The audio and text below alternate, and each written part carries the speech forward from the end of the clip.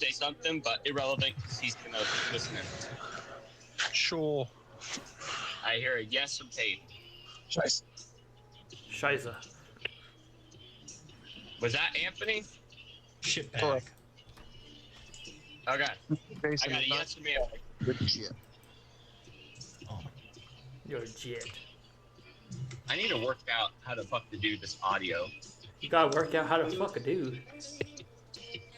That's not what I said even remotely, but sure, we can go with that. I'm okay with that. That's what I heard. I heard that too, Dakota. What the fuck? That's like remotely what I said. How? It sounded like Just that. you're trying to fuck a dude.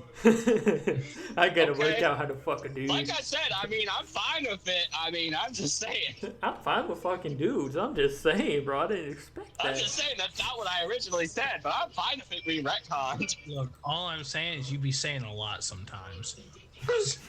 Galen does say a lot. Galen does not stop talking. Galen is the king of yap. He's referring to himself in the third person. Run. That's because I'm fucking intelligent, according to my mom, According to your who is mom. clinically insane, by the way. Your mom lives in Sounds France, alright. so it doesn't matter. Exactly, clinically insane, like I said. How do we tell Oh wait, him? Allison, what's your thoughts on France? Oh, she answered this earlier when you asked. She said Oh, baguette. okay, I didn't hear. Yeah. Baguette? Yeah, that's what she said. On her. What about croissant? Mm. Croissant. Do you like croissant? Yeah, croissant. She likes croissant. She likes croissant. Okay. What about the Germans rolling over their entire defensive line and fucking in the ass for a week? He said, "What do you think about the Germans fucking them in the ass for a week?" After they rolled over the defensive line. That's After very they important. rolled over the defensive line and fucked them in the Yeah, ass. in World War II. And World War II, the second one, not the first one. The sequel. Yeah. Yeah, the sequel of World War One. She said, "Why would she have thoughts on that?" I don't know. Probably because, like, I honestly don't know. Can you just insert something intelligent here? Yeah, because she thought that she's a woman and she's actually not a woman. She's an Alexa. Wait, did I turn into a woman? Hold on. You lost all Hold your on. rights. No. Hold on. I want some rights. No. All right, I'll say it. Come back around. Hold on. I got it. You're gonna come on whose back? Probably Jason's. He's sexy. Wow. Oh, well, you know, I'll accept that. The sexy bottom Alright. line. Exactly. You know, you got to say it and then follow it up with a compliment, so they just accept it. Peyton, you're gonna be Yeah. starting us off today, okay? Okay. All right, so you are currently on the beach. You know, you're overlooking little oceany thing and stuff. According to the Arisians, some of the fleet has already started to ship this way. And then you're going to be approached by a very particular man who is rather small compared to you. Of course, that's the person that Beowulf noticed. Okay. The second Beowulf? thing that he notices is that this guy's name is Odysseus, and he has like a black beard and like long, kind of like stringy black hair and such. But he's Oh. looking out at the ocean, like next to you, as like the waves just like lick at the shore and stuff. Dude, what that did to deserve this? Huh? What's he talking about? Beowulf was standing there looking out at the ocean. He then nods and says, "Curious thing."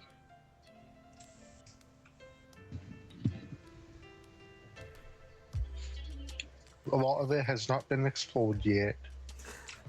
Not the ocean, friend.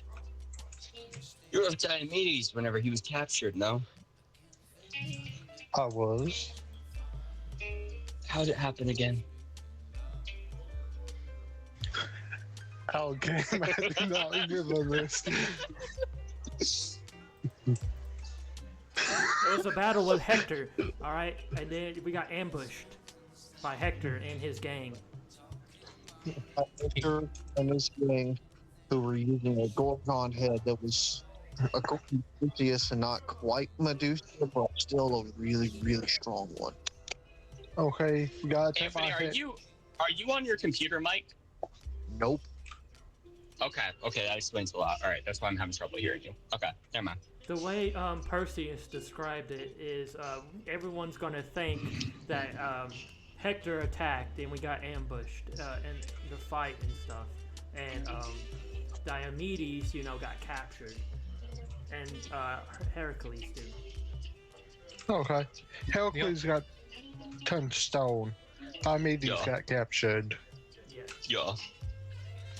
The only downside to this is he wouldn't bring it up if he didn't have something to refute. Yeah. Beowulf is going to say, Hector ended up attacking us. Really? Seems strange, don't you think? He then looks back out towards where the battle occurred and says, 30 miles east of the camp. There's no major roads over there. Wonder how they got 30 miles east around the encampment. They're sneaky. I don't They know. sneaky. I'm not walking on their side. How do you expect me to know, man? I'm just here.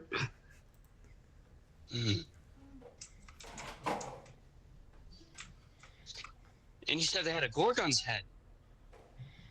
Yeah. How'd you see it without turning to stone? Beowulf kind of gestures to his glass shield. I'm built different, bro. Bit different.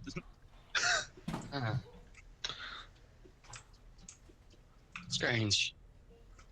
You'd think that such an accomplished hero such as Diomedes wouldn't be so easily overcome by a Gorgon's head. You see, Heracles makes sense, but Diomedes, different story altogether. God, you got it all wrong. Diomedes just ass. Okay. Did Perseus say that Diomedes got also turned to stone? Because I do not remember that part. No, he didn't say that. He just got captured. Not to you guys. Yeah. Okay. Well, I'm assuming he's going to keep to that story and not tell different stories. Oh, yeah. Yeah. So Odysseus is trying to do mind games. Odysseus is very Trying to do pressing. mind games. So he's going to keep you in this interrogation as long as he can. He can go on Thea forever. knows from experience. Thea had a slight strangeness to Odysseus, and then she sat there for like literally 30 minutes in session of him just fucking interrogating her. Yeah, so you gotta like leave or something, make up an excuse. Like you left the oven on or something. I left the oven on in my tent. The what? Where'd you get an oven? From my ship. Why do you have a dick? What do you mean? What does that even mean, dude?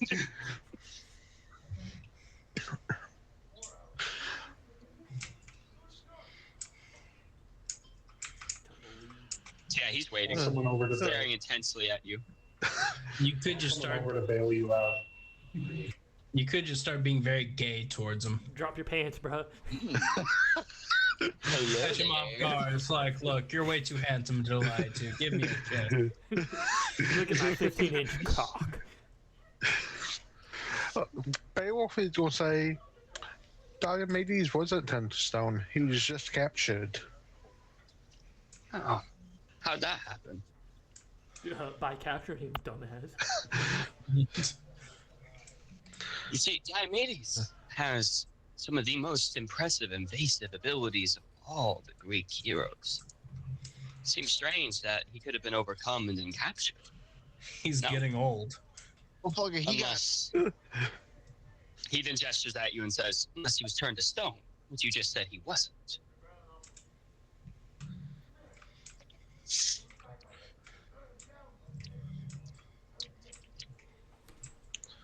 Does Beowulf know this is Odysseus? Yeah, he knows this is Odysseus. He doesn't know shit about Odysseus, but he knows the guy's name. No, he does know a little bit because Thea probably will mention that she doesn't like Odysseus. I don't think that she would have, because honestly, Thea's been avoiding Odysseus, so there wouldn't Yeah. be much of a conversation topic. Because I didn't want to get in something like this again. Because I already got into it once, and I answered everything like I was pure of heart, and he was like, I don't think you are though. And I was like, fuck you. Yeah, that's the thing. Like, literally, Sia answered everything perfectly, and he said, "That's fucking suspicious. There should have been something off at least somewhere." Yeah. Poor Odie. The Odyssey is gonna happen right after this. I know. Run. Distract him. Whip the penis So out. yeah, Peyton, what do you want to say in response? Yeah. Your mom. Oh. Then he must be getting old. Yeah, Beowulf will say then he must be getting old. I thought you saw him fight recently. I have. Invasive maneuvers. Okay. It didn't work. He's not getting old. He then looks you up and down and says, "And if you actually did see him fight, and we're answering honestly at least, you'd know he's not getting old."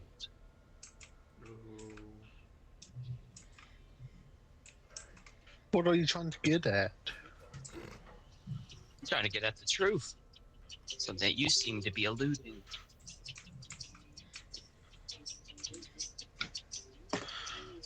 Yeah. What actually is the truth, man? I can't believe you take my advice, Peyton. You know I'm no good at interrogations. The world is an illusion, dog. There's no such thing as right and wrong, good and evil, man. Well, Jason, you were getting good at politics. Another thing, your interrogation, so... He's fucked in interrogations. Anytime there's a smart person across from him, man tries his hardest, but unfortunately, smart people be smart. Damn. I'm absolutely shit at getting interrogated. I can't lie to save my life. I know because I died lying. Man literally tried to lie about cutting too much wood, and it didn't work. Well, I didn't ever find out how he died, so I wouldn't know this. I also don't know how I died, but that's an I do.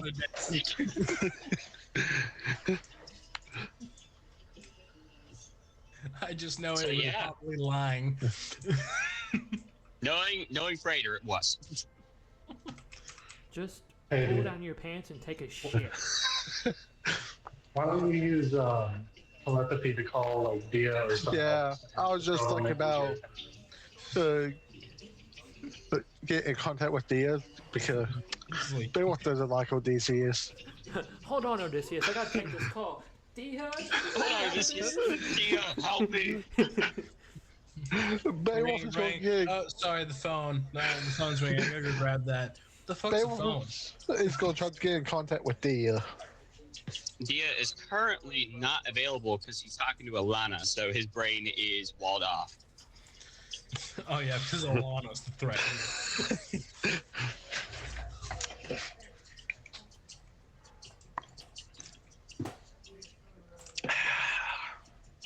Knock on the door. Break down the Does, door. does Beowulf know what Dia is? Yeah, he's far out down the coastline. He's talking to Alana there, and they're getting set up to where everybody's going to head out to Trident Class Dreadnought. Oh, huh. It would be rude, but I don't care that I need to group up with my allies. And that's what I'm thinking. But fuck you. Hold on a second. I need to align my story with my co-conspirator. I need to talk to my lawyer first. Stealth cow.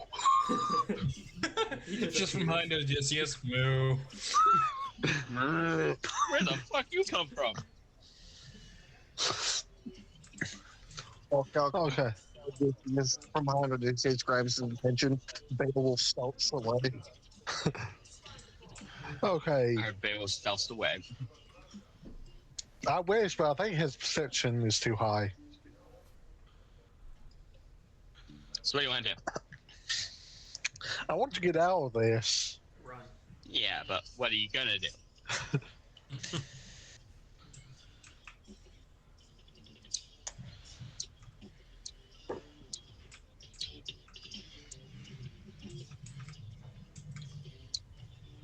Got anyone else that you can pull over to drag you away?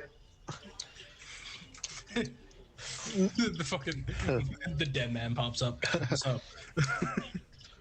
Okay, Man, I'm gonna try to get in contact with Shishiri because she's also good there at you go. dogs. You remember literally the most intelligent emperor out of all of them.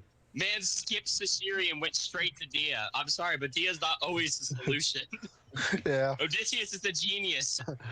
Dia would probably get mocked by this fucker too. 7 years. Well, Dia will probably thank Shishiri quicker than Beowulf did. But Beowulf's gonna try to get in contact with Shishiri. Yeah, Sashiri would allow Beowulf in because her telepathy's like way better than yours. Beowulf is going to ask Shishiri for help. He Help! guides Help me! a guy, Odysseus, and he is trying to find out questions She'd about ask who the hell that guy is. some smart dude, Like a apparently, snapshot. that likes interrogating people. I love that anytime he's fucking described as smart in game, everybody always says apparently he's smart instead of he is smart. Apparently. There's always an apparently in there. He claims he's a probably genius. You could probably start it with King of Ithaca.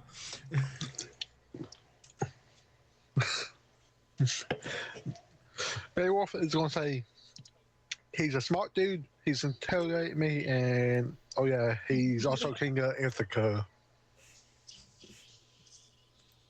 What's he interrogating you about? About what happened in the Oh, forest. no, I already figured out. All right. Yeah, you're too slow, so she just stole that shit from your brain.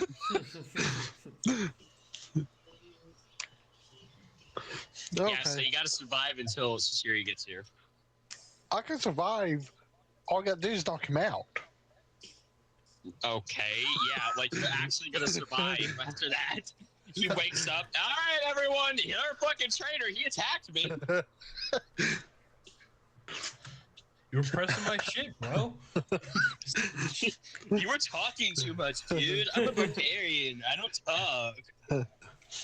You heard Agamemnon in that meeting. I'm nothing more than a lowly barbarian. Hayden, this is why everybody interprets you as the fucking barbarian. Your go-to, I can knock him out. I can punch you out. No words, just I can knock What? him out. Okay. Well, okay. Bong. He's like, alright. Gets the still chair. Bong. Run. So what do you want to do, Peyton? I'm not hearing you say it's not an option.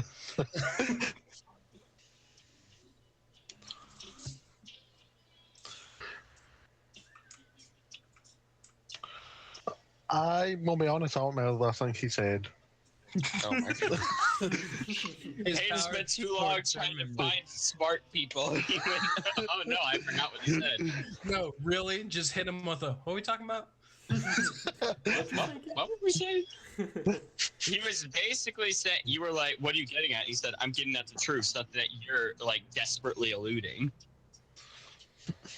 Okay. Play dumb. That's a big word for Elmo. Who's Beowulf? What Not does that truth dumb. mean? I don't know what alluding. Just say you don't know how he came to that conclusion, considering you've been nothing but honest. I don't know how you came. Hit him with the I've never lied. I don't lie. It's a sin. It's a sin. Lying.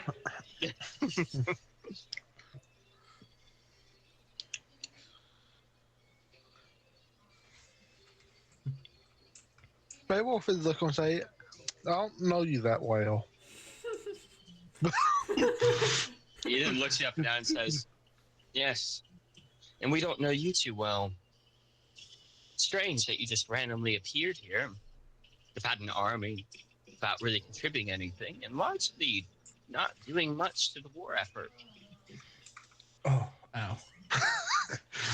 Owie wowie. Almost as if you're, he then looks you up and down again, trying to not be involved.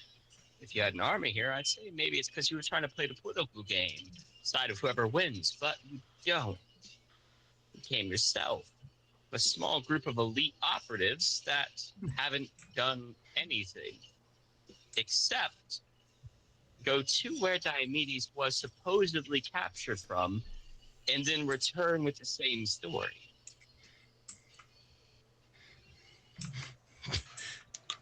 Your story So? matches up. It couldn't possibly be true.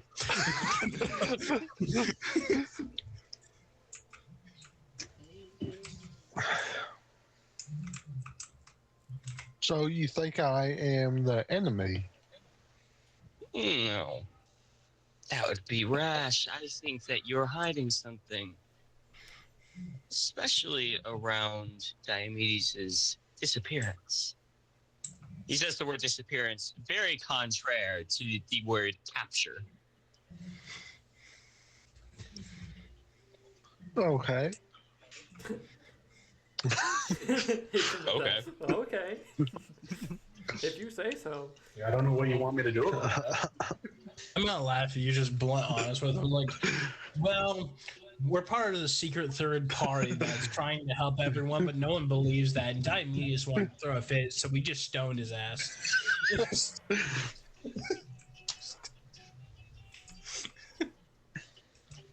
I mean, it's like,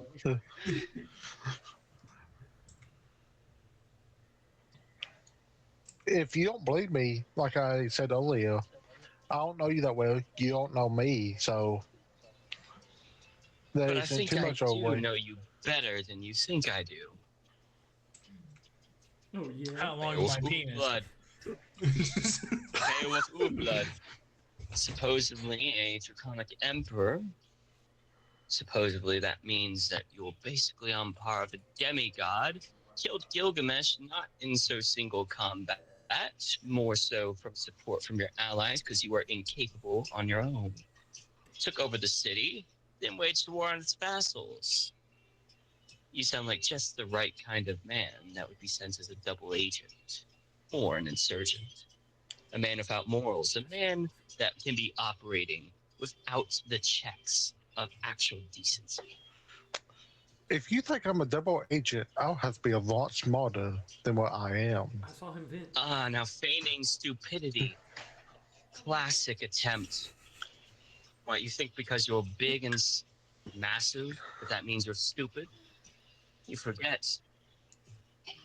I have met many men your size, and not all of them are stupid. And you're deliberately pretending to be stupid, which just makes you more suspicious. No. Because that was a really good comeback. No.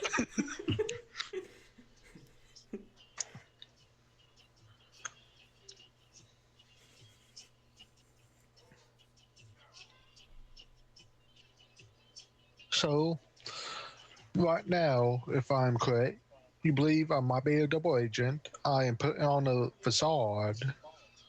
You are putting on a facade because you seem to flip-flop between an actual intellectual response and what you're doing now. Varying on the situation, in the War Council, you provided very sound advice that requires some higher intellect. But now, you claim that you're not intelligent in your feigning stupidity. No, that's just Beowulf. use the word facade. Siri would then walk in and say, "Oh, you're feigning intelligence." She then looks up and down and looks at Beowulf. "You're late." Beowulf would look at her and then kind of glance at the sun and like, yeah. Glance at what? Glance at the sunlight to tell what time it is. Okay. You mean suns? Yeah. But yeah, you then glance up and like, yeah. And then she'd glance over at Odysseus and say, "Who's this guy?"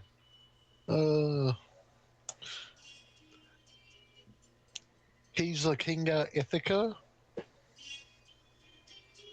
Do you have a name for the king of Ithaca? Odysseus. I said that. Well, I said it for you. Really leaning into that dumbass angle. I like it.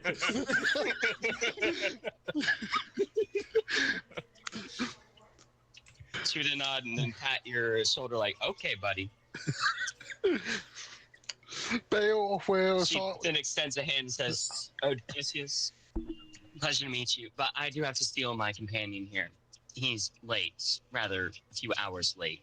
For what, may I ask? Oh, well, you see, as opposed to you Grecians, us Arisians actually work together, so that's what we're doing. Damn.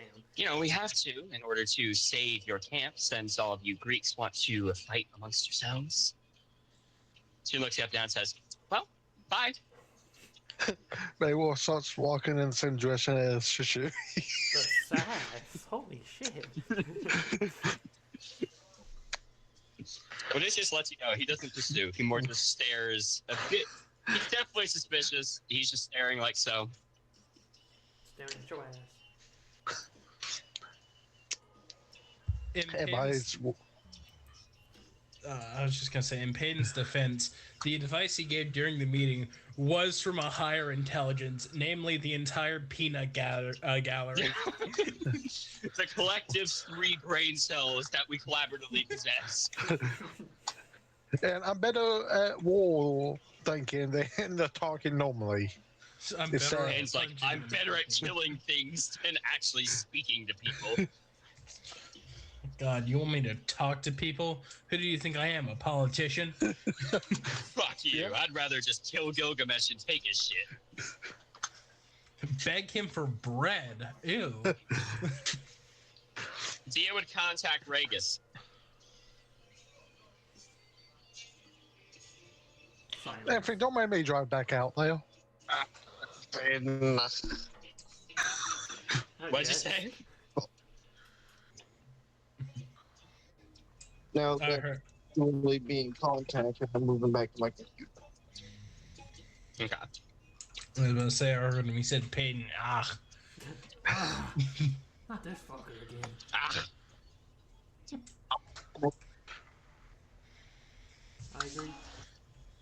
Oh, Galen, has enough time passed for our seminars to be refilled? we'll say yeah. Oh, okay. I'll go through and work on everybody's. Thank you, Daddy. Payton, you used all your stamina playing dumbass to Odysseus. Well, I didn't use all of it because you give me one dumbass line, Jason. Dubs in chat for collective dumbassery. That's the only way we get anything done here. Fists and dumbassery. Exactly. We can't get paid too much shit about conquering Babylon with his fist anymore. I It still was can't either believe. politics or fists. I still can't believe he went with my suggestion earlier. You have your suggestion immediately backfired you. Why did you take my advice? Why'd you listen to me? It's like, it's like when you give advice, but you're like, but I don't know though. I don't know though. With agreement. Or that's just me. That's just my opinion. But that's just me though. If it were me, I wouldn't take that shit. Just saying. Well, that's you, so. So take that shit. Don't fight back. For the love of God, baby.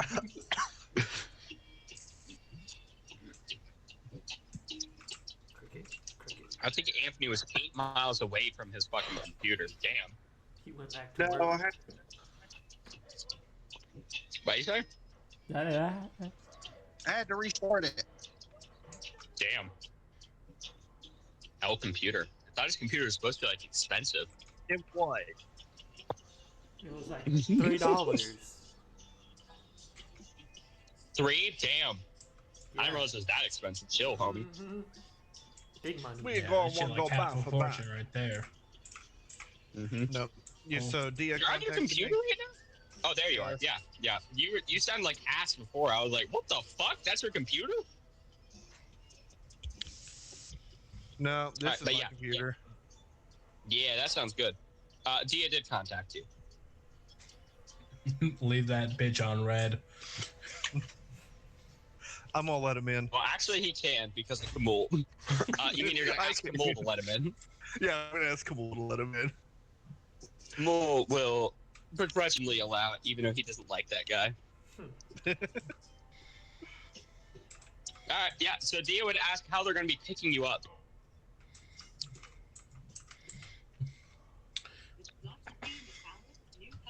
I need to mute. I didn't think that far. Dia would just nod telepathically and say, "Okay, yeah, I should have figured." All right, people at the coast will pick you up later. I mean, being honest, I figured that's where I needed to be, was by the coast, especially since it was going to be on a ship. So, oh, he meant location like on the map. Yeah, no, Reagan did not think that far. He just figured that Dia would have a meeting place. Yeah, Dia's gonna have to sail all the way down the coast looking for you. Here, let me pull up the map real quick.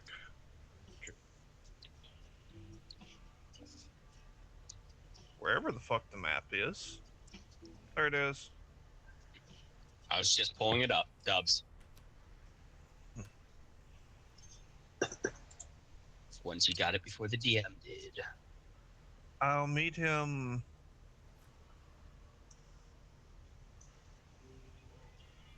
Yes. I don't really know what that province is named, but the one directly below. You just circle that shit. To put a dot ends in it. Yeah. Put a picture of your car. I really can't. You can't edit? Not on my computer. I'd have to download the What? image over my editor and do all that. Everything that screenshot it. Screenshot I'm will. just gonna open it up on my phone. Okay. Whatever works for you.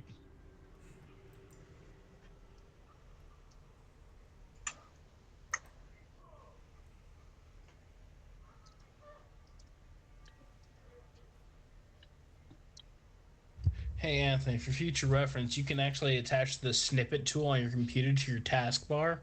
So that way, whenever you click it, you can just select an area of the screen to screenshot, and then you can draw after that. And then you just copy. Oh, I didn't know it could go on your taskbar. Yeah. Well, I mean, it makes sense, but I never thought about that. Yeah, that's what I always do. Yeah, didn't Miss Heyman teach us that? Caveman noises. I didn't hear Durban. I said, didn't Miss Heyman teach us that? I don't think so.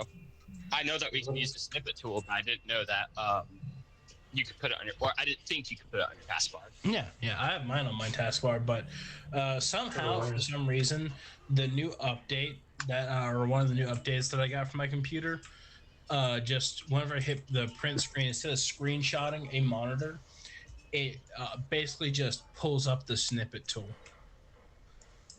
It's just screenshotting a monitor. And Yes. Okay. But no, mine still pulls up screenshot, so maybe that's just dual monitor issues. It might be a settings thing. But yeah, so, That way y'all don't have to go too far, but I can still kind of remain away from the camp and hidden. yeah.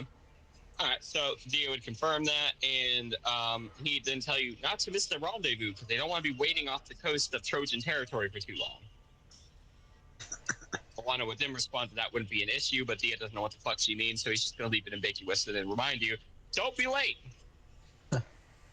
What time are we meeting?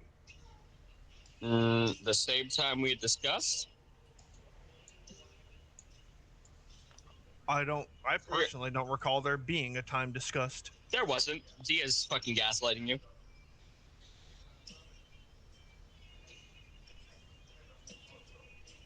Dia's just going to feel the and Regis is gonna go ahead and sneak up to the goose. Dubs. Oh yeah, no, because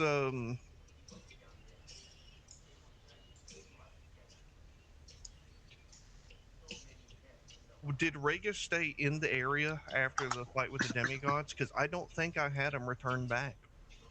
He automatically did. It's been a few days. And he already issued his report to Hector. Awesome. Yep. The Regis would find an opportunity to sneak out, get a distance away so that it wouldn't be heard whenever I did, and then spectral sprint my way over there. Okay. Yep. All right. So you sneak away and you start the spectral sprint. Dia would start contacting Sia as well in order to confirm that she's ready. Okay. Yeah, I'll let him in, and I'll say, yeah, I'm ready whenever everyone else is. All right. He'd send you the rendezvous point, which is a few miles south of the Grecian encampment. When do I need to meet there? Can I get there like anytime or? Now would be preferable. I think Beowulf's on his way. Okay. Yeah, me and Kevin would be there. Just teleports. Hello. Kevin, when'd you get this new ability, man? I felt like it. Fair enough. But yeah, Kevin and I are just like running that way, full dead fucking sprint on Kevin. All right. So there. Go ahead. I was just gonna say, and to think Thea started her entire journey basically going knife to knife with Dia and the rest of the Ares Alliance. What can I say? Very persuasive. They're very persuasive. They said God's asshole, and I said, you know what? You're right. Yeah. I had to see it for myself. No, I never considered it from that angle before, but you're right, motherfucker. They are. Kevin has the ability. All right, so yeah, Thea will mount Kevin, and then fucking blast off. A bunch of Grecians will go like, whoa, as they dive for cover as fucking Kevin throws up a huge spale of fucking sand. You might not want to go directly there. They ain't gonna be following that motherfucker. Pegasus might be able to. Thea doesn't hide. Thea doesn't have to hide necessarily. She is technically with the Grecian camp.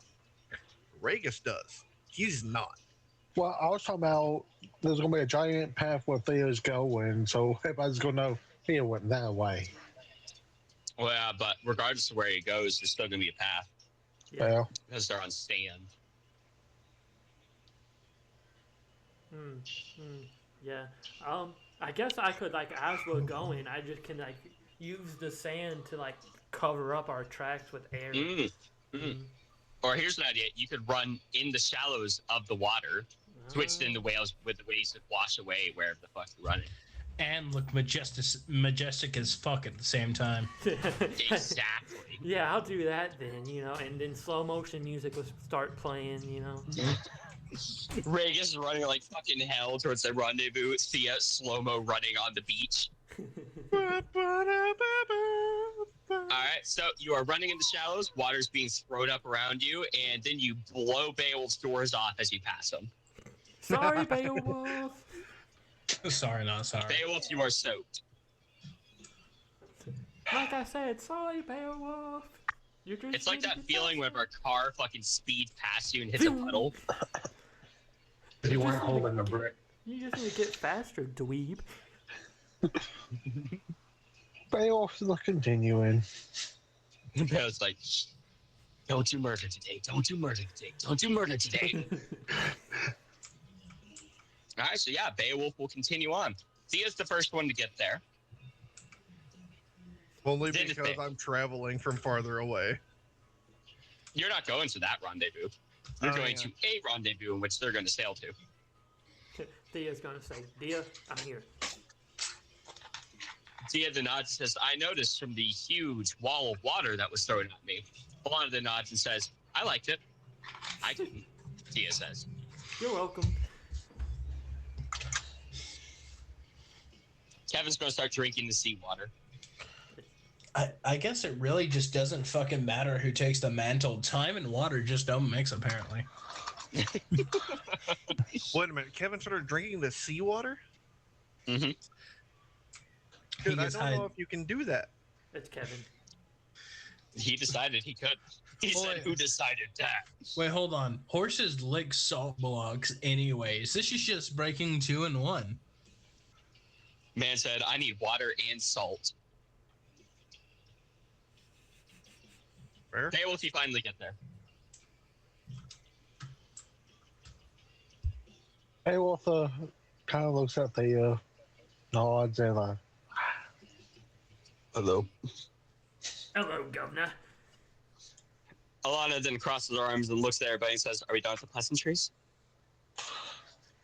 Thea just says, hi. And she kind of gives you a nod and looks at Kevin and says, "I don't know if he's gonna fit."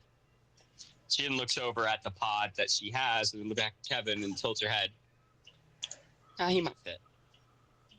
Yeah, he will fit. Kevin's a great swimmer.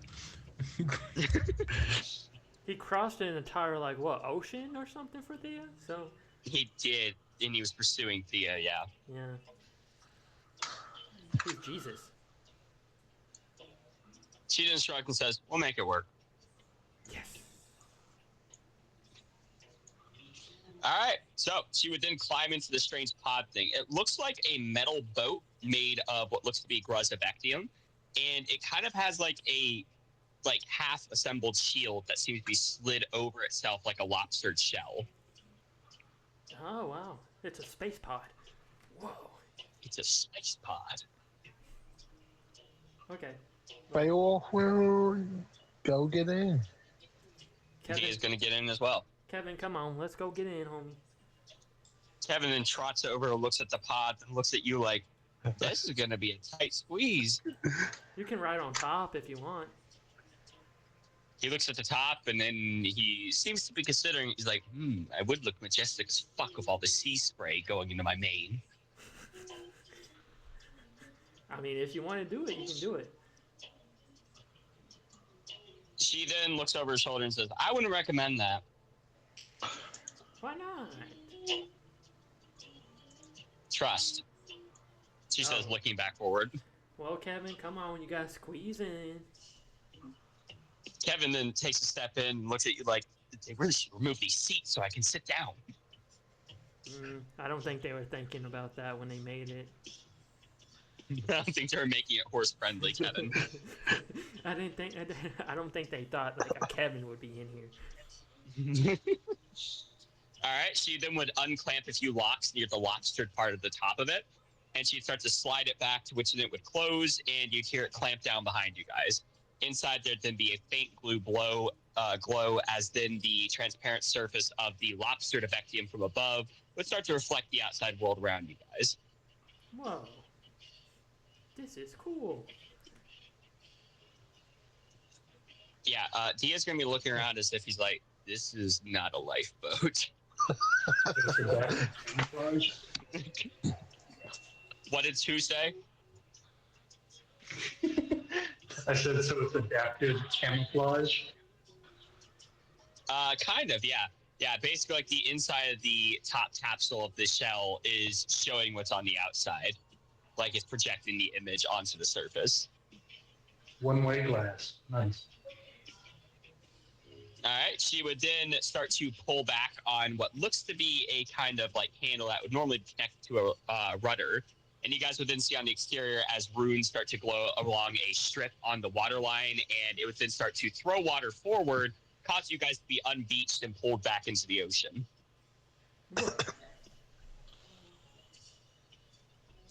All right, she would then rotate around, and she would then tilt the handle forward as you guys then dive beneath the surface.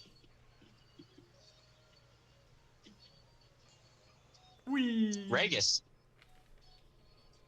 Hello. Hayden died. Yeah, you're sitting on the beach. They forgot your man. I'm just kind of chilling. Yeah, you're sitting there and stuff. About 2 hours go by, and yeah, Dia would then ask if you're ever going to get in. 2 hours? Huh? I look over Massive for Yes. some water. You see absolutely fuck all nothing. He'd ask again, "Will you please get in? We've been here for so long." I don't believe you. Where even are you? In the water. Come on, then say bullshit. Oh yeah, Dia probably would have actually heard that. Yep. I agree. Yeah, the little submersible within surface. Dia then says, "You owe me $10." No. What are dollars? Like I said, no. He'd then unlock the lobster shell thing, and then he'd slide it open. Like I said, are you gonna get in? I still call bullshit. I say coming in. Alana then kind of like leans back in the chair and says, "I'm not waiting on this fixed soul if he's gonna swim slow." What? She said, "I'm not waiting on this fixed soul if he's gonna swim slow." No, I'm actually going to. How far off are y'all? No, they're about 400 feet or so, 300 in that range. I am going to spectral sprint and then jump towards Lifeboat. The submersible. Yeah. Okay. You do so. You would land nearby.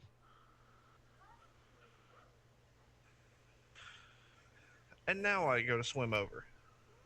All right, you start to swim, to which Alana would be looking at the entire time as if she's very bored watching you swim. Well, she can be however bored she wants to be. I am not a fucking fish. I am not a fish. News for you, she's not either. Get her in the water, she'll look like one. No, that's not how that works. She's fish Only if they adjacent trigger. enough. Only if they trigger their beast form will they actually look fish-ish, or technically amphibian. Get her to trigger her beast form and she'll look like one. Declare war with her and she will. No. Unfortunately, that's the only way Avectians go in their beast form. That's a symbol of war for them.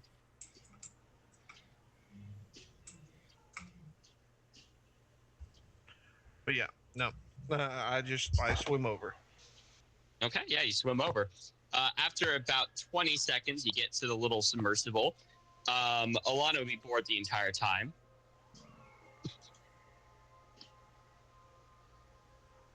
I would have arted myself, but I've already learned that art doesn't go very far in the water.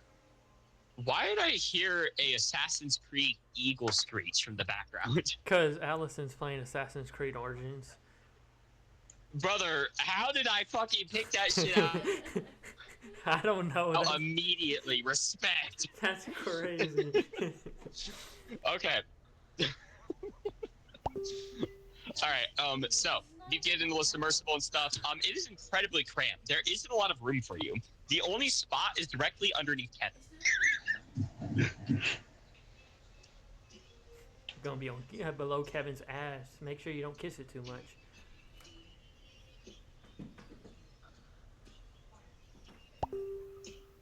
Horse dick in the face. I make myself fit.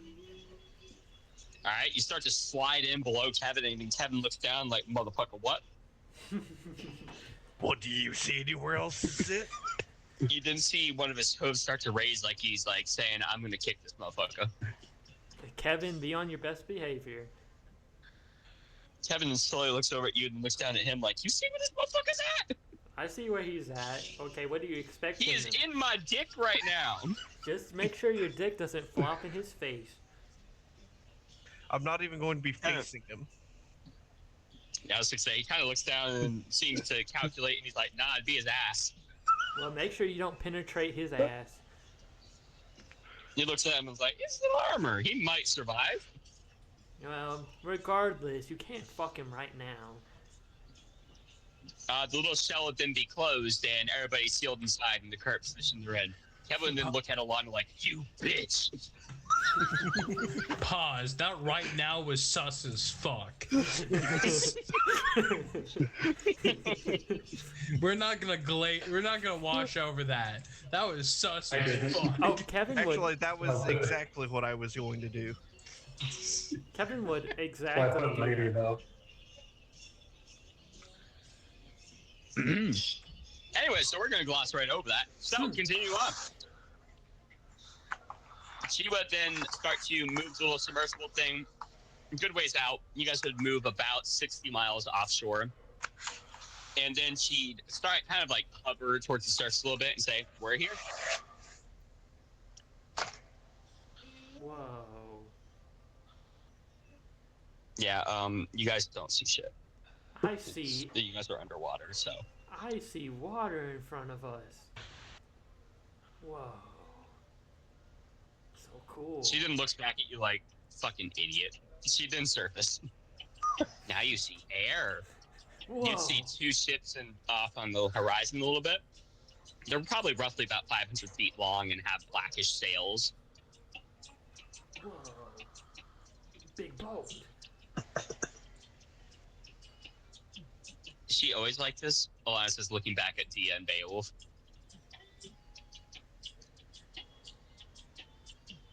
Thea's gonna look at Dia and Beowulf. I was gonna wait for Beowulf to respond, but man's just gonna sit there in silence. Beowulf is not sure. Thea normally doesn't see him. Normally Thea goes to see Dia. Alright, as Beowulf sits there in awkward silence, Dia slowly looks over like, Jesus Christ, I even have to answer these for you? And says, yes. Beowulf is going to say, you know her better than I do. Dia slowly looks over and says, okay. You know her well enough. Alana then continues by saying, stop bickering in my submersible. She then tilts the handle forward and it starts to dive beneath the waves. Whee! Starts to descend deeper and deeper until it goes roughly about 600 feet below sea level, to which then you guys would see the massive form of the Trident-class dreadnought, 100 or 1,400 feet long, currently on the ocean floor. Whoa. Yep, Regis has never seen anything that big, so he's just kind of he's looking and he's not really saying anything. Regis is looking up between Kevin's cock and leg, and he's like, "Wow." No, I wasn't. Big. Are you telling me that everybody has to look towards Kevin then? No, just you. Sure. Yeah. Everyone has to No. look between Kevin's dick. Kevin's just full mass right now, so he's kind of just draped over you. It's just in your face. Jason, if you don't shut the fuck up.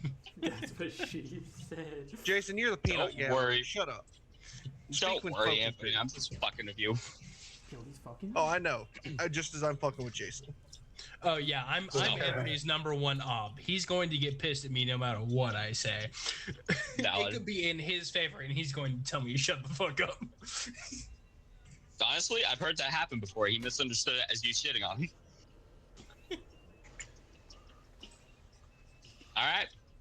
So she'd continue deeper, and then she would kind of go underneath the Trident-class dreadnought, and then start to raise slowly up into a bay beneath the ship near the keel.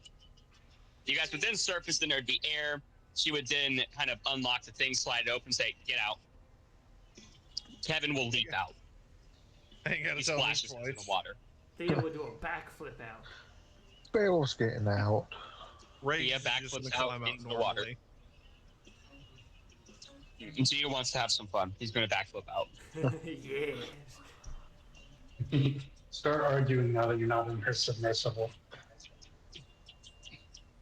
Yep, Alana would get out and then fucking like supersonic shoot herself towards the little shore area. Inside this bay, you guys can see that there's several submersibles kind of held up by these large Evectium kind of crane things that have latches on them. And lining the walls are these smaller pods that appear to have like these spear-like nose points on them. Whoa. That's kind of cool. Thea's just like, whoa, that's kind of cool, dude. Yo, Kevin, you seeing this, man? Kevin's bored. Kevin, stop being Kevin. Kevin, stop being Kevin. Damn it. Be impressed with the weird pod things.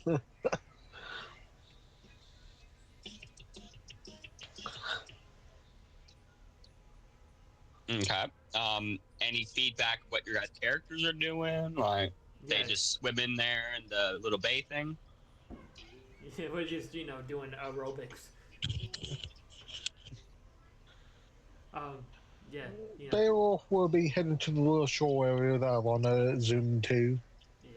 All right, Beowulf would swim over there and notice that there is no ladder.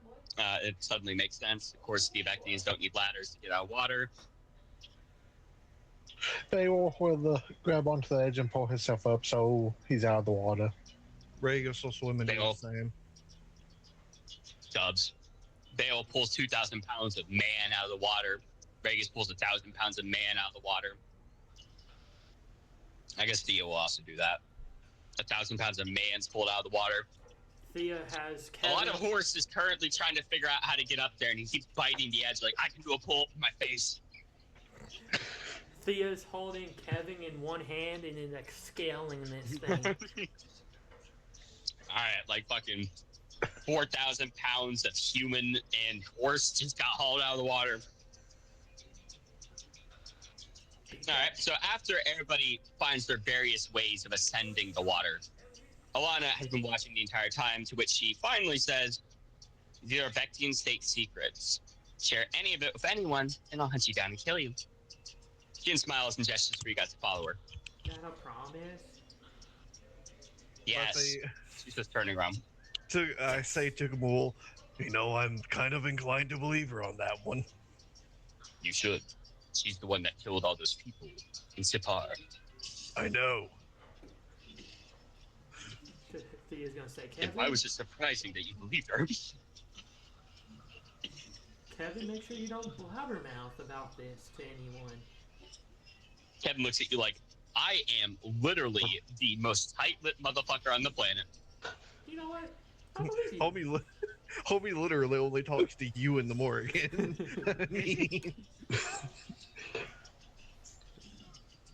Imagine all these secrets get out. Everybody's like, who fucking shared it? It was Kevin. The whole time. Kevin learned how to write. No, Kevin could speak the entire time. He just chose not to. Morgan Freeman just chose, nah. But she would then lead you guys to the very edge of this bay, which is roughly about 3 football fields long. And as she gets to the other side of the bay, you guys would then see an Abectian man who's standing there and such. He's shirtless and he's wearing kind of a sarong kind of lower hat. He would open his arms and say, "Beowulf, good to see you again." It's Angar. Yeah, Beowulf's gonna say good seeing you too. It's been a while. He nods to Dee and says, "Tia, pleasure. Don't know your friends, Alana?" Alana then gestures to him and says, "I don't know him either." Thea just looks at Kevin. He then kind of nods Beowulf. like, "Oh, okay."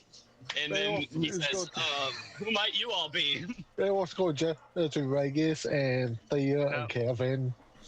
I'm going to actually step up and introduce myself with, I'll go with the standard handshake. I think that's pretty standard.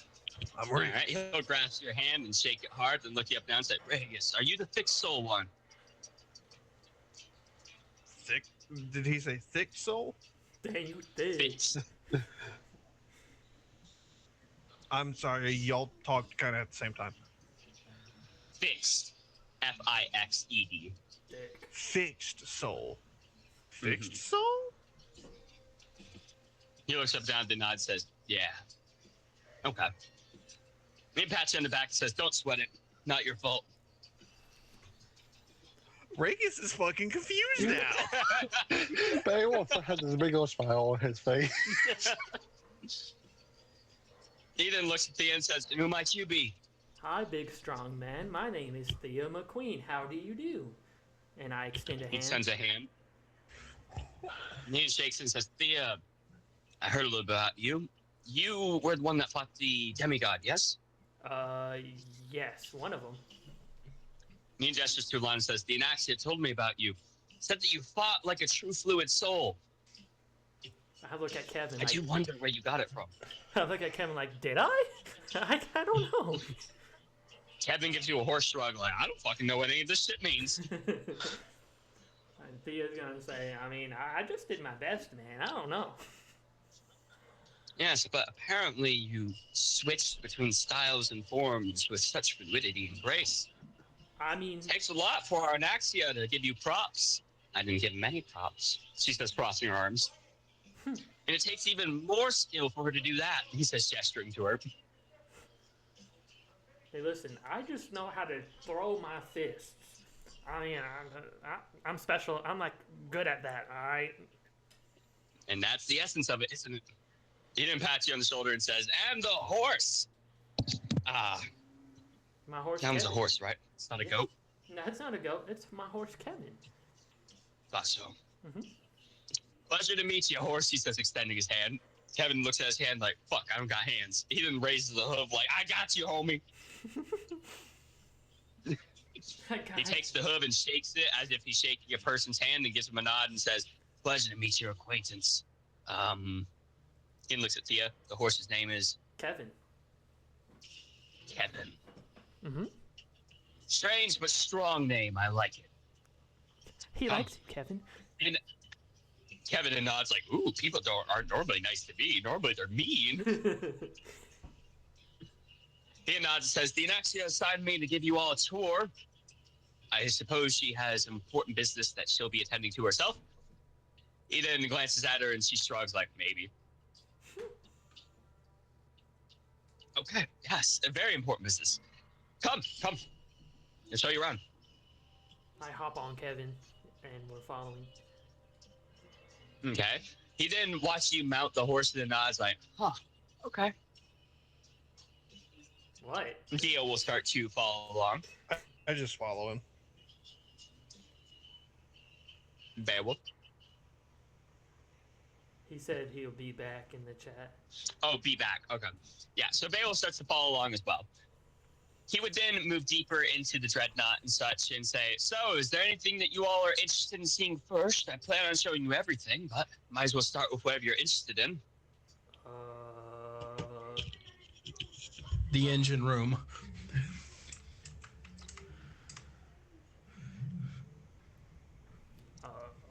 What makes it go? What? Ain't got no gas in it. Ain't got no gas in it. Here's your problem right here, I- man. I shit you not. I've been so invested in like these types of ships' engine rooms. Like what makes that shit go?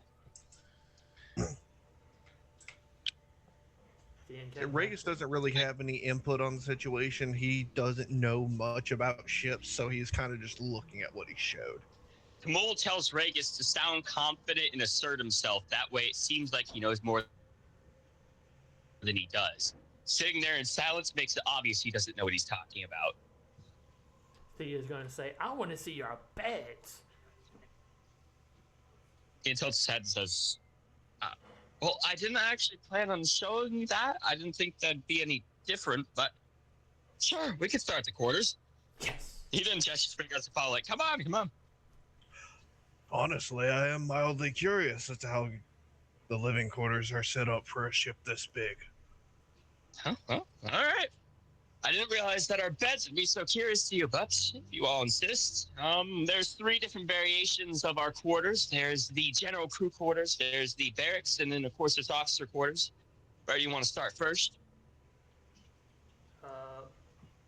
Let's start out. His bedroom. Wink, wink. Let's look at your bedroom specifically. If you know what I mean. Kevin, get in there. Show him a good time. I don't know. Thea's gonna say, I don't know. All of them seem really, really exciting. I guess. None of them are exciting. Don't bullshit me. No, they're exciting, man. Y'all sleep. Kevin nods like, this is exciting. This is very exciting. Yeah, I want to see what your mattresses are made out of. So let's do. Angar then rolls his eyes and says, fine. Come on, I'll just start with the crew quarters and work my way through. Kevin's This excited is about so this. exciting. Kevin's excited about this purely because now he can plan his nighttime assassination. All right, so yeah, he leads you guys through several of the corridors. As you guys are crossing by a kind of little archway and such, it looks strange with like a lot of runes and glyphs like lining that archway. And it's out of place because the rest of the ship doesn't have any architecture like that. Thea makes note of it and just looks in amaze. Wow. Angar kind of stops as he realizes that you stop following and says, "Oh, yeah, sorry, that's a water gate. I didn't think to mention it. It's kind of normal for us. If the ship is boarded, we deploy those, puts up a pocket dimension of water to where you have to swim through it to get to the other side. Doesn't really hurt us Evectians, but any of you fixed souls that can't swim, well, you'll drown in there." Thea says, I can swim. Regus in his head again. What the fuck is a fixed soul? What does that mean? He then kind of gestures for you guys to follow and says, "Unless you're curious, I can deploy it." Yeah, deploy it, deploy it. Yes. Nah. Alan, is it soul as in shoe sole? No, it's soul as in SOUL. Okay. Because I thought he was calling them thick souled, as in they sink. No.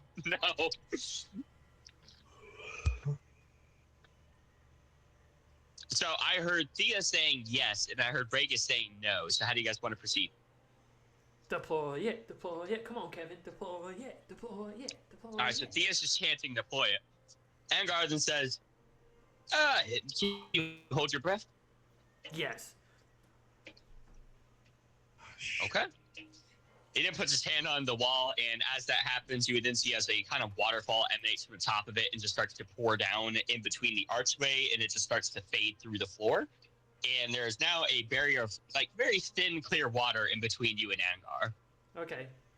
Thea's going to just pull out the Nautilus chalice and just vibe in the water. Okay. All right, you have not gone into the water yet. You're on the other side of the water. Yeah, she's going to There's a thin layer. Okay. So you then walk in, and as you do, there's a dark, kind of surrounded area of water that's completely surrounding you. You would then see a very faint tick of light really far off in the distance. Whoa. I'll go towards the light. All right, you start to swim, and after a good long while, it's about 600 feet out, you would swim over there, and you would eventually then swim out. Angar would then look down and say, "Faster than a normal fixed soul." Although, then actually I did say you're not quite so fixed. He then looks up at Regus, seeing that he is not swimming through it, and then reaches over and touches the tile, turning it back off. Thea's not so fixed. Get fucked, Regus. He then nods and says, "Come on, heavy boy." Yeah, I sink. I don't swim. I walk through. You're dense. All right, you walk through. After that, he would then lead you guys through a few more corridors, which occasionally you guys would see more of those archways. And he would then get you into a very long corridor where there's a bunch of bunk beds and stuff with kind of dividers in between them. Thea's going to go up to the mattresses and start examining them, and the pillows as well, and the blankets. All right, you see that the bunk beds are bolted to the floor. The mattresses themselves are composed of some kind of very silky, kind of sleek fabric, similar to silk, but it's not silk. In the actual padding on the inside, you have no idea what the fuck it is, but it feels really soft. As far as the blankets and stuff go, they don't appear to have all too much in that department, mainly just sheets, as it seems that they probably have some form of temperature resistance, so they don't get cold very often or hot. Thea's going to assume, I'm going to assume that this is not like Thea's trireme with the quarters and everything. No. Thea's trireme operates off of, there is a general storage space, there's the captain's quarters and officer quarters. In the general storage space, the crew throw up hammocks at the end of the night and they sleep in there. Thea's going to feel everything and say, this is so high quality than what I'm used to. Yeah, I'm going to guess the best the Regus is... Sorry, go ahead. No, you're fine. Go, please. I'm going to guess that the best the Regus has slept on has probably been a bed made of hay. So he's also He's probably slept on a bit better at times, because he had some money on hand. But as far as ships, whenever he's traveling on a ship, man slept on the floor predominantly. Yeah, well, to be fair, I don't really get cricks in my neck or anything, so... That's very true. He's just kind of staring damn. Yeah, as you're whoa, high quality. Angar's it's actually modest, but, sure, high quality. Modest? Can I lay on the bed? How soft is it? I don't imagine whoever owns it will mind. Sure, go ahead. Yes. Thea lays on it. All right, roll control. Oh, control. I'm just gonna fucking fall asleep. It's so soft. You know the best response to "it's modest" would have been, What's that? "We're poor." We're poor. I got a nat 20, I brother. got a 5. All right, so Thea lays down and instantly is assailed by the hard attempt at sleep, but she's too fucking built different for that. So she resists that. Despite the fact that there's otherworldly powers trying to force her to sleep, she refuses. Can we retcon that, make her fall asleep? That'd be funny. She Resists it, chooses to sleep anyways. she just gets up and just lays on it again, and then she actually just falls asleep. Skyrim death animation. It didn't work the first time. Let me try it again. But no, she's just like doing little like, you know, blanket angels in the bed, like, oh, comfy. Whoa. Angar then nods and says, I guess you don't see beds very often. Not of this quality, no. We're poor, man. Tia shakes his head and says, not an elder race bed, no. Like I said, it's actually quite modest. I'd hate for you to see Alana's. The Anaxia. No. Oh. That is the one room she said was off limits. Thea's gonna like get up close to his face, but not too close that it's rude. But get up and say, do y'all have like weapons, like mortars and stuff? Yes, we have a whole system for our weapons array. We'll have to surface for you to see them. You all don't breathe underwater, I'm afraid. I can. Tia's like, as a matter of fact, I actually can. I don't know about the other ones, but I can. Tia then looks at you and says, I can hold my breath for long, but I prefer not to have to swim everywhere. Okay. Regis will kind of echo that sentiment.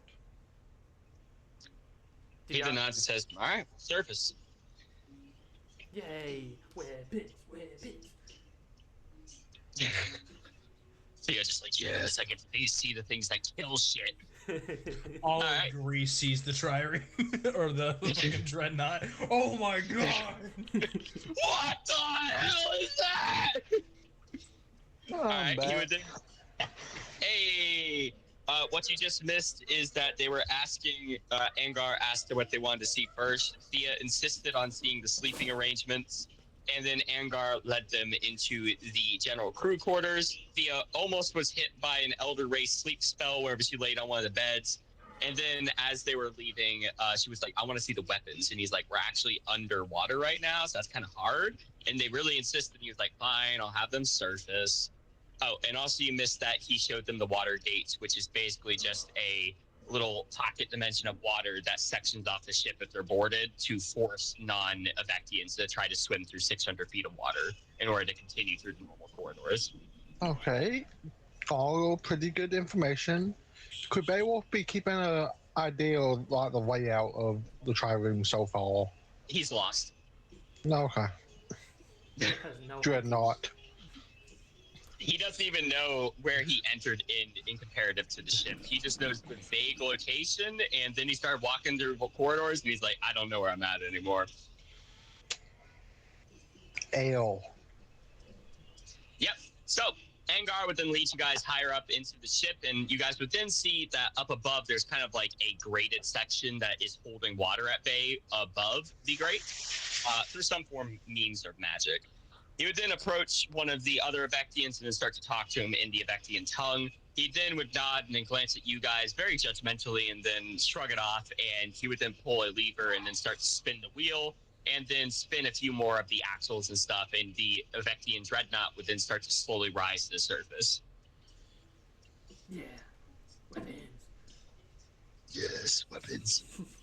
All right, so he would then kind of like sit in a little bit of an awkward silence, but he doesn't appear bothered by it as you guys are slowly rising to the surface.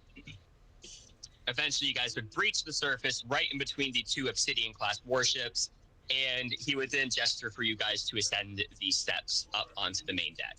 Thea will I'll ascend. follow. Beowulf will go. Did I hear somebody start to say something before Dakota said his thing? Me. I said I'll follow. All right, you follow. As you guys get up there, this is the vague deck layout as I've already started making the image for its silhouette. Whoa, that's a big boy. It is. That is a big boy. So you guys would then get up onto the surface. You guys are right there by the command deck, which I will circle for you guys, so it's a little bit easier for you to see where you're at. Yes. Oh shit, my opacity's down to fucking like 12. Okay. Fucking screenshot. All right. By the way, the little ship is Dia's destroyer for comparison. Oh, we're there. Okay. All right. So he would then kind of walk out onto the main deck and then hold his arms out. You can see that at the forward part of the ship and the rear of the ship, there are two kind of raised sections that have several layers on them. He would then say, we got quite a few different weapon systems. What piques your fancy? We have defensive, light arms, artillery array, the primary batteries, and of course our balls of ordnance. Artillery. Defensive. He then nods and says, all right, I should have known Beowulf would want to see the defensive array. Follow me. Beowulf follows.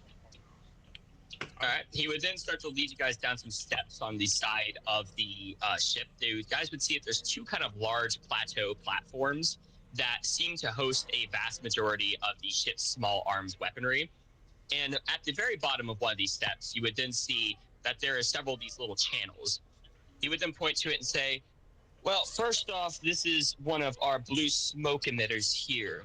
It will pump a thick cloud of Island calcite and argon gas into the atmosphere around the ship. We then use these compressors here. He's just pointing to some of the little outlets near the very edge of the ship underneath the railing to then pump out air, which causes a little bit of a cushion between us and the gas. That stops the gas from flooding the deck and stopping us from using magic. The Island itself reacts with any magic attack passing through the atmosphere to hit us. It'll burn it up, while the calcite helps isolate the Island from each other. The argon gas is just add a little bit of a spacer and also keep it moving a little bit, since it's inert gas, of course.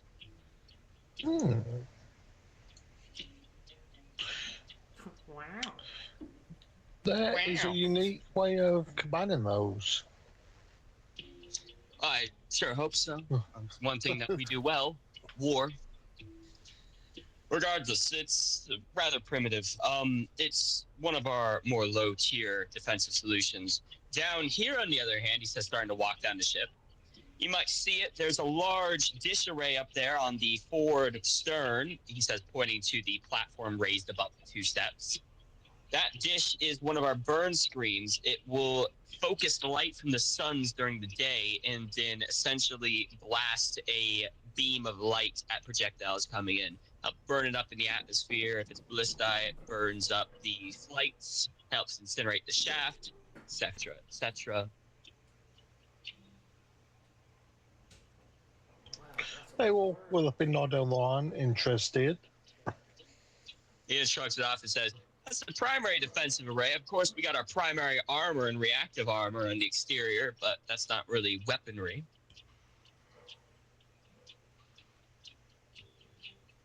Steve's gonna look at Kevin and say in their link, man, I wanted to see the weapons card, not the defense.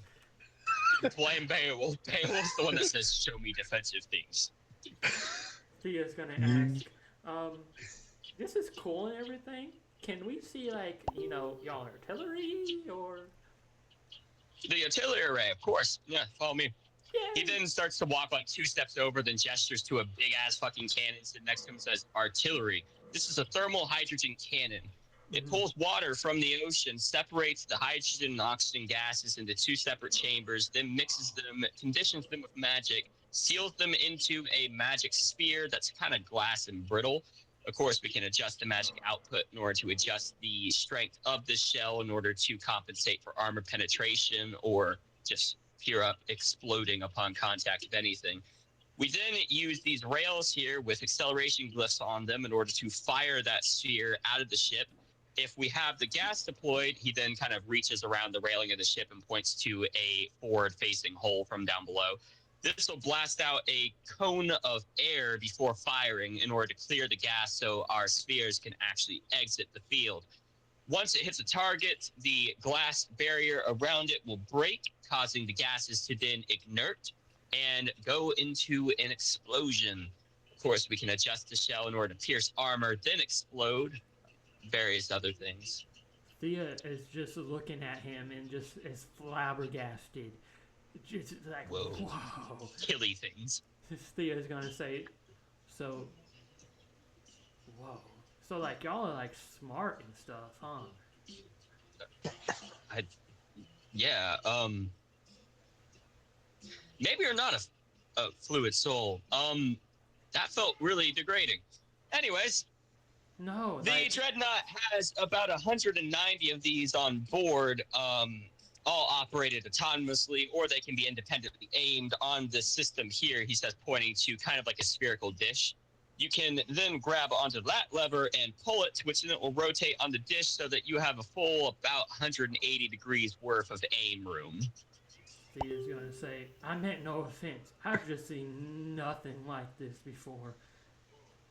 I like your funny words, Magic Man. I like your funny words, Magic Man. He then nods and says, don't worry, I'm not exactly taking it to heart. You don't really know anything of what I said, so if anything, that makes you the stupid one. So, No, I know what you moving said. on. So he did absolutely take it to heart. He then points up to the large mast up on the forward deck. That's actually like the primer one you guys came out on. On the map, you guys can see that with kind of 4 like mustard-colored spheres. Those there host our chain casters. There is a screw-like attachment to the top of our mast that which then we can have our Vectian soldiers attach a large chain bola with specialized heads for impact explosives or spreading gas or lighting on fire, you know, whatever we really want. And then it will spin it on that corkscrew and then release it at a certain angle and speed in order to lob it at an enemy ship, most of the time taking out their forward mast and then exploding that gas or something toxic or deadly upon them as it rips down their mast and kills the crew, mainly if we want to take their ship.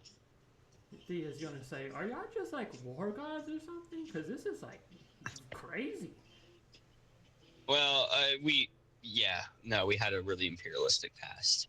But it gave us all this. Anyway, so our mortar system. Our mortar system is in the stern and rear of the ship. We have several of them. Of course, I'm not talking about our main primary battery mortar systems. I'm talking about the smaller ones. They have a range of about 17 miles. Pretty modest, but, you know, it'll hit most coastal things if we're docked off the shore.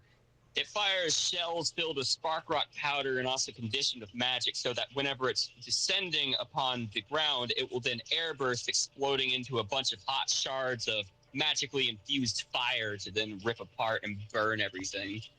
And of course, we also have the solid kinetic shells too, if we really just want to hit something hard. Thea's gonna think, and she's gonna share it with Kevin. Like, wow, I'm glad I'm on their side now. I like their artillery, Magic Man.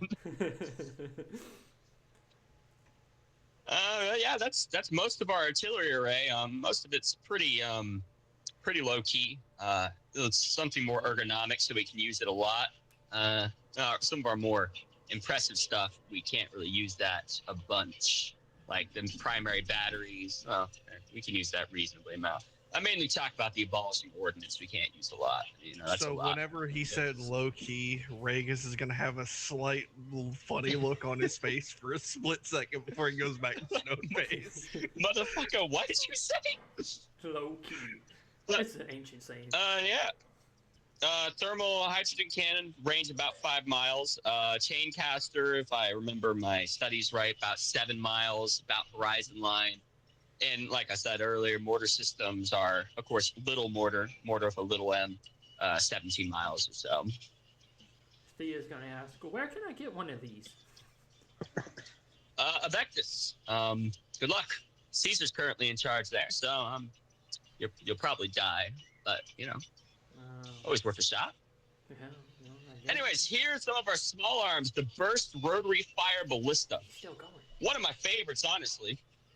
It's a big. You guys would look at it. It's kind of like a big kind of cylinder filled with ballista bolts and everything, and it's on kind of like this crank. He would then say, "Well, you see, sometimes we can't use all the big guns against such small, lightly armored targets. Kind of be a waste of time. Like Dia, your warship, the destroyer one, right? Lightly armored. We don't want to use anything big on that. It'd be a waste of resources and magic from down below." Dia would look at him like, "Lightly armored? Oh, fucking what?" So we do something like this, the rotary ballista. You see, you crank that there, and it starts to lob high-yield Gruzevectian ballistas at a target at an immensiate rate. The faster you crank it, the faster it will shoot until it runs out, in which then you got to replace the cylinder. They're good at cranking. Kevin then nods like, yeah, they are. Here we got the scatter cannon. Honestly, probably one of the smartest inventions we've ever made, mainly used against aerial targets, but, has been used against smaller boats in the past. They fire osmium core darts that are coated with super metal, typically Moderon or Gruz, and they have explosive reactive caps on them for whenever they hit things. Those caps are filled with calcite shards, so that anyone that has magic that tries to defend themselves with a ward, the calcite goes straight through and kills them anyways. But the darts themselves have osmium in order to give them more kinetic energy, hits of about 10 megajoules of energy. Pretty good against lightly armored targets like angels or archangels, which is what we're currently arming these things up for. Would you say no to this? Thea is still flabbergasted with everything. What the fuck? This is. We got the chain hailer. Huh? Pretty. I'm not a big fan of this thing, but it does something. He then kind of points to, and you guys can see there's kind of like this large basin on the bottom, along with like a hooked chain that goes on like a circuit around it. He would say, you throw a bunch of Gruzevectium darts there, normally with a lead core in order to give it more weight, and then you kind of crank that right there, and it starts to rotate the chain with the hooks. It picks up the little beads, and then it lobs them down range through a magic accelerator, which then kind of gives you like a rapid fire sling or something. Like I said, not a big fan of it, but it has its uses, If you're being attacked by like piranhas, something like that, might want to use it. So humble. Wow. Casually. Little do you guys know, piranhas is actually. Go ahead. No, go ahead. Casually shows the entire crew fucking automatic and Gatling fire weapons. Pretty modest, mainly used against soft targets. Do you see what the fuck you're showing us? Like a poor person talking to a rich man. Little do you guys know, he is actually referring to an Avectian-style warcraft called piranhas, which are these tiny swarming vessels that then will fucking swarm vessels and slam the spearhead point of their vessel into the surface of that enemy ship, and then they'll board it that way. Basically like manned torpedoes, but the torpedo doesn't explode. It throws a whole bunch of Avectians into your ship. I was just going to call them submarine zeros. You know how Basically. During World War II, the Japanese thought they knew war until we dropped the sun on them twice? That's about how Reagan feels right now. Oh, yeah. Go ahead. I was just going to say, I bet all this artillery would have been nice to have on your side when you were fighting the Witch King and all of his fucking cronies. It would have killed them. He then kind of like crossed his arms and shrugged and said, "Yeah, that's all of like the more low-key weapons. We got some of the cooler ones up here," he says, gesturing to the stern and rear of the ship. One of my favorites, the kinetic bores up here, he says, starting to walk up the steps. I'll follow. I heard someone say something before, Anthony. Thea will follow. All right. He then leads you guys to the rear of the ship, and up there you guys will then see as some of those smaller mortars he was talking about, along with a very large mortar on the top. I'll send a little bit of a closer shot that you guys can kind of visualize what you're seeing. And you guys will then see 2 large batteries with 3 barrels sticking out of each of them. He then says, yeah, that's our kinetic bores right there. We basically have a highly condensed shell of some kind normally. Of course, we have specialized shells too, similar to our mortar system.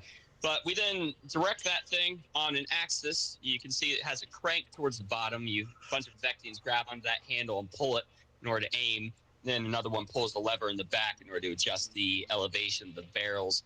But yeah, we then trigger it, connecting it to the cyclones down below inside of our magic generation bays. It then causes an immense surge of magic down the bore, which then sends the projectile hurling because we apply it with, of course, momentum runes and glyphs, which then sends it roughly at maximum range, about 25 miles inland.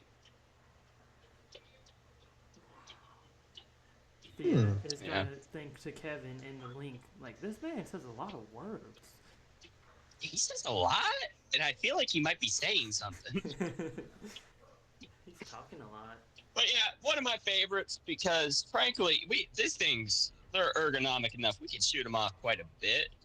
We just kill a lot of things whenever that happens. So you got to be a bit more discriminatory because if you got allies nearby, they'll die whenever you shoot them. So yeah.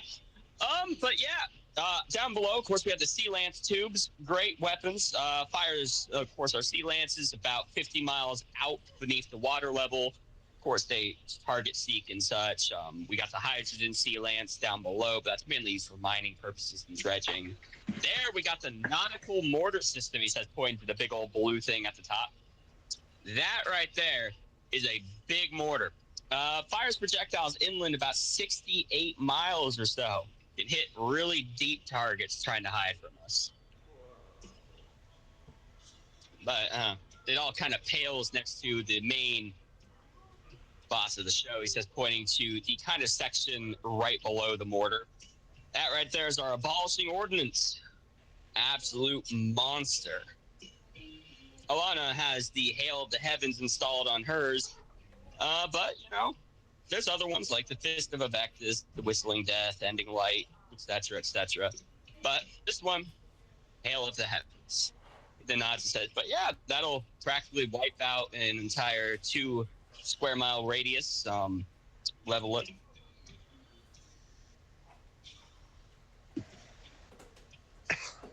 What does the other ones do briefly? Fist of Avectus hit something hard as hell.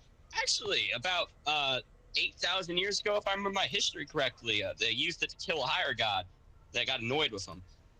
So they killed him. Yeah, Whistling Death, it fires out about 20,000 life-seeking darts that then pursue. And ever seen a shock pen? Yes. Yeah, shoots that. Basically 20,000 shock pins at targets. So a watcher of shock pans. Yeah, kind of. Ending Light, you know, that basically harnesses solar energy for about like 2-3 months or so, keeps it stored down below near the cyclones, then blast all that solar energy in a single attosecond at a target.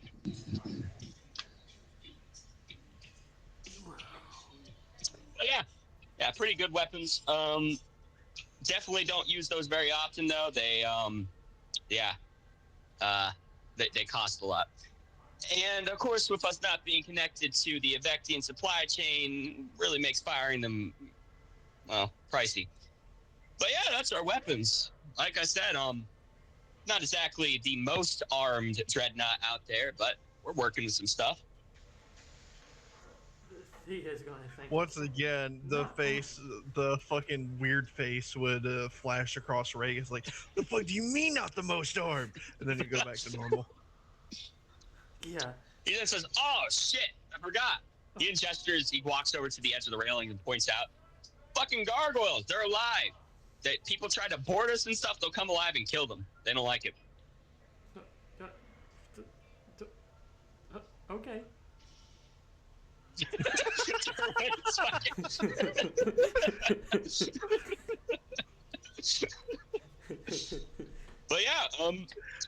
else you guys want to see up here? I mean, most of it's just the weapons and stuff. Up here, we predominantly keep our weapons. We got most of our other stuff down below, like our traversal bays, our arrow, and or granular maps, that kind of stuff. Of course, the cyclones. Theo's just going to start braiding Kevin's mane while other people decide. Kevin gets you to side eye like, motherfucker, what? Regis is very obviously lost and out of his element. He doesn't do ships. He might do a raft or a canoe that he can paddle, but he doesn't do ships. He then shrugs and says, I guess you guys want me to decide? That would probably be for the best. You know more about All the right, ship. dissemination array, follow me. Thea's going to think to Kevin, it's never going to end. Yeah. All right, he then will lead you guys back into the command post that you guys exited out of earlier. Go ahead.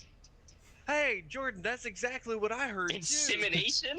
Insemination. That's All what I right. Not what heard. he said. I was about to say He said- something. He said dissemination. Insemination. I still don't even know what that is. He then leads you inside, and then he says, this is our dissemination array. It's a system of Vectian wires and rods that pick up on, vibrations, and it kind of like filters them out. And it's used in order to communicate across dreadnoughts due to vast distances. At close ranges, it uses short wave frequency. At long ranges, it uses obviously the bigger wavelength, because that's more stable at long ranges, of course. He then gestures you guys like, of course you guys would know this. Yes, dissemination. Beowulf is going to ask, is there a way that it can be counted where it doesn't send the... I'm blanking right now. It doesn't send the... He then kind of shrugs and says, frequency? Yes. Wave? I mean, suppose if I turned it off, yeah. Other than that, no, not really. He says like, yeah, dude. Because, I mean, other dissemination arrays, they'll filter out any noise around it and stuff. They'll pick out the actual pattern frequencies. But yeah, it allows us to send reports and information across vast distances to other dreadnoughts, kind of keeping communication whenever we're not close enough, in order to use like our Arl or something like that. But yeah, we also have some more backpack-sized ones here. He's just walking over to a little side capsule. Some of our deep agents and stuff, they might use that in order to call in like strikes if they see something that needs to be taken out. They use these little spears. He said pulling it off the wall. It has condensed, kind of hyper-dense gas in it, to where whenever we pull the pin and such, and of course you have to select the dials he's just showing on it, to where it has kind of like a few spin combinations in order to kind of pick out the weaponry you're trying to call in. But you would throw that at something, it then starts to spew out that dense gas, and from there, the oral on the board will be able to detect the density up to about 120 miles inland. And then once you see the dense cloud in there, you know where it's being targeted, and we get range finding from the oral, and then we align everything that we need. Yeah. But yeah, that's the dissemination array. It's crucial for operations, largely not too big of a deal whenever it's in combat, but I can show you guys the cyclones or the oral next. The oral's pretty cool. Let's see the oral. Yes. Oral, all right. He then leads you guys a little bit deeper into the ship, and you guys within CS, there's kind of like these very, very dark rooms, and he'd start to lead you guys through them, and they have like a lot of locks and kind of bolts behind them, and he says, this is sensitive equipment, don't touch anything. He then looks at Regis. You hear me? Regis nods. He's kind of had his arms crossed, been pretty determined not to touch anything already. He nods, says, good. He then opens the last door and walks in. You guys will see that this room is extremely dark, but it's very dimly lit by blue lighting from above. And you guys will see this very large panel. Have you guys seen the JWST before? So what? That's a lot of letters. JWST, James Webb Telescope. Oh yeah. Yeah. So how the James Webb looks, that's extremely similar to how this thing looks, just much, much smaller panels. And also made of vacuum.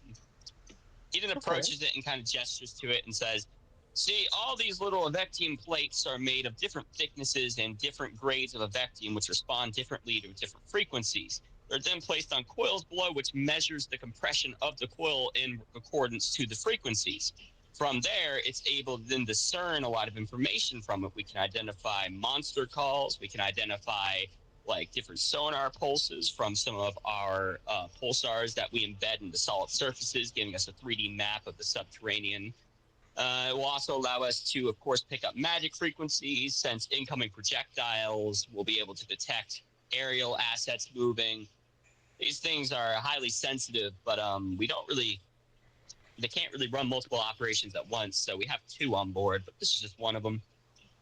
The other one's currently being used for granular mapping, so I can't show you that one. It's currently in use. Regis is clearly actually fully interested in this one. This one gives me a 3D scan. He's more interested in this one than he was in the weapons. The weapons were just kind of like, he was sitting like, damn, they could have obliterated me.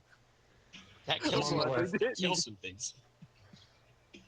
But this one, He he then seems nods and like says- a huge use of. He then nods and says, yeah, pretty useful. It's most of the eyes of the ship. You know, the dissemination array helps. Then, of course, the actual crow's nest is a little bit outdated, but it helps too. But this is most of our sensory input on this ship, especially with it being so big. But, yeah. Moving on, we got the cyclones. That's what powers the whole ship, you know.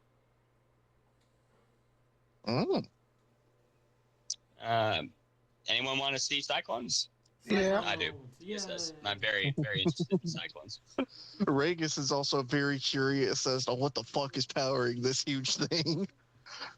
He then leads you guys deep into the bowels of the ship, and then he says, we're currently on the second to lowest level. There's one beneath us that's predominantly filled with reserve supplies for repairing the ship, a lot of layers and plates of Avectium to act as kind of impromptu armor in case something does hit the keel.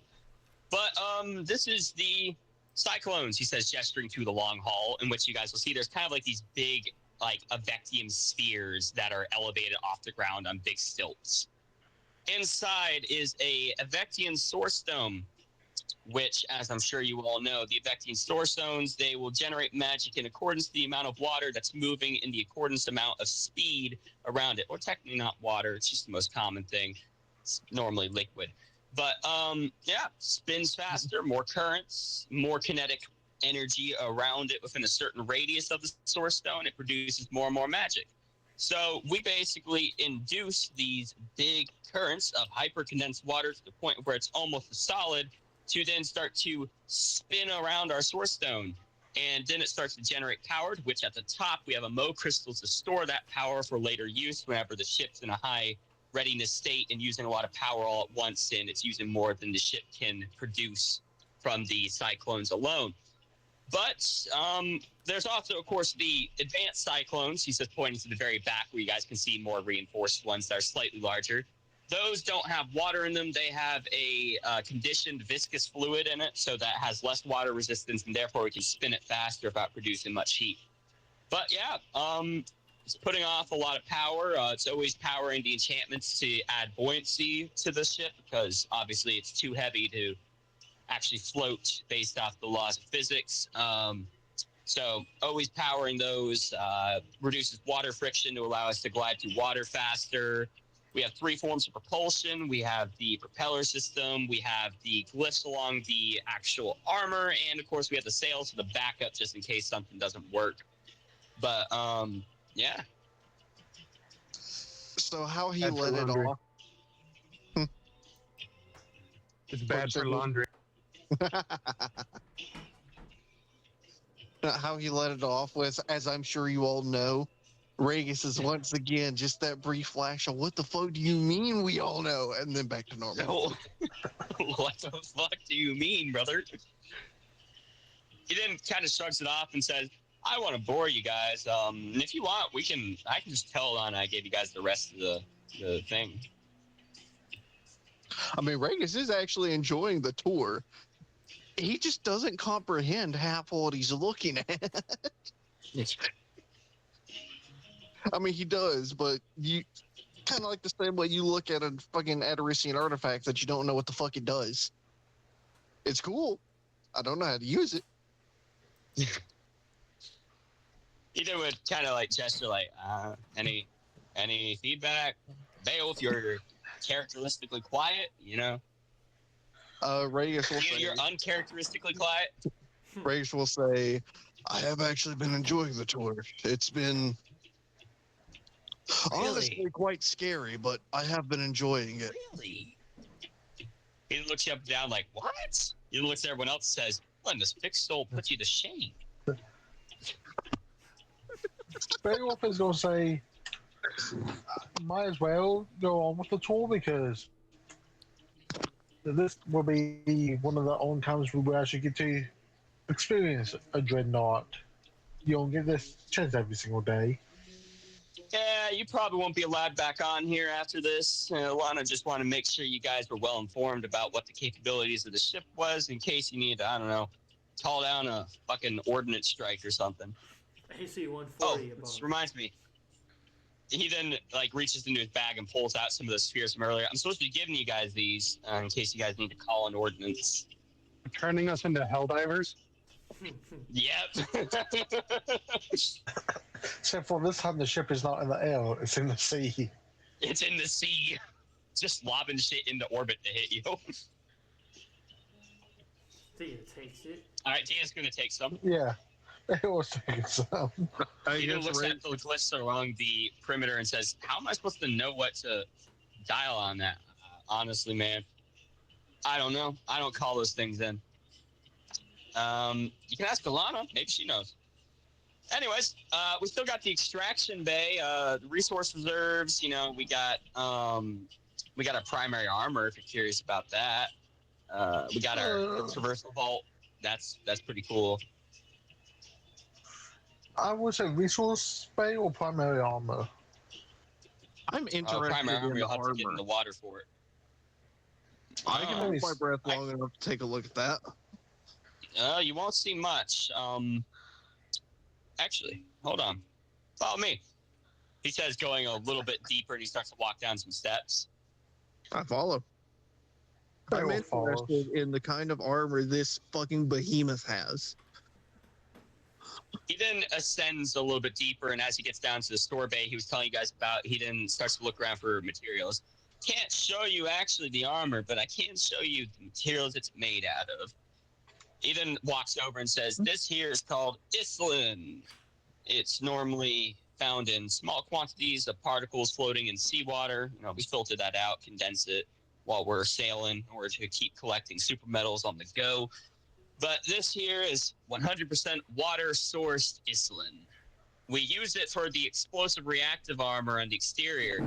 Whenever a magic attack hits it, it'll explode the plate of Islin, which then causes it to basically completely nullify the magic attack. There's also unicorn hair that is then shifted into calcite channels between the Islin plates. So whenever all that magic goes somewhere, that's somewhere to funnel into and then runs down into that. At the very bottom, we have the dispersion system on the keel. That's where all the magic goes, the keel. From there, it then is dispersed into thermal energy, which then causes the water around the ship to boil, which also acts as a secondary layer of defense in case somebody's trying to swim on board. Regis is looking very thoroughly impressed. Beneath the Islin plating, there is Moderon plating, which absorbs any of the Islin's explosion because, of course, Moderon is far beyond the durability index of a Islin explosion. But beneath that layer, we always have some form of magic-saturated wood. It varies depending on where the dreadnought was sourced. But frankly, something gets past about, 16 inches, varying from wherever you're at on the ship of Moderon and Vectium. It's going to get past the wood, too. But that's not even the coolest part. All these plates on the armor is connected to a shock absorbent that then goes into the core in the center. Whenever a kinetic strike hits the armor, it compresses it slightly, which then allows it more time to slow down, thus dulling the actual kinetic impact of the weaponry. And after it kind of compresses into that core, the core then springs it back out to its normal size, and, you know, our normal water suppression system pumps out whatever water leaked in, if we want to turn them on, of course. How much is protection against swimmers? Swimmers? Yeah. Like the boiling water thing? No, I was making a euphemism.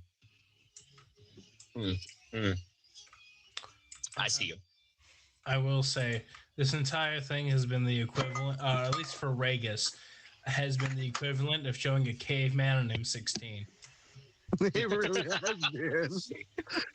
Yeah, Reyes has been enjoying the tour. He's been interested in everything. Now, he only understands half of what's being said, but he's heavily interested in it. Dakota, you are recording the session, right?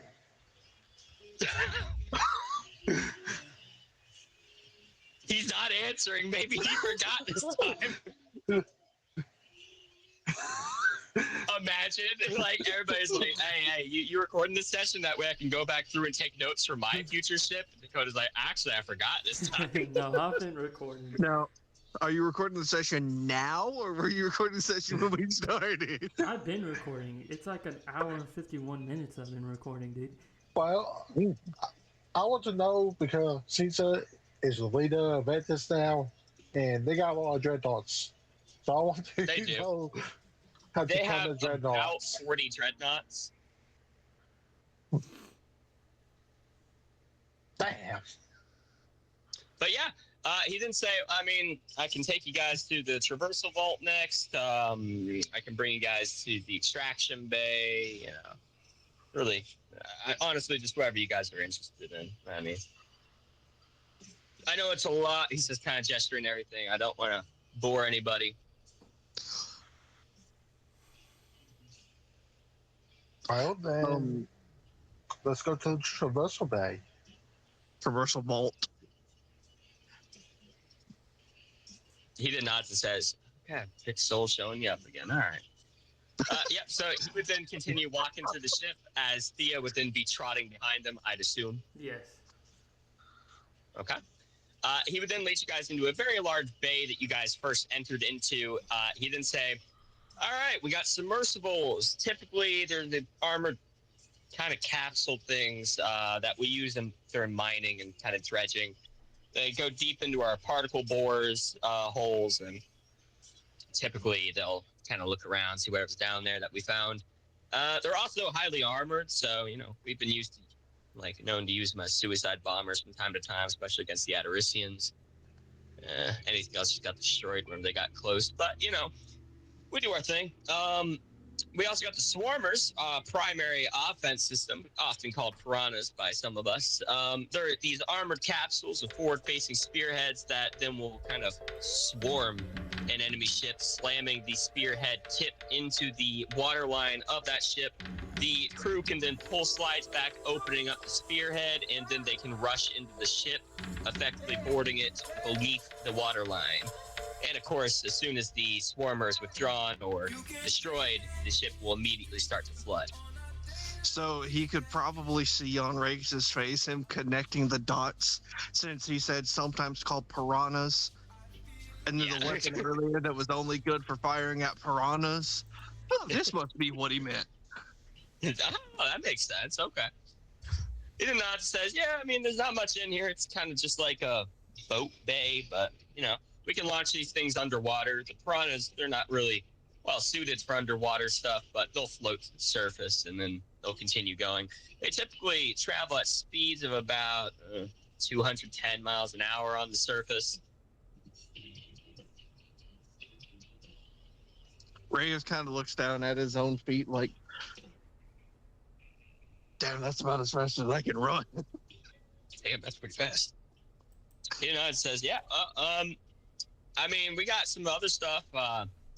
We got our resource reserves. We got the extraction bay. Yeah. Extraction Bay. Extraction Bay it is. All right. Follow me. It's going to lead you guys deep into the ship, which then you guys will see that there is a huge kind of operation going on. He points to a large kind of condensed cylinder. Go ahead. I'm sorry. He said that like he was entering it into a fucking GPS on Star Trek. Extraction Bay. He then would point to a large kind of cylinder that has a whole bunch of gizmos and kind of connections and runes on it. And he says, that there's a particle board. It's kind of one of our magic tools. It's connected to its own cyclone to power it because it requires so much. But it works by inducing eddies in fluid or air. Less effective in air, of course. But it creates a column of excited matter that then goes into a state of plasma, starts swirling around and shoots into the rock, continuously ripping into it, vaporizing it, basically. Pretty much completely vaporizes anything that isn't a magic material, so it makes it really effective getting down to ore deposits that we detect through our oral system. Making it great for drilling and everything, of course. I mean, we can also use it to shoot submarines if they get beneath us. He seemed to really enjoy that last part, I'm not gonna lie. Did you say it runs on eddies? Like the currency in Cyberpunk? They're called eddies in Cyberpunk, but eddies is something else. Eddies is like disturbances or like ripples. Okay. But yes, it's the same word. You would say, there we got our hydrogen sea lance. Works really similar to our thermal cannons above. Basically, it separates oxygen and water, but this one does it exterior. You know, you shoot it into the water itself, and once it goes off, it takes all the surrounding water's hydrogen and oxygen, mixing it into a massive, hydrogen explosion, vaporizing huge swaths of non-magic material and dirt. He then shrugs it off and says, yeah, but at least all the super metals, so makes it really great for, mining. Actually, it's incredibly great for just killing things in general, but we can't really use it most of the time in war because it pisses off nature spirits. With what little bit Ragus understands about nature, well, actually, how much does Ragus understand about nature spirits? Fuck all. The deviants wiped out all the nature spirits in Vanatar. Beowulf is going to say that, I might get to use them all here. I haven't seen no nature spirits. Yeah, I'm not going to take the risk of God showing up. It's not worth That it. is fair. Here we got the grain mapping. We use a granular table here, which has a whole bunch of different bead sizes of different weights and such. Wherever the oral gets feedback from one of our, pulsars that are connected to a solid surface beneath us, then feeds that information back to the granular table, which then induces vibrations using a vectium, then raise certain weighted beads to certain heights, giving us a 3D mapping of something. Yeah, Ragus absolutely thinks that this shit is really cool. He also thought the mining stuff was really cool, but most of what's caught his attention is the stuff that gives a lot of information. Yeah.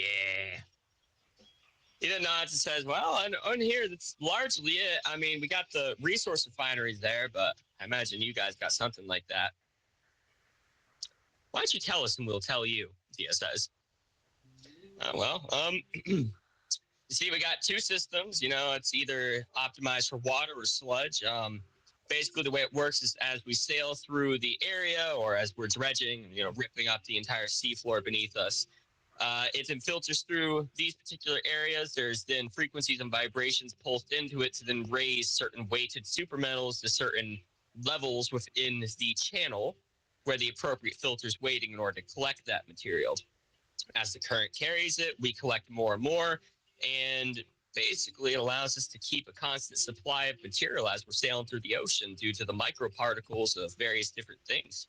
In fact, it's the only way you can actually harvest heart sheen without, getting lucky for meteorite.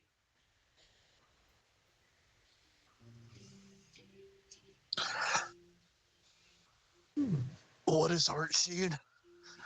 Ragus does not know anything about that, so he does ask. Isn't that like part of the core of Pandora itself? That is the core of Pandora. About to say, Anthony knows. Ragus knows fuck all. I just wanted to make sure. You didn't see Angar kind of like nod and say, "That's all right. You're a fixed soul. Wouldn't expect you to." Anyways, so moving on. So Well, then we got the resource reserves. I mean, largely we just condense all the material into a hyper solid state, and then we liquefy it wherever we need a certain portion of it, and then use, of course, frequencies in order to divvy out the shape that we need, and then solidify it. You need an ingot, go down there, we print an ingot.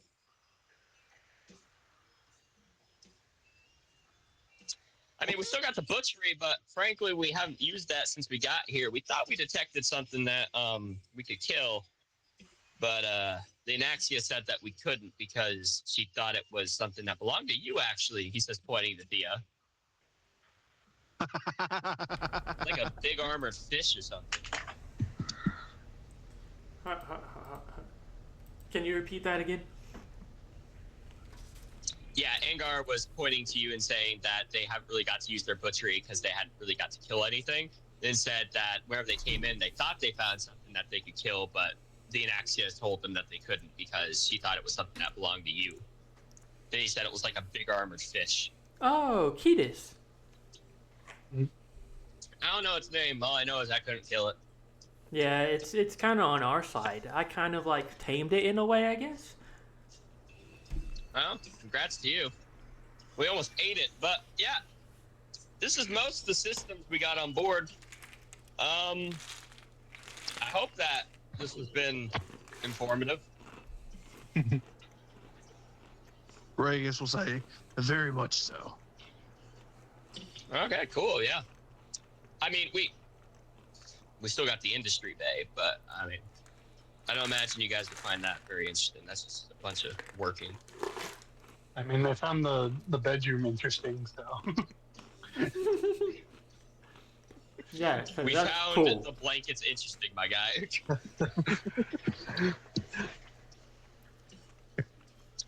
So yeah, want me to show you to the vessels and have them send you back to the shore? Well, one question: where will you keep like high value, like stuff that you looted from the Edory scenes or something like that? You want to see our vault? I'm not really authorized to show that to anybody, Okay. especially you didn't glance at Regis and then kind of smacks his lips and said, I "Fixed think soul." so. Dia honestly says it with him, anticipating he was going to say that. He didn't nod. It's like, yep. Each time So he he says, did say- how are you a fluid soul? Like, honestly, I'm curious. What's your origin? He's talking to me. Yeah. Attacking babies. That's the origin. Your baby. My origin, I don't know too much about it. I know I was born into slavery, and I have been residing. Were you born on land? Yes. So weird. How I is don't know, that? like maybe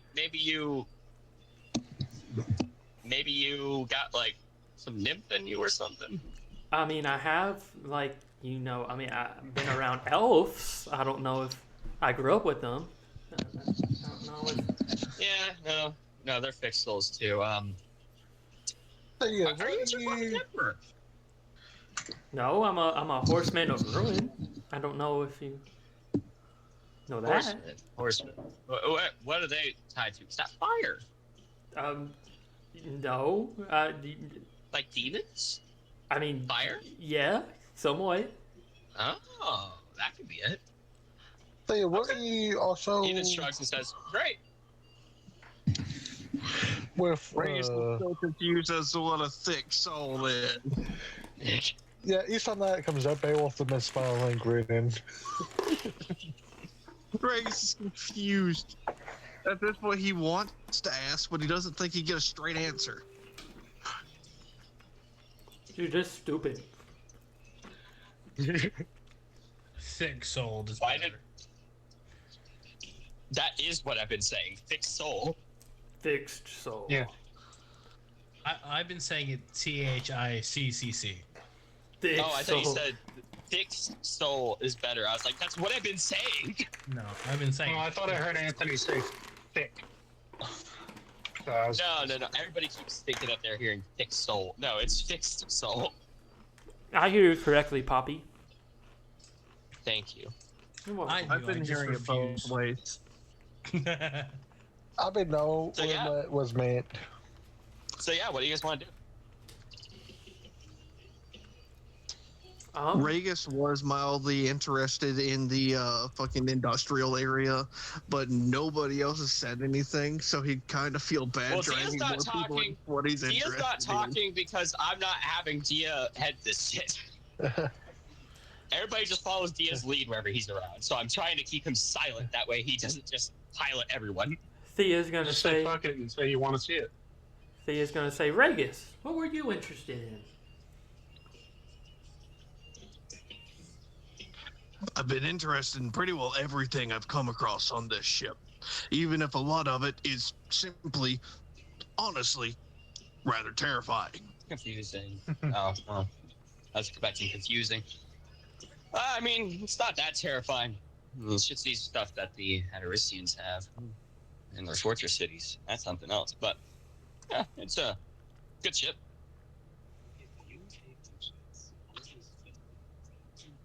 Well, what was the last thing on the docket before we gotta go? That was the industrial bay. But like I said, there's not all too much that's interesting in there. It's more stuff. Okay. He kind of shrugs and says, all right, we'll go deeper in. All right, so he then starts to descend into the deeper part of the ship, which then he'd open up one of the kind of bolted doors. And as soon as it opens, you guys would hear the sound of forges going and like conveyor belts moving and everything. You guys would see raw material being processed and moved around, along with several dozen of Ectians all working in various different jobs. Industrial Bay. Right here, we take all the raw resources, harvests from killed monsters, our extracting bay, of course, loot, and then we process it into armaments, whether it be ammunition, weaponry, or other things. Right there, he's just pointing to kind of like a barrel with a whole bunch of these strange bead things. Right there is blasting caps for our scatter cannon. You know, the ones I was telling you about that explode the calcite shards. Yeah. Yeah. Towards the very back there, we have a huge block of storage whenever it comes to what we need in order to fire our abolishing ordnance. We got several shells in the back. We got some spark rocks here ground up into a powder in order to make it a bit more easily to ignite. He's just picking up and rubbing the dust in his fingers. You guys can see sparks start to crackle as it's rubbing the particles together. Just to make things a little bit easier. That way you don't need two big-ass pieces of rock together. I mean, here we got some osmium. Beowulf apparently was ineffective according to the Anaxia, and she said that he wasn't able to get anything. But he then gestures to a kind of barrel full of this bluish metal. But this right here, osmium, probably one of the rarest stable elements that you'll ever find. Anyways, probably don't have to tell you guys much about that. He's just turning around and starting to walk deeper in. Do tell. And stops and turns around. Osmium, it's about 3 times rarer than gold. He picks it up, and it's dense as fuck. A sphere of it that's about 6 inches weighs almost 100 pounds, so really dense. That's a lot of material. We use it to weight our weaponry. That way it makes it hit a little bit harder. You know, to use something that's purely a super metal, there's not a lot of mass behind it, so even if you accelerate it real fast, it doesn't hit nearly as hard as it could. So we used osmium cores or lead cores, osmium for the harder hitting things, lead for just additional weight in general. Add the osmium core, put a gilding of a super metal around it to get some extra penetration, then you hit the target with that. Thea's gonna ask, and she's gonna point at Beowulf when she asks, is it as dense as his skull? Denser. You see, that's why it's so valuable. There's very few things denser than that in his face, and this is one of them. No. Dang. Beowulf is looking at no one then, so Heracles. Please. Ian shrugs and says, well, I guess you guys are here. If you guys see anything you think's cool, feel free to take a souvenir. Whoa, what does Thea see that's cool? There's a lot of stuff going on. You got anything in particular you're looking for? I'll just take one of everything. That's not what he said. Um, A souvenir that you can loot the fucking industrial. Dakota, you do not have enough storage for that. Is there any like rocks around? Can I take some of the Rocks? spark? Yeah. Can I take some of that powder? They got whole basins of spark rock powder. He then kind of like leans over his shoulder and says, "I wouldn't just take the powder." He then kind of reaches over and pulls out a slide of some kind of like white powder and then puts it down. He then grabs a little scoop thing and starts to scoop some of the blue spark rock powder into a bag and then some of the white chalky stuff, and he keeps portioning them off accordingly. He then ties the bags together and says, "There you go." What does the That'll white actually powder go do? boom. The white powder makes it go boom? It's an accelerant. Yep, it's an accelerant. It's magically conditioned in order to increase the potency of it. Question. I have spark rocks in my gauntlet here. See, if I were to replace that with the powder, would it work better, more efficient? It worked for a time, but you probably would wash the powder off. You'd really need to find a way to fix the powder onto the surface of your armor, otherwise you'd lose it. We don't really have much reason to have figured that out. Most of the time we just know pyromancy, but Oh, I know pyromancy. I imagine. Oh, you don't really need it. Well, I don't know how potent's your magic. Yeah, you were born a fixed soul, probably not too much. Anyways, okay. Yeah, I'd probably try a resin coating and then sand it off, mostly, to where there's only a little bit left. That way the tips of the dust shine through. Might work. Noted. But he called Maybe me I a try fixed like a soul. white oak. He said you were born a fixed soul. I'm not a fixed soul anymore. I got you. He then continues by saying, I'd try a white oak resin, something like that. Okay. Noted. But, yeah. He then gestures to everyone else. Anyone else see something that they like? He picks up one of the big-ass fucking shells that's fired from their primary batteries. Can I take this? Yeah, I guess so.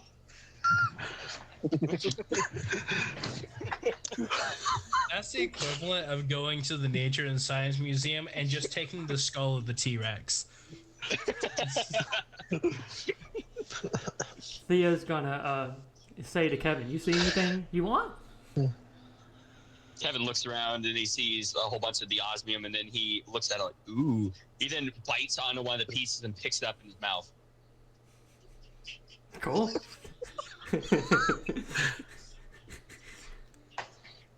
Well, you see Angar kind of nods like, okay.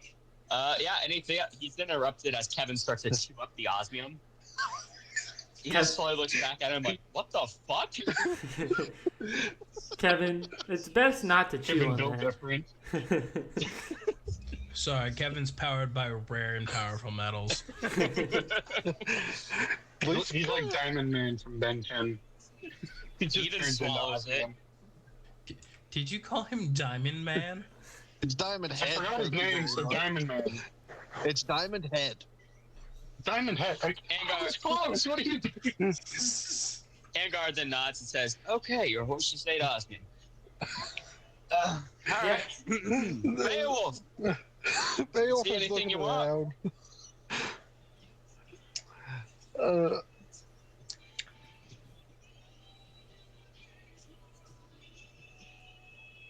Considering your strength, you could probably use some of the osmium for a weapon. A blunt weapon or something. Beowulf is looking around. There's so much different stuff he is wanting.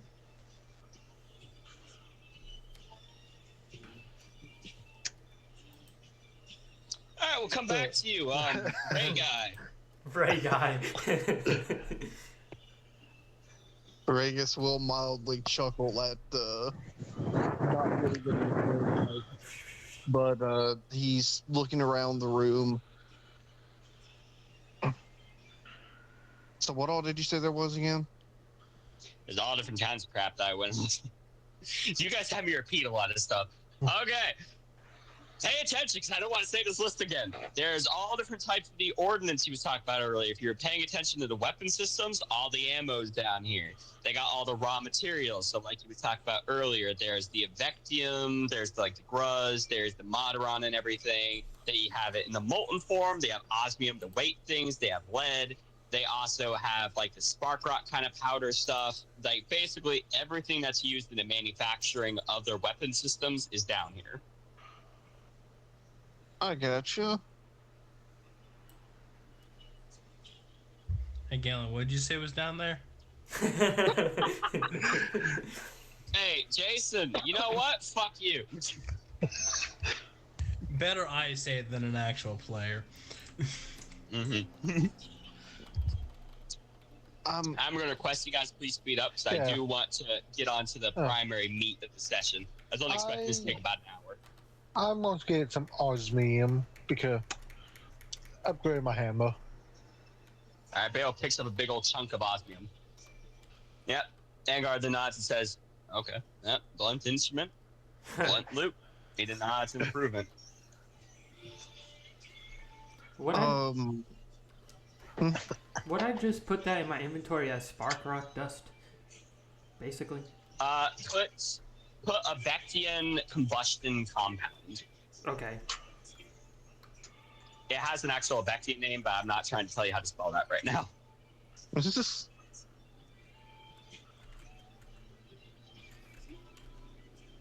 Regis will take, I think it's the first thing you said, the blasting caps.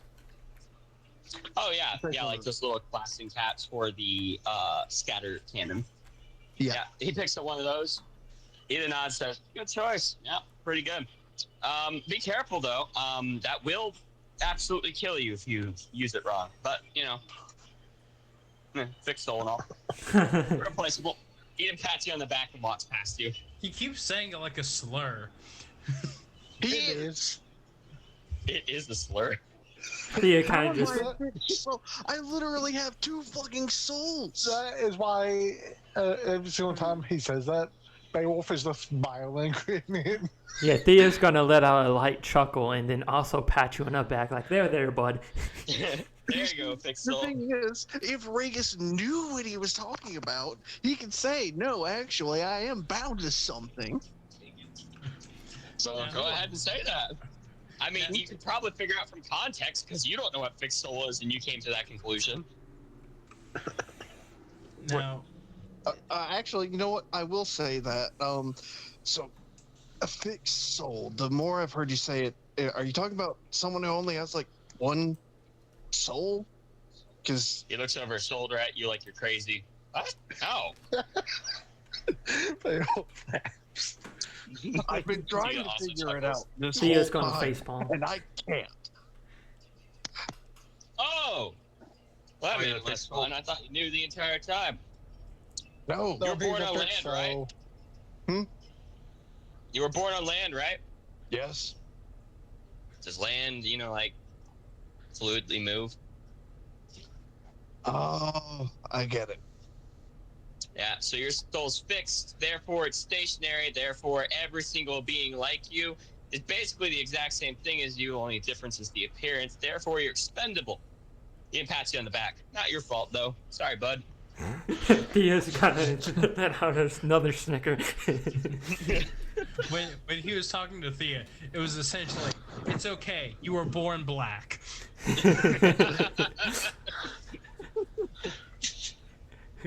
But Regis is just black. He just is black. No changing that. But Regis will put the blasting cap in his backpack. Okay, Kamul's gonna be mumbling to himself about how he is still struggling to understand what the hell he means. Back to Kabul. I still don't really understand. I mean, they're water-based, very obviously. Maybe they're fluid souls or something. Or non-fixed, whatever. I don't know.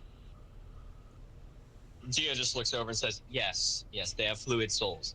In accordance to religion, your soul changes depending on where you're born and what affinity you're born to. They're born at sea, their affinity to the sea, which is always changing. Their soul is supposedly a snapshot of their environment that they're born to. Since the sea is always changing, every single one of their souls are unique. You're born on land, therefore your soul is stagnant and just like all the others. They don't prescribe individuality to the person or brain, they prescribe it to the soul, which is why they think you're expendable.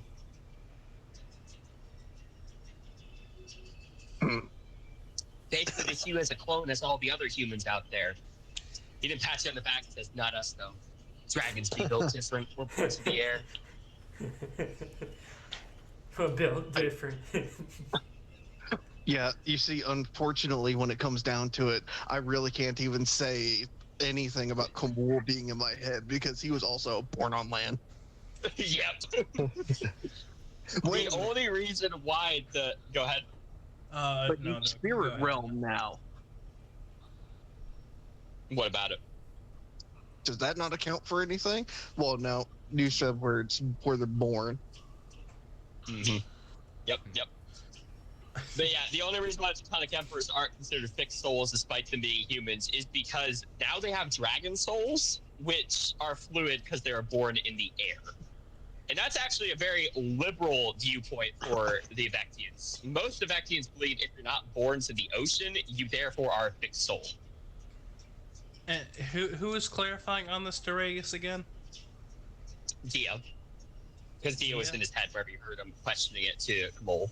Oh, okay. I thought it was one of the female Draconic Emperors. I was about to say, oh, so the fucking knife ear? But yeah, and of course Thea, like he was trying to figure out earlier, he was trying to figure out how she wasn't a fixed soul. And then he came to the conclusion, oh, there's got some fire aspect to her. Okay. Yo.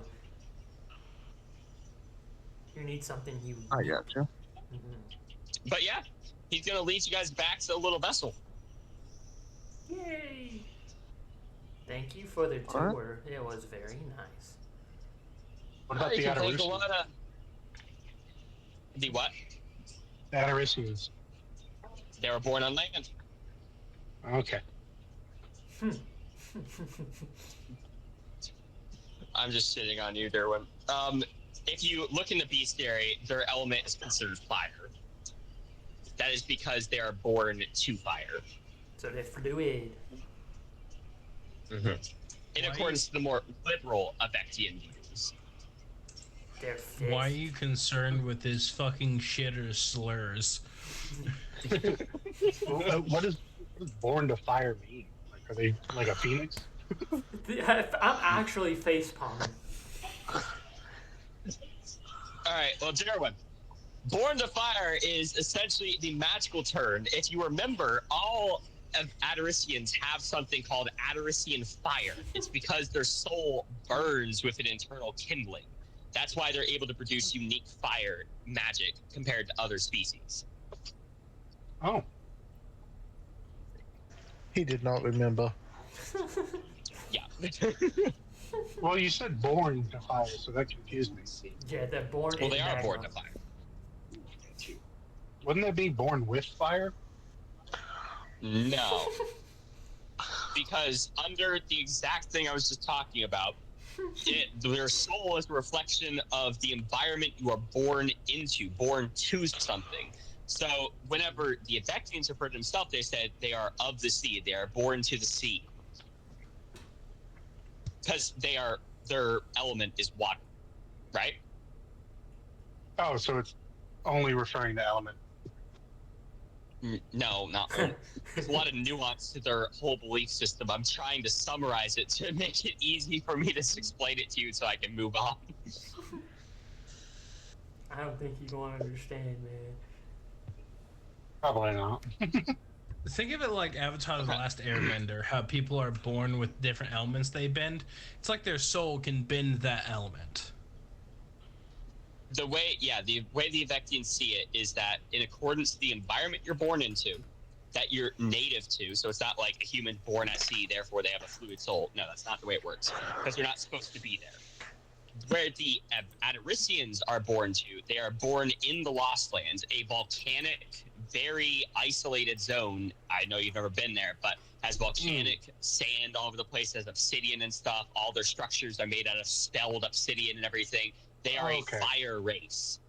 That's the piece I was missing. I didn't know what the Lost Lands were. I just heard of the Lost Lands. I didn't know anything about it. Yeah, it's a volcanic area. Okay. So, moving on. They then all will board your guys' little ship things. And, one of the Evectians will start to bring you guys back to your guys' little rendezvous point. Yay. I make sure I get a... Sorry. Go ahead. I make sure I get a better seat than in front of Kevin's dick this time. Okay, fair. Dia's gonna also occupy a seat really fast in order to ensure he's not getting a off his tea. Dia's gonna ride Kevin. Yeah, naturally. No one has to be in the dick seat now. It turns into a brawl. But predominantly, as you guys are sailing along, you guys will notice that the Evectian keeps giving the most fucking sassy, disgusted side eye to Regis. Big soul bum. Oh, Thick right. soul. Man immediately forgot the racism. I mentioned something in the chat earlier. Deviants are racist. Evectians are also racist. Evectians are extremely racist. That's why they went on their whole imperialism thing, because they thought that the thick souls of the world were really valuable, and therefore the fluid souls should then subjugate them. But yeah, you guys would then go to the shore and everything, to which then he'd put his little fucking submersible thing of park and then glare at fucking Regis like, get the fuck out of my little pod. Regis is ignoring the fuck out of him and gets out of his own wants to kill him.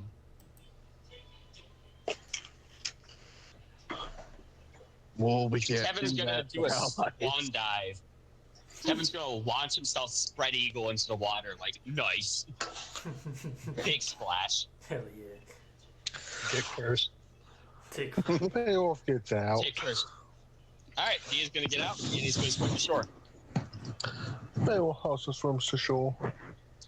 Alright, there would then be a huge kind of pulse into the ground as everything vibrates. Whoa.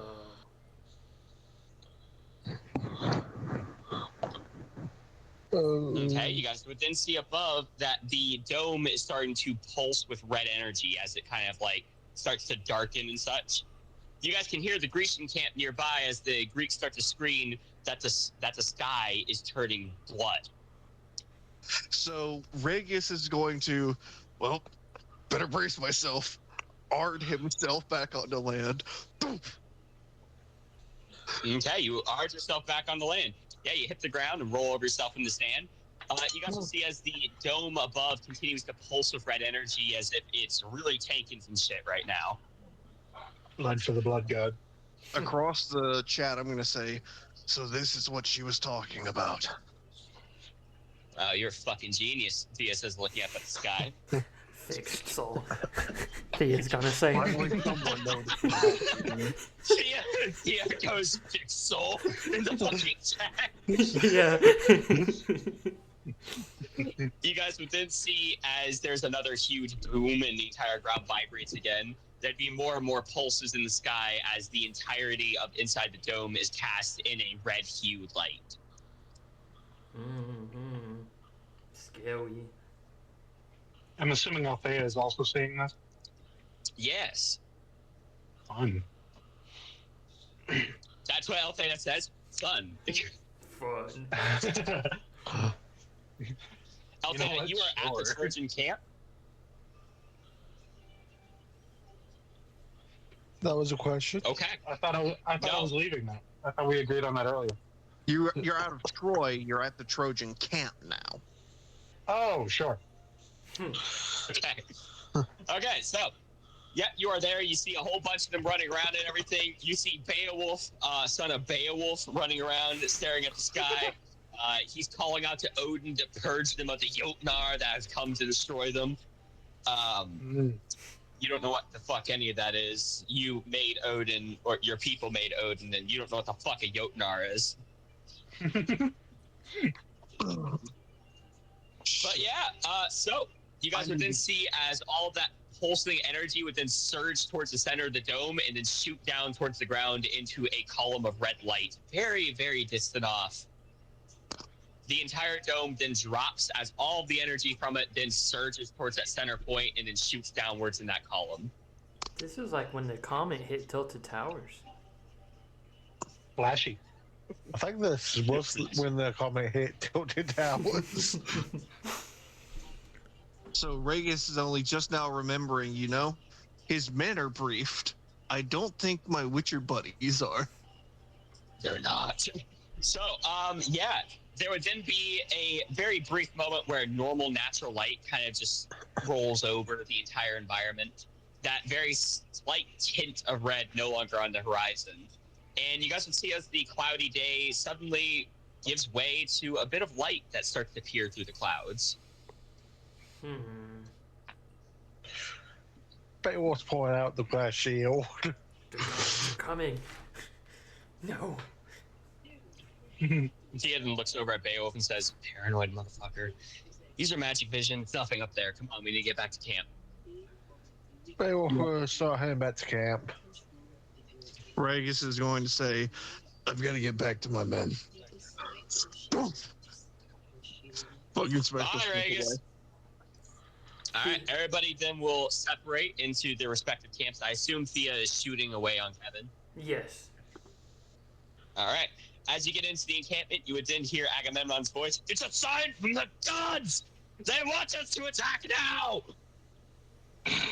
Theo wants to use visor to examine sky. Sky. You will see Sky is roll focus. You're going to succeed. Oh, fuck. Actually, I got an 18. You got an 18? Yeah. Damn.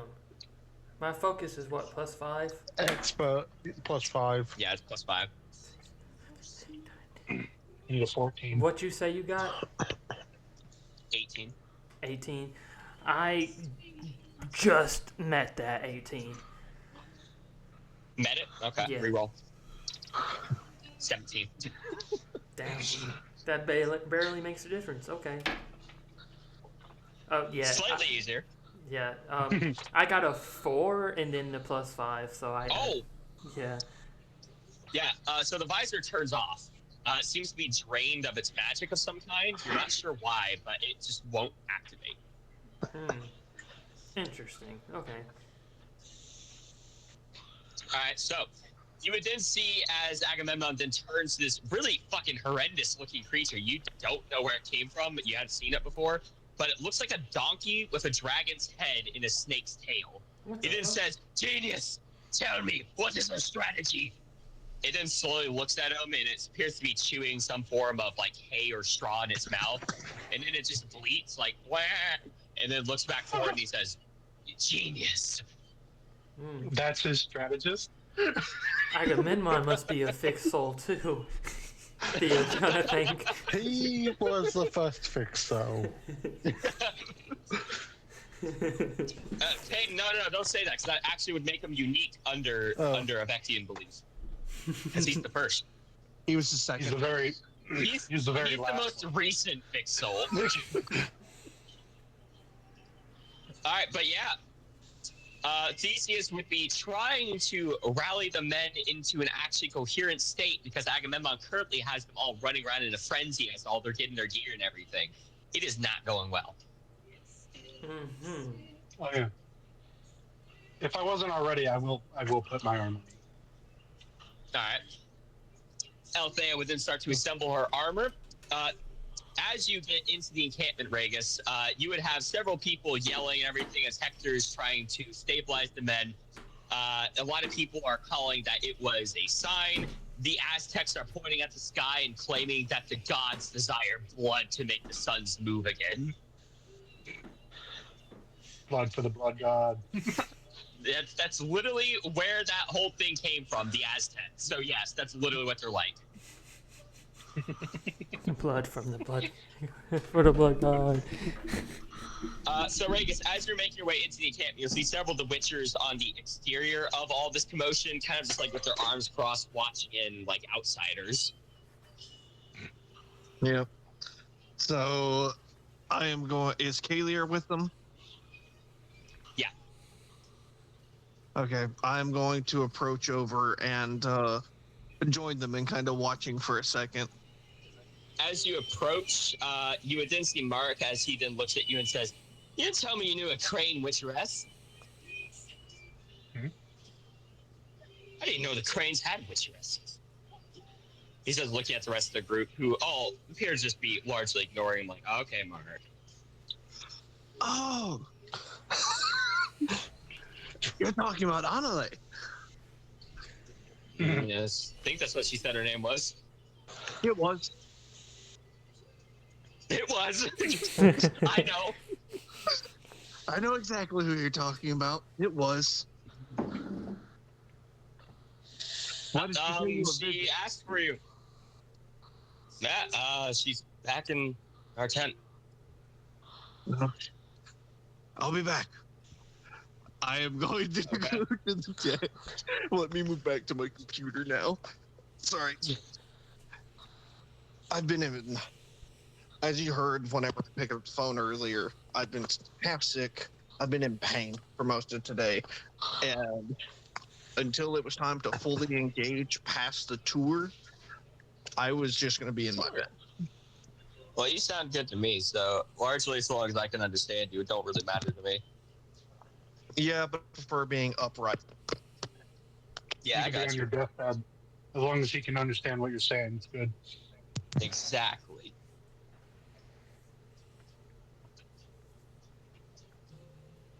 There we go. All right.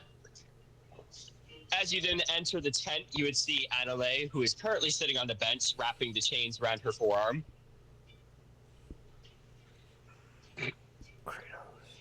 What do I owe the visit? What do you mean? Did you think I wouldn't be fighting in this war?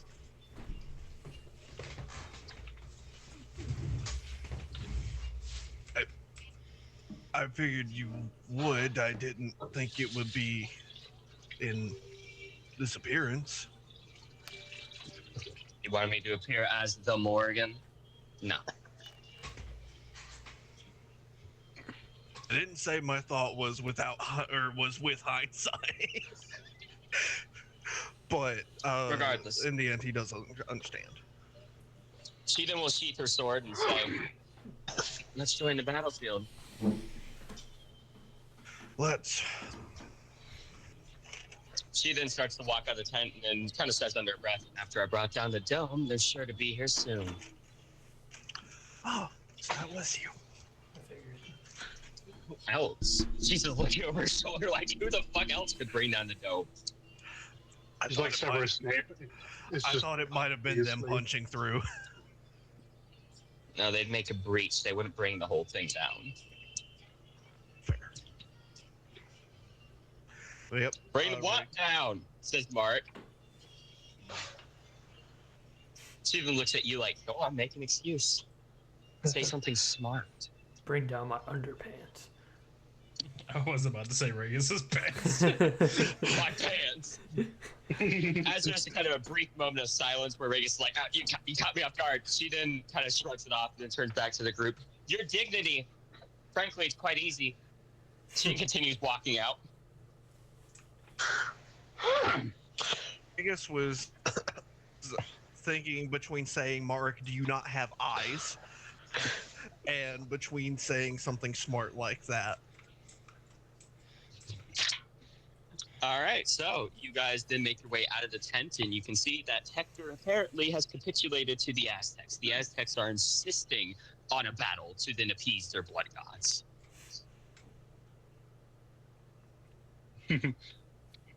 Well, I got the deal for you. Boy, oh boy, don't I have the solution for you, Mr. Aztec man. Sacrifice this one first. They'll get it. You'll see as many of the Jaguar warrior and the Eagle warriors will start to cut their hands and then kind of like praise the gods above. As their blood is dripping onto the soil, you guys can hear several kind of thumbs in the soil below.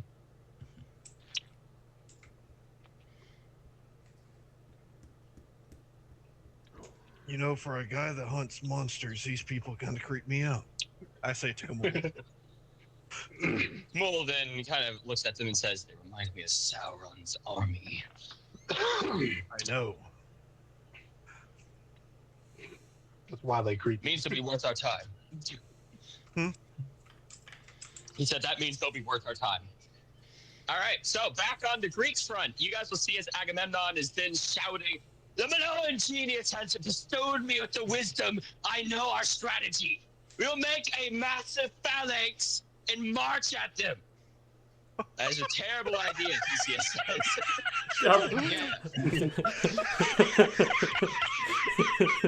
That's okay. He didn't kind of brush it on Theseus and says, "You misunderstand. We have majority hoplites in our army, so we must all fight in a large phalanx. Our strength comes from numbers. We will then be a big block of numbers. Phalanx's weakness is the open field. We're in an open field," Agamemnon says. Theseus. Not to mention big Agamemnon. boulder. Agamemnon kind of just shrugs and says, "Regardless, the Minoan genius has never led me astray." Are you sure about that? Everyone, all the like intelligent people are looking at him like, "What the fuck else has he told you?" And he says, "This time, he has not led me astray. He operates on a level none of us can understand." He would then Stupidity. bleat again as he then rips more sand out of the ground and starts to chew on that instead of the hay. We should ask Kevin if he understands what he said. Maybe Kevin speaks animal. Hey, Kevin, do you have any hunch of what that animal said? That's racist. Kevin nods and then responds back to you. He's like, "Oh yeah, we all speak the same language, you know." Well, what did he say then? He then says, "I don't fucking know. I don't speak dragon, goat, fucking snake." He then would say, "Yeah, well, he said that he's a fucking idiot and no one should listen to Agamemnon." Anyways, It would have been fucking hilarious if he understood. This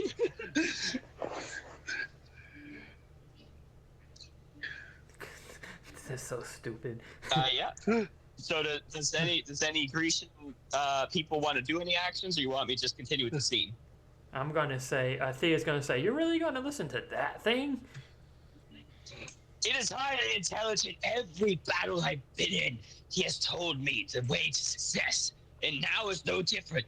What has he ever told you, and how do you understand him?"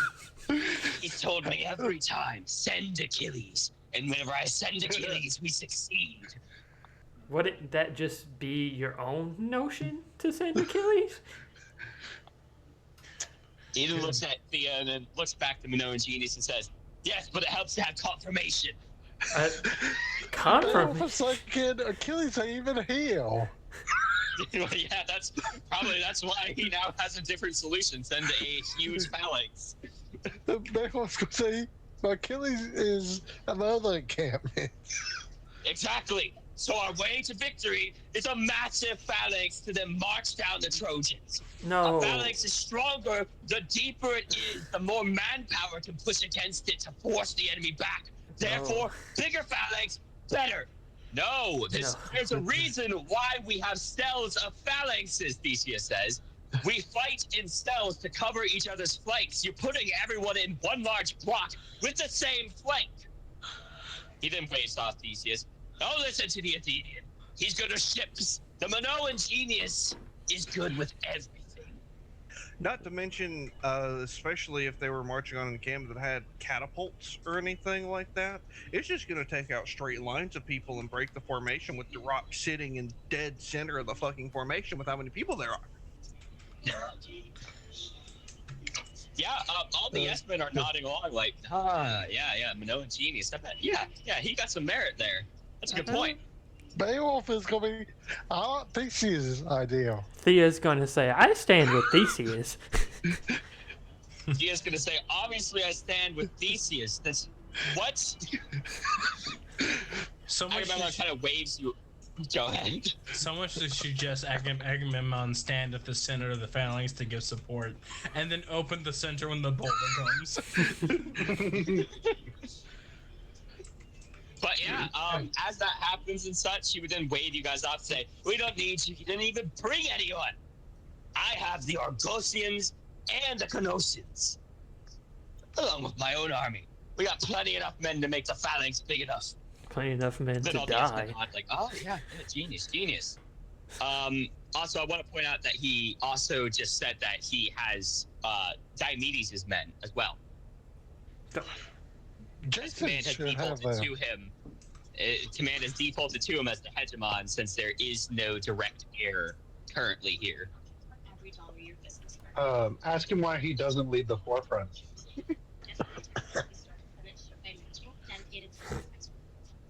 Just have him charge.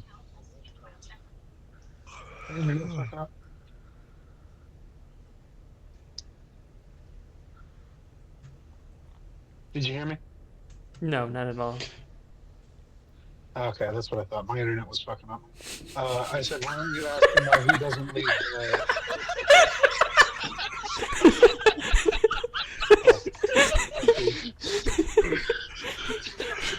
They heard you, Derwin. Okay. Everyone was in complete silence. I had the little black bar thing on the chat saying waiting for network. So I was like, oh, my internet's fucking up. No, I was waiting for them to do something, and I guess they were just fucking giving you the silent treatment, so... Well, it was perfect timing, because I'm not even joking. I had that little black bar saying waiting for network on the chat. Peyton started If laughing. he would give some dumb answer like, no, he gets to lead the troops with this guy telling him what to do. I was just gonna straight face it, and then Peyton started laughing. Yeah, I was trying to straight face it too, and then you started laughing, Dakota, and I got I was straight-faced, and then the very end, I was like, fuck it. Everyone else already did it. Yeah, I was straight facing it. As he started to say again, I crumbled.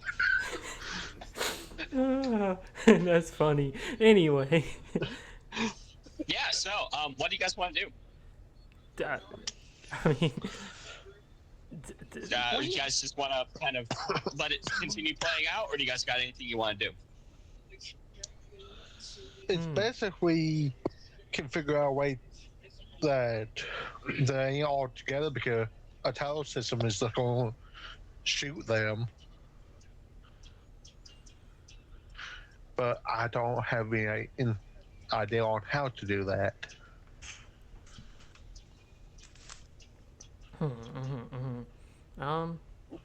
Yeah. I mean, I'm still with Theseus. I'm not listening to Agamemnon, his fucking freak of animal. Nobody smart listening to Agamemnon. The yes man. Odysseus, Cadmus, all the homies, aside from Diomedes, he's not there, R.I.P. Diomedes, is all going to be standing with Theseus like, no, I'm not putting my army in a fucking giant phalanx like this guy's saying. That's just not going to work. Diomedes is dead? I'm really No, he's waiting for captured. someone to bring up the fact that a boulder can be launched into him and just take out swaths of people and break the formation. In Grecian warfare, artillery wasn't a big part of it. Well, they're not only fighting Grecians. Oh, well, he wouldn't think about that though. Yep. Thea's gonna say. Didn't it? Call him a thick soul. Thea's gonna say.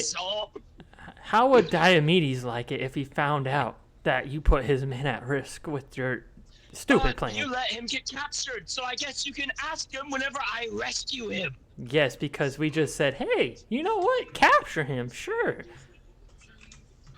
He then rolls his eyes. I have no doubt you did.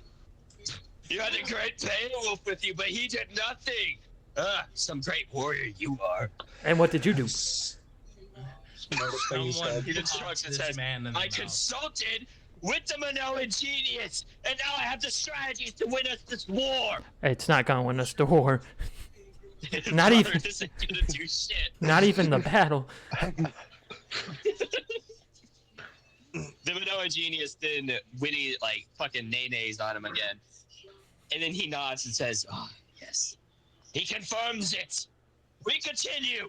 The phalanx! Assemble! Beowulf's got Althea mentally. Can you just have Kelvin, if he can communicate, tell him to just like walk away from argument more? Thea's gonna say Just- Kevin didn't even understand what the dude was saying. I don't know if he's gonna be able to get through.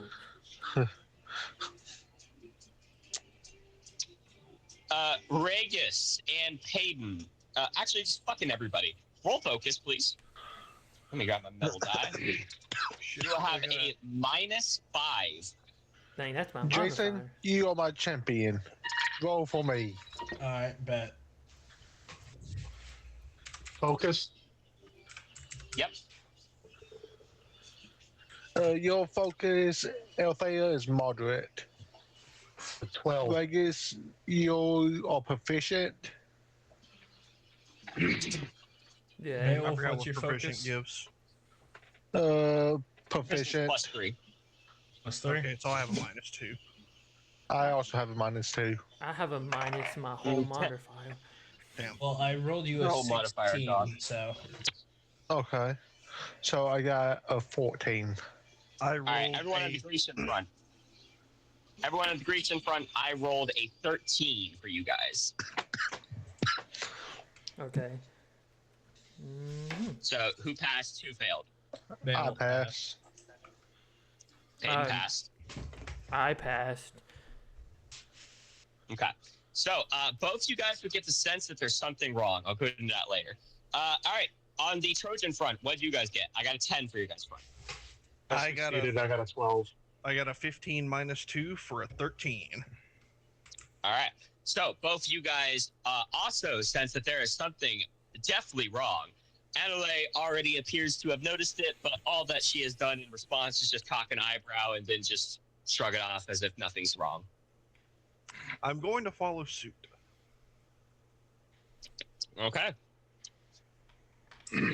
Altair, I assume you do not recognize the Morrigan, by the way. She's in a currently shapeshifted form to look completely different. Her facial structure is similar, but she'd more just look like an eerie doppelganger. I assume my men were also gearing up. No, because you didn't bring them. Oh, I did. Yes, they came with you. But in the future, remember to specify. Okay. So were they were already gearing up? They already were geared up. They didn't need to assemble okay. anything. They're warriors, so they came with their armor. Oh, okay. Yep. Then I'll just be wary of it, but there's nothing I can do, so I'll just see what happens. Fucking Napoleon. Do they know the fighting Alright. the vines? The Adorisans? Yeah. Maybe. They should. Okay, they should. All right, back on the Greek side. What do you guys want to do? I'm just talking to Theseus. Like, where should we start? Beowulf will have his magic vision on, so he can try to use that to help Okay. tell what's going on. You don't detect anything out of the ordinary. Oh, huh. Regis is going Alright, to so- tune into the unseen world and use his Witcher senses to see if he detects anything. Upon tuning into the unseen world, Regis would indeed see something that is completely out of the ordinary, something that he's never seen before. It looks gaunt and eerie. It's staring intensely at the group as they're all doing these strange rituals and shouting and stuff, as if it's just a silent observer. I'm going to relay that through the chat. The cherubim. Okay. Yep, Dia's gonna say a fucking cherubim. What the fuck is that? A cherubim. I heard the name. I don't know what it is. It is eyes and ears for gods. A Yeah, scouting and it party. reports back to them. It cannot be seen normally. Yeah, well, I have a fucking soul, so. I was about to say, Regis is seeing it now. Actually, they normally can completely evade soul-based detection as well. The only reason why yours is working is because it's not from normal Honduras. Oh, Interesting. this one's not from normal Honduras, so this one's one of the Fanatarium. No, You're not. no, Oh, you're not. Fixed. So your soul detection works differently. So, if able to, it'd be nice to get rid of that. So, All right, you then see as its head twitches towards you, and he then locks eyes with you. me? Yep.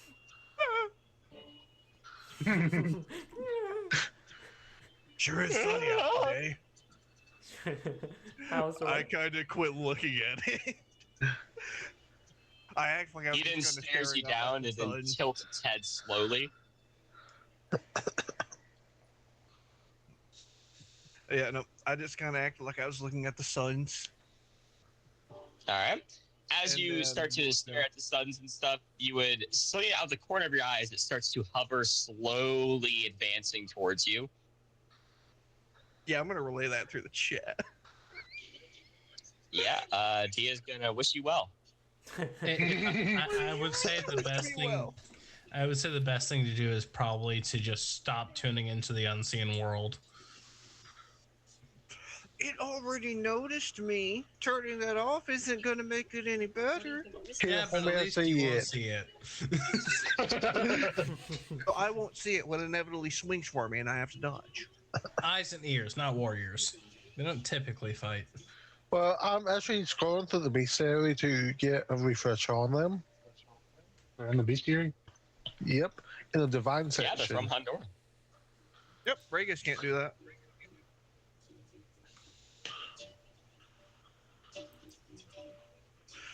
But yeah, no, he's just gonna act like he didn't actually see anything and just go about minding Alright. his own business.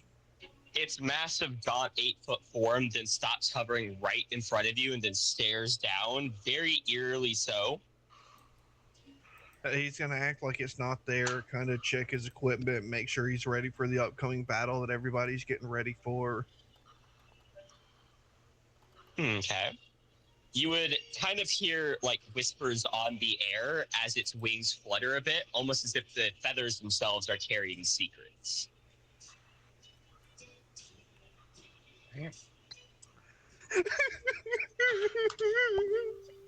These guys are built for scouting.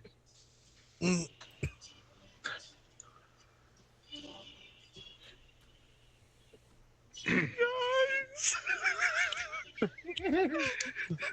Dia says, well, good luck. Ethan is going to lock you out of the chat real quick because he doesn't want to hear you cry. Lock me out. Does Althea know anything like extra about the being? Yeah, she knows that cherubim are nigh fucking undetectable. Like you typically can't find those fuckers, and they always report directly to a god. They do not operate with mortals. It will only ever go through a god. This So, man if is one of these marking guys me are for here- death, Vegas. I will. So if one of these guys are here, that 100% means that a god is operating in the AO on the mortal plane. I will let the chat know about that then. Tia says, yep. I would assume that a divine army would be led by a god. Yep. Well, this is Okay. gonna be fun. So, on your guys' front, Theseus has organized you guys, and your guys' actual army for Cadmus, Odysseus, and Theseus, the Athenian army, is all going to actually be in a proper fighting like formation, while the other ones are just in a giant phalanx box with a whole bunch of blocks of cavalry around them and really disorganized like archers that don't appear to know what they're supposed to be doing because Agamemnon won't give them orders. He's just focused on this singular hoplite block. Smart, nice. He then orders them to start marching down the road, but every single militarily minded person here knows that you're not supposed to march in formation to get to a location. You're supposed to march and then get to that location and then get in formation. But this formation is so huge and unwieldy, they have to assemble a formation before even on the battlefield because there's no way they can pull it off once they're there. Nice. Unfortunate. That is unfortunate. Yeah, on your guys' front, the Trojan front, you guys will see as Aztecs are then like screaming like a fucking war cry and shit as they're running out there with these big old feather plumes and everything. Several of them you'll see as they start to get these auras kind of surrounding them as they're being blessed by their gods in real time. Hey, I'm especially seeing this for the unseen world, aren't I? I would hope. That'd be No, really you got a giant cherubim in front of you. cool. Oh, right. Just push him out of the way. Move! For a moment, I kind of tune out of the unseen world and just hope nothing bad happens. Come on, Alright, you'll see. Kamul will just say, yep. Kamul would say he didn't say that. Come on, huh? Yeah, he'd say he did not say that. Didn't say what? What you just heard, he didn't say that. Yep. He didn't say yep. Uh-huh. Yeah, but you heard it in Kamul's voice. Ooh. Oh, fuck. Kamul did say he's leaving. You ain't going nowhere. What'd you say? I said, motherfucker, you ain't going nowhere. No, he's saying, don't trust it. he's saying he's leaving. Oh, Like the cherubim. I wouldn't trust that. Yeah. You just heard a yup in Kamul's voice. Yeah. That wasn't him. I don't trust that, and I'm just going to kind of be paying attention to the Aztecs. I'm tuning Kamul out for the time being. Okay, Kamul will then say, rude, but understandable.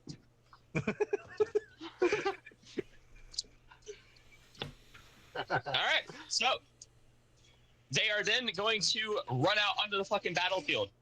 After about 2 hours of a whole bunch of prep, everybody's moving towards each other, and you can start to see the armies on the horizon. Hector stops on his horse momentarily as he tilts his head, as if he's trying to figure out what the hell he's seeing from the Greek side.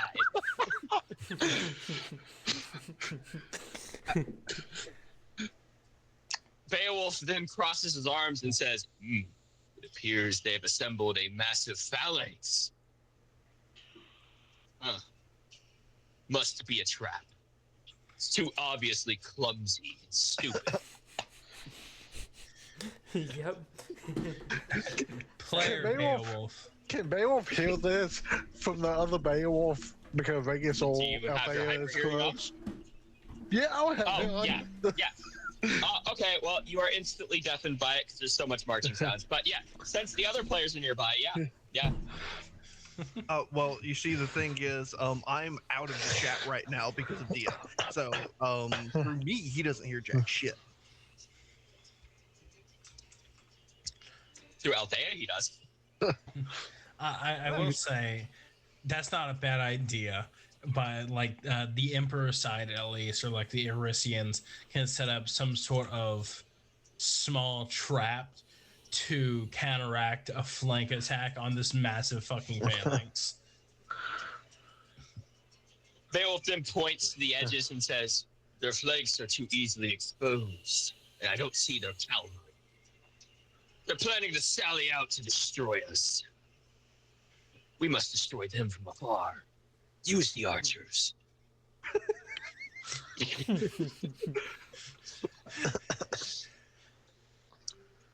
Hector kind of nods and then tilts his head and says, phalanxes are resistant to archers, but not immune. Rain fire upon them. It's a trident. In a light. Both sides are led by fucking idiots. A bard comes in playing Bird Baby Burn. Or is it Disco? No, it's called Disco Inferno, isn't it? You would then see as Hector slowly nods and says, it's true. The phalanx would be so large, the majority of them wouldn't be able to escape as the fire consumed them. He then turns over, looks over his shoulder. Archers, flame arrows.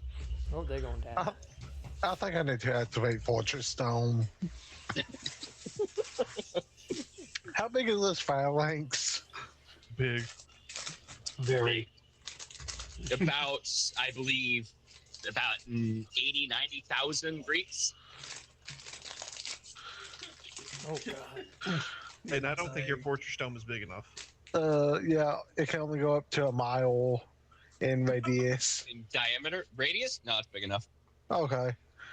Beowulf is going to try to move forward and activate Fortress Stone in front of the army. That way, they don't give it on fire. All right. They would then fire their first volley, which then the arrows will soar through the air and then hit Fortress Stone, bouncing off harmlessly. You would then see as Hector nods and says, "As I expected, a godly counter. Send the Aztecs." Wait, Gods. is this how Agamemnon keeps winning? He keeps making batshit insane strategies, but they only succeed because of outside help, but he doesn't realize that. I mean, what he said is his primary strategy is always just send Achilles. And Achilles is just so fucking busted that he always wins anyways.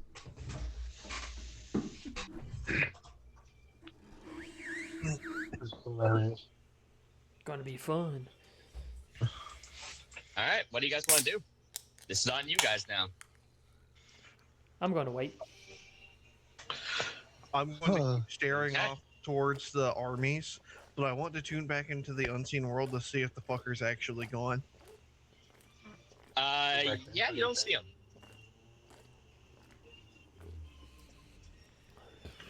I make a quick look around like I'm surveying my own men and everything, just to make sure.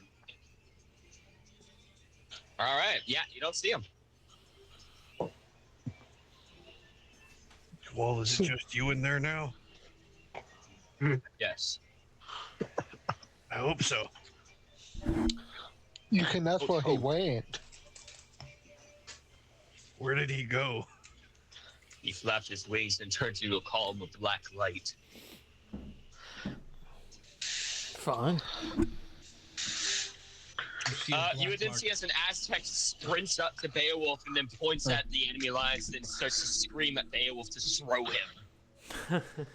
You're gonna have to toss me. Beowulf throw then me to nods in Beowulf. approval like, yes, I like this idea. He then starts to survey the enemy lines like, where is a fucking valid commander? He sees Beowulf, who has separated from the actual conflict warriors who ran up to then shield the city palace. He then My nods joke like, turned out to be true. that one. He picks up the Aztec and then kind of levels him like a spear and then hurls that motherfucker. He goes soaring through the air Beowulf and holds then he up his hits Fortress shield. Dome and blasts off. Didn't know it wasn't like that. Beowulf looks kind of cocky. I'm like, huh. That also then explained that yes, whenever he threw him, he became a projectile. It makes sense. Beowulf says. The Aztec then jumps up like nothing happened and then sprints through the barrier.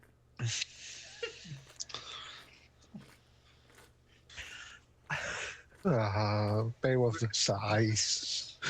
Reagan's like, fucking hell! Regis, what? Regis isn't sure what to do. He's like, what do I do? Beowulf is going to get ready. His plan is to try to parry, grab him, and throw him out of the fortress dome. Alright, Throw the him back Aztec at sprints Beowulf. forward and instantly slams into the phalanx's front line and then sends men flying, instantly shattering the massive phalanx. Yeah, I guess there was more than one Aztec. No, it's a Aztec. Oh, I thought he was running at Beowulf at first. He is. Oh. There was He that. ran up to the Grecians. You had to get them all in the fortress dome. Oh, yeah. Beowulf is So going he to... has to go through the Grecians to get to you. Okay.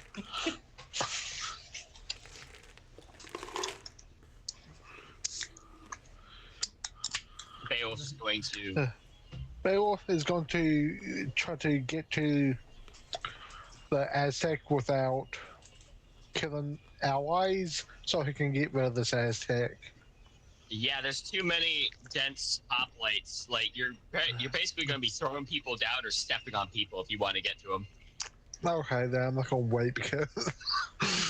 All right, yep, the Aztec plows his way through the field of men and then gets to you, and as he raises his macuico above his head, it explodes into plasma, and he starts to bring it down on you. Oh. Beowulf. Okay, it exploded in plasma. He's going to block that with his shield, and then use his hand and kinetic push him up into the air to send him diagonally back.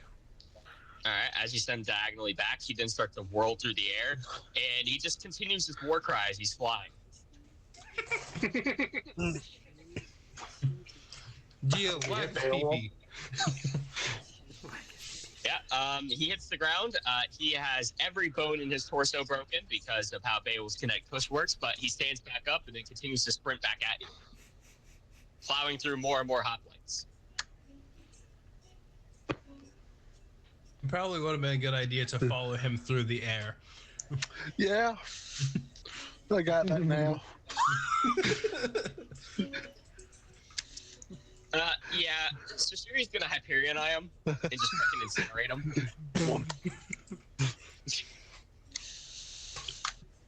Okay. It's just his legs left, and they're still running.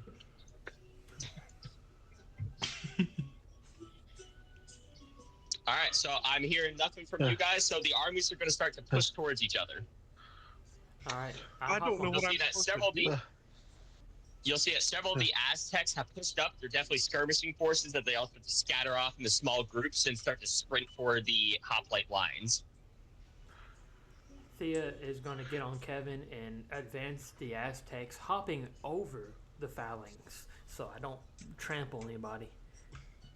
Yeah. Thea will have to run around the phalanx. It's too deep. There's too many men. Okay, we'll run around.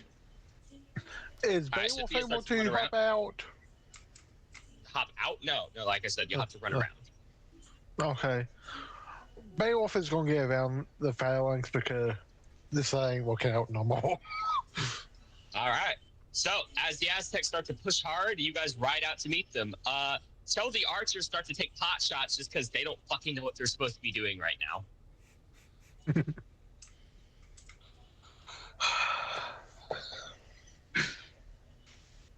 Beowulf is like fucking EDs. Can someone command the cavalry to get in there? I think the cavalry will get started by the Aztecs right now. I didn't think there was any cavalry. They're on a phalanx form. No, they have cavalry. I mentioned it earlier. Yeah. Pegasus is gonna land from the sky and then kick the shit out of an Aztec. Yes. Thea and Kevin are trying to... Bellerophon is on his back screaming obscenities in Greek as if he's like actually doing something. How far is Bellerophon? How far is he, like, away from Thea? Yeah. About 1,600 feet or so. Dang, so he's not even here. It's tragic. Well, no, the battlefield is pretty big. But yeah, Pegasus keeps running around, knocking them over and stuff, and then stomping their heads, splatting them. Beowulf. Yeah. Hey, bud. An Hey. Aztec's gonna directly clash with you. Beowulf's going to try to shield bash him. All right, you shield bash him, breaking his jaw off, and then it instantly heals back, and then he swings his club around for you. Beowulf is going to try to move off and block with his shield.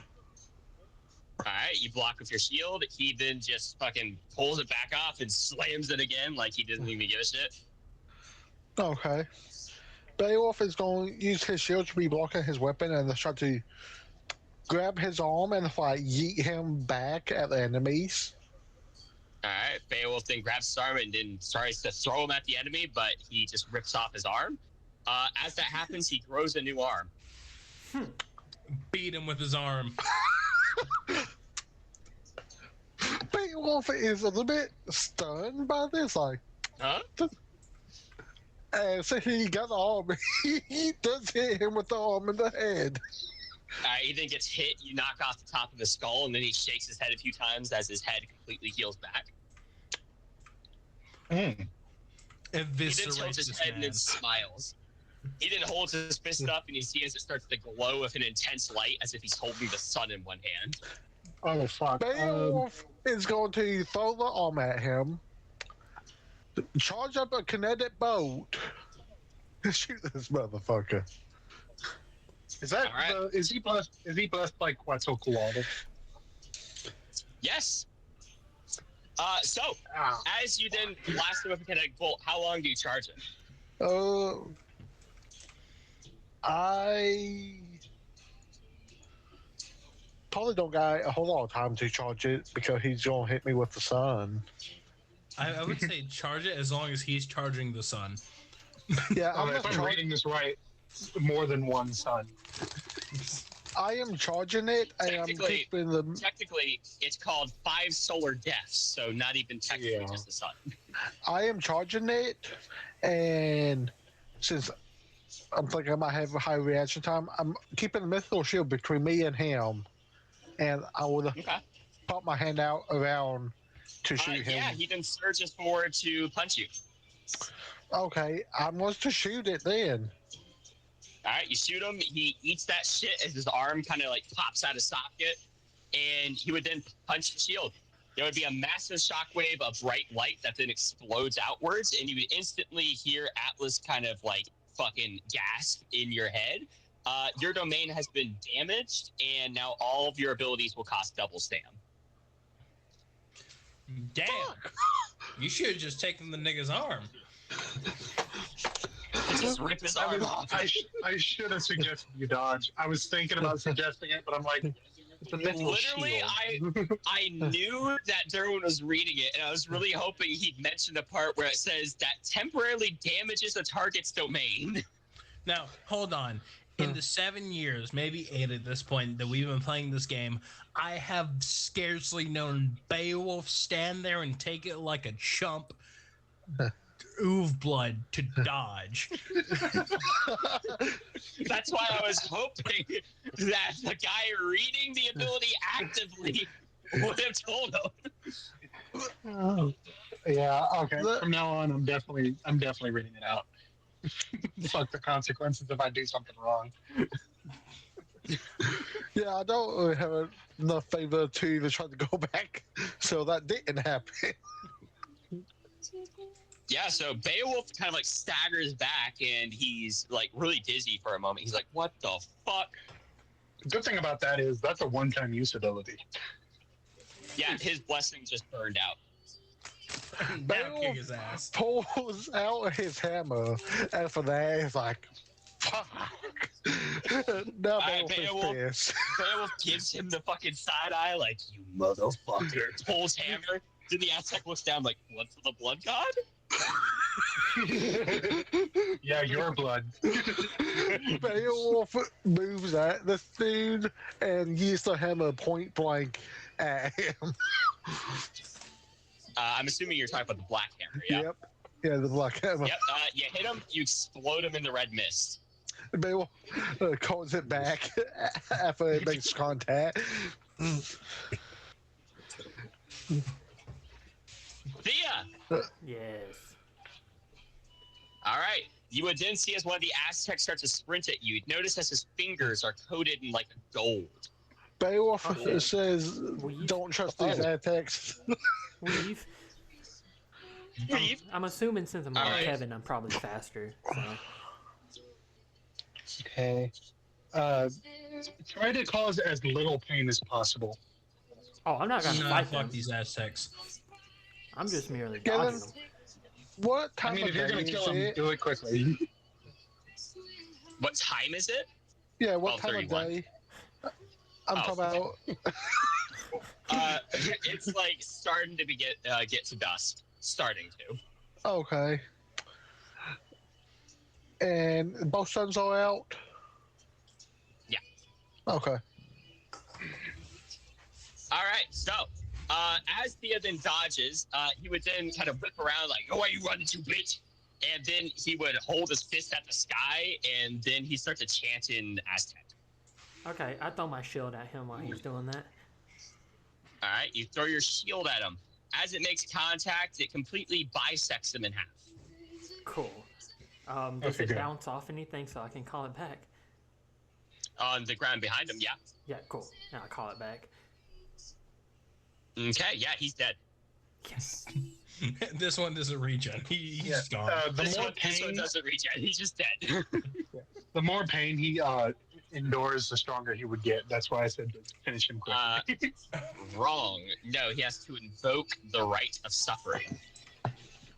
Oh, that has to be invoked first? Yes. Each time he invokes the right, he increases in physicality. If he survives his control roll to it. Oh, because I was reading it. It says, however, the more pain the blessed endures, the more powerful but they become. That's before the rite of suffering, so I didn't know if it was part of it. No. Better not It's give him a specifically chance. through the rite of suffering. Oh, okay. Okay. So, Thea, you actually fucking dome that guy quick. Yes. All right. Well, I'm not hearing much from the Trojan side, so you know what? I'm gonna fuck with them. Yeah, you guys will hear heavy hooves behind you. I turned to look. You'll see that apparently Theseus has led the cavalry wide around the battlefield, which is why they were absent for so long, and they're coming in to fuck you guys in the ass at the moment. Theseus, you say? Yep.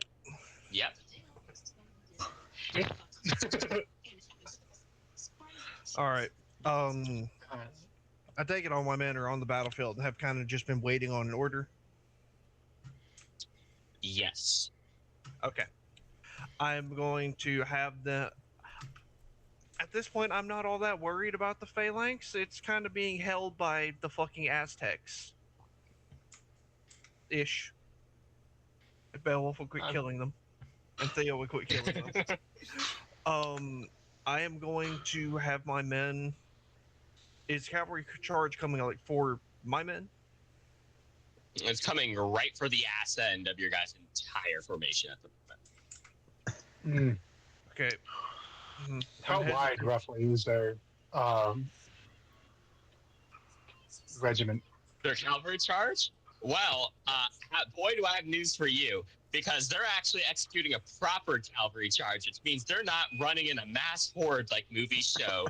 They're running in small, controlled groups of columns of horses that have their lances and spears directed forward and then punch through the enemy lines and disperse them. So, if you look at the total amount of land that they're taking up, it's roughly about, I'd say, 5,000 feet or so. Oh boy. That plan was out the window. I'm going to have... because real cavalry has spacing between it. That way they don't run each other over whenever they're trying to cycle their charge out. Yep. I'm just trying to make a big hole. As a guy who has played Mountain Blade Bannerlord and just let the AI do the fucking cavalry charges, they fucking suck at cavalry charges. They will horde and clump together and run over each other. I have to run them all individually to get the best use out of them. Exactly. Yeah, I am going to spectral sprint over towards one of the charging groups. And as I do, I'm going to order my men to raise defenses and prepare for the cavalry charges. All right. As that happens, you would then see as Theseus identifies you as a big threat since you used an ability in front of him, and then he launches himself off the horse, and then he is going to land in front of you in a fucking safety roll, level the spear and shield in a very opposed, incredibly similar to Diomedes. You hit him hard, and then you see the kinetic energy hit him and roll off as if it's water in the ocean. What the fuck is up with you people? He Fair says enough. demigods. I know. He's son of I have to Poseidon join. for PC knowledge. Oh, I know. Okay. Do we know that through Thea? Thea might be willing to tell you, but I don't know. Thea's pretty partial to Theseus. Yeah, I love my boy Theseus. I need That to rolls give out water magic, but my character doesn't know that. Beowulf needs to let Vegas see him, so Vegas might be able to use remove debuff, so Beowulf's doesn't get drained as quickly. That's not how it works. Your domain's been damaged. Okay. And didn't know. Regis can't do that. That's Thea. Yeah, it's not a debuff. It's like if you got stabbed. Okay. And what Regis can do only applies if you have a Rubitar, and currently you do not have a Rubitar. Okay, well, I did not know. I did not see that on your sheet. All right, so Theseus is then going to advance very quickly. And I did not get my better armor or anything from Beowulf, so I'm kind of rocking my half-broke shit. While he's advanced, can I is he like short charging like Diomedes was, or is he just I full on short running? charge. I don't remember what it was he- called, so I'm calling it short charge. Quick steal, but no, he's just advancing like normal. Is he going like fast, or is he just going at a medium pace? He's moving medium pace, but obviously he's a demigod. You guys know he's way faster than he's currently betraying. Yeah. All right, so he's probably watching where he's going. I was gonna try and trip him. Wow. But no, I am keeping the commander occupied while I'm letting my soldiers deal with forces.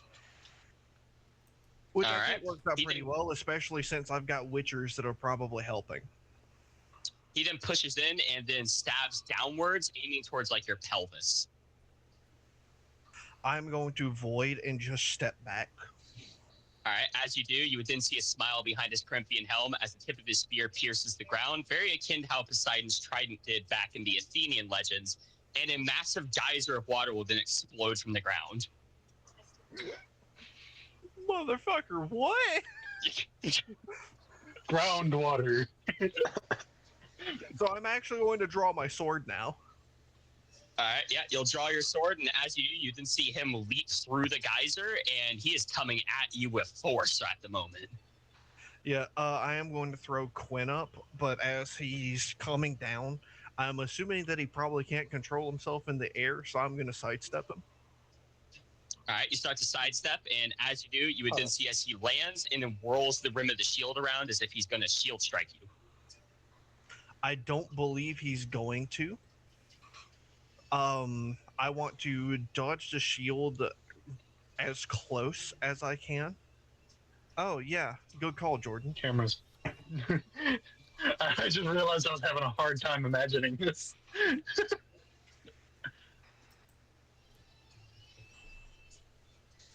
Where's my fucking pole? That's what you said. Hey, yo! In someone's ass. Yo. How did you know, Derwin? Derwin, get your pole out of my Pick it up ass. mine. Like old times. Yeah. I don't So yeah, think... he then brings the rim around. Yeah. I'm going to... Oh, he's...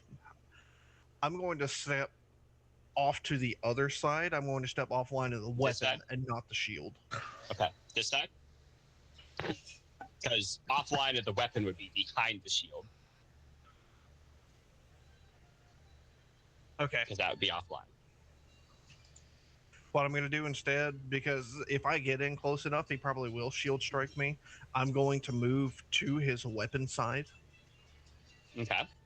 As you do, you would then see him thrusting in towards your incoming thing. Like, as you're moving over there, he'd be striking to where you're going, and then you'd see him shift the shield and then go outwards to where you're currently at. Yeah. I want to step back. All right, then as you step prepare back, to he then brings the sidestep. flat of the shield to coont. Well, sidestep. I did sidestep, but that doesn't really matter. I still kind of got hit. Yeah, that's a big broad surface, unfortunately. So you would stagger back, and as you do, and as like you recover, you would see the tip coming straight at you.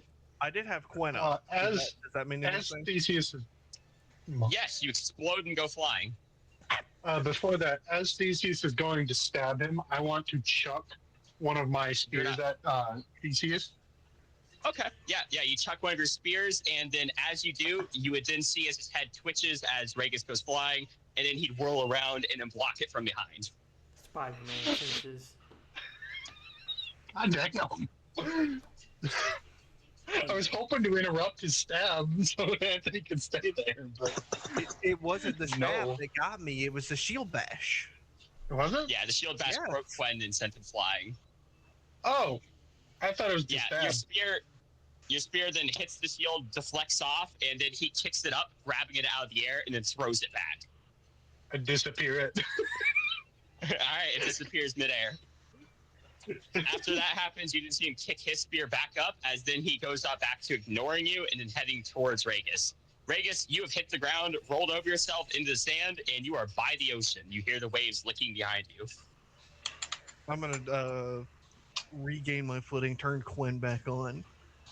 All right. I want to. What is your chest plate made out of? Hondur Savectium. All right, you would hear, or you would feel a very hard punch as you stagger forward and hear the scraping of metal as you see a golden blade deflect off your chest plate from behind. Motherfucker, what? All right, you whirl around and see a man in complete golden armor with a golden face mask that resembles vaguely a boar. He then kind of flicks his wrist out with his Zephos blade and say, "Chrysor, and you?" He says what? Chrysor, and you? Hey, that's my friend. He's the Chrysor. Chrysor is his name. Chrysor. They're both sons of Poseidon, aren't they? And he's right next to the beach. Ragus. He came out of the ocean. Oh, He emerged. Ragus in oh, trouble. Chrysor. I was like, I thought Vegas was on land. No, I got it. He then flicks his blade out and says, "Good. I know who I'm kidding." He then flicks the visor of his face mask up with the tip of his blade. Roll control. What the fuck do you mean roll control? Ooh. Oh, that's I got a fun 14. one. That's a fun one. If he fails, I'm not going to help him. If he succeeds, I'm going to go over there and try to help Damn. him. If he dies, he dies. That's on him. What did you get? Ah, I got a 3 plus 5. Ah, shit. Okay. So yeah, as he flicks his visor up, you would instantly kind of like tilt your head as your brain struggles to comprehend the face it's looking at, He's too and then you would beautiful. stagger back in pure shock and fear as you lose your bearings and instantly want to flee from battle, but you are petrified with fear. I thought this was the gay Wait a minute. guy. You're not aimless, man. He was afraid. He was petrified. No, the gay guy is on our side. Oh, right. Yeah, this I is want- Chrysor, son of Medusa. Oh, That ugly. so he's big-headed not quite kid? stone, but he's basically got it. He's rock hard, you could say. Jason, shut the fuck up. Theseus is pushing Ragus from behind, while Chrysor is just slowly approaching with his blade ready. Come on, brother. Help. Derwin, are you gonna do anything? Yeah, I'm gonna. Yeah, I said I'm gonna go. I'm gonna go help him because he needs You it. I start don't to- want him to die. You start to advance. Theseus is the one you're advancing on. Roll synergy, please. Me? 18. I was about to say fuck, me. I'm not gonna beat What that. was it? You might. Nope, I got a 9. Okay. That does not work, Okay. unfortunately. So I'm gonna, before I fully charge in, I'm gonna drink one of each of the Asmakir and the Kabi.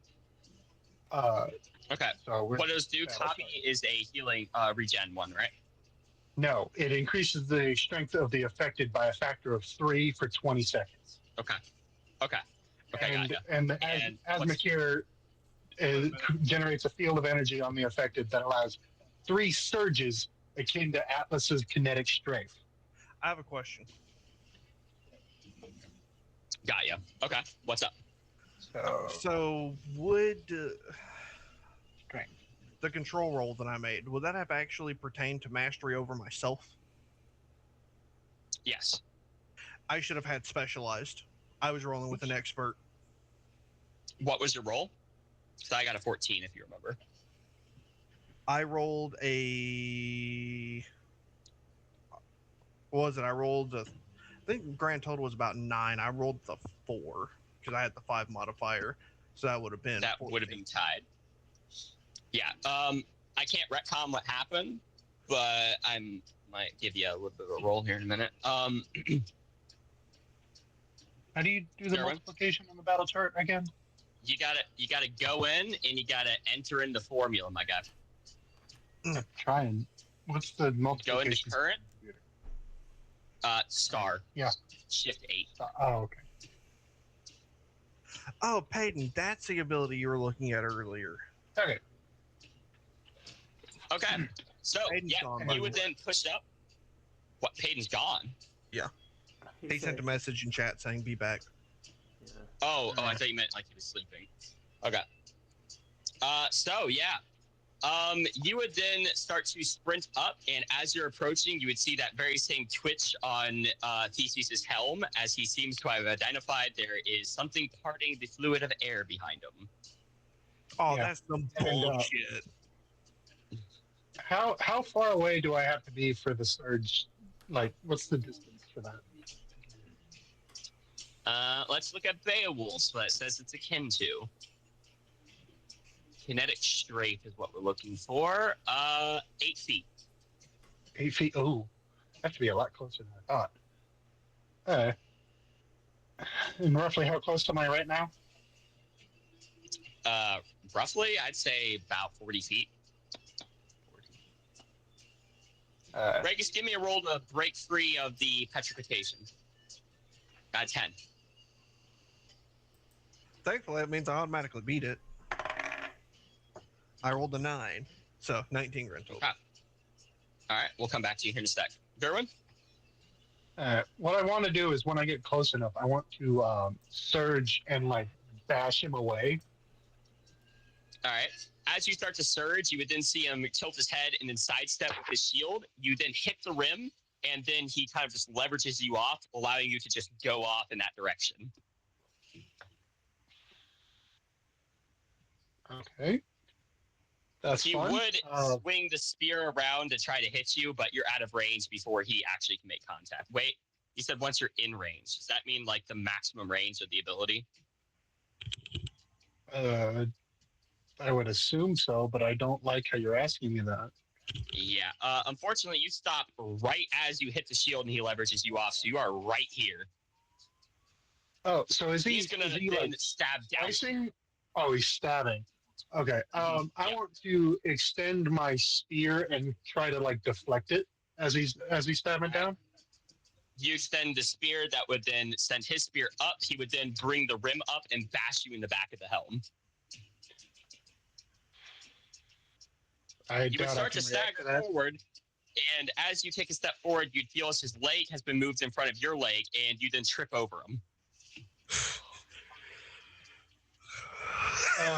Okay. Man fucking you up right now. He is. Can I go into a combat roll to instead You go of into a safety roll, and as you do, you would then see his spear coming right at you as you're recovering. Yeah, Regis. So, I am going to tune into my Witcher senses and the unseen world, shut my eyes, and kind of have Kamul guide me if he can. All right. Kamul would then warn you that you need to fucking open your eyes because this guy's too fast for him to be warning you. Shit! I open my eyes just to make sure I don't look at his you face. Instinctively parry as you then roll off to the side. As that happens, you would then see him immediately transition into 3 separate strikes as you're rolling away consecutively over and over and over again. The only time you've seen blade work like this is whenever you were fighting the Undying. Motherfucker. Hey, pause for a second. This dude just watched What's up? Vegas go to his happy place for a second. That's all he saw.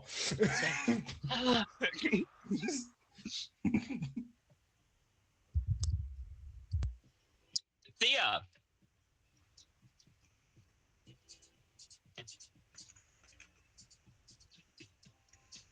Thea. Yeah. Yeah. Hector's writing you down. Whoa. That's kind of sexual, isn't it? You're not going to want it to be after this. How far is he? And how fast?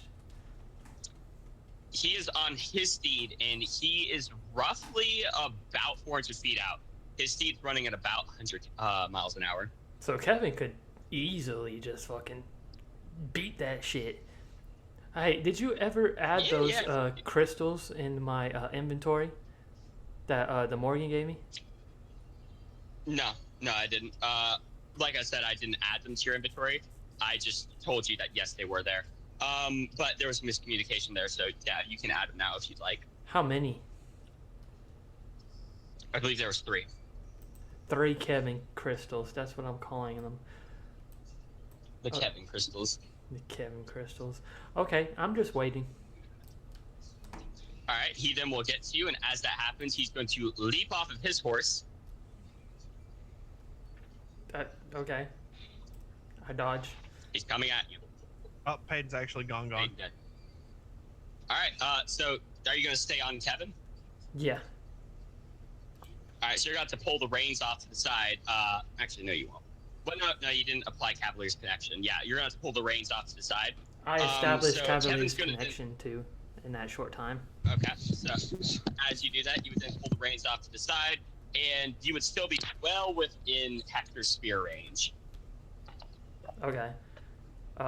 Well, yeah, so I do Cavalier's connection, and then I bring up my shield to intercept where his spear is. All right, the spear would make contact with your shield, and that would cause you to fall off of Kevin due to how hard it hits your shield, but you do manage to block it. Kevin then whirls around and sprints at Hector. He runs through Hector's horse, killing it. Dang. Poor horse. Also, I'm back. You pulled a Yeah, Dia. that's on your camera too. Dia did that with the ships during the naval battle. Okay. All right, yeah, you would then see as Kevin runs in, rears up to try to kick Hector, who then just towers behind the shield, and then thrusts out at Thea, who is still on the ground. I'm going to take my sword, try to get his spear in a bind, throw it offline, and then like bash him with the shield.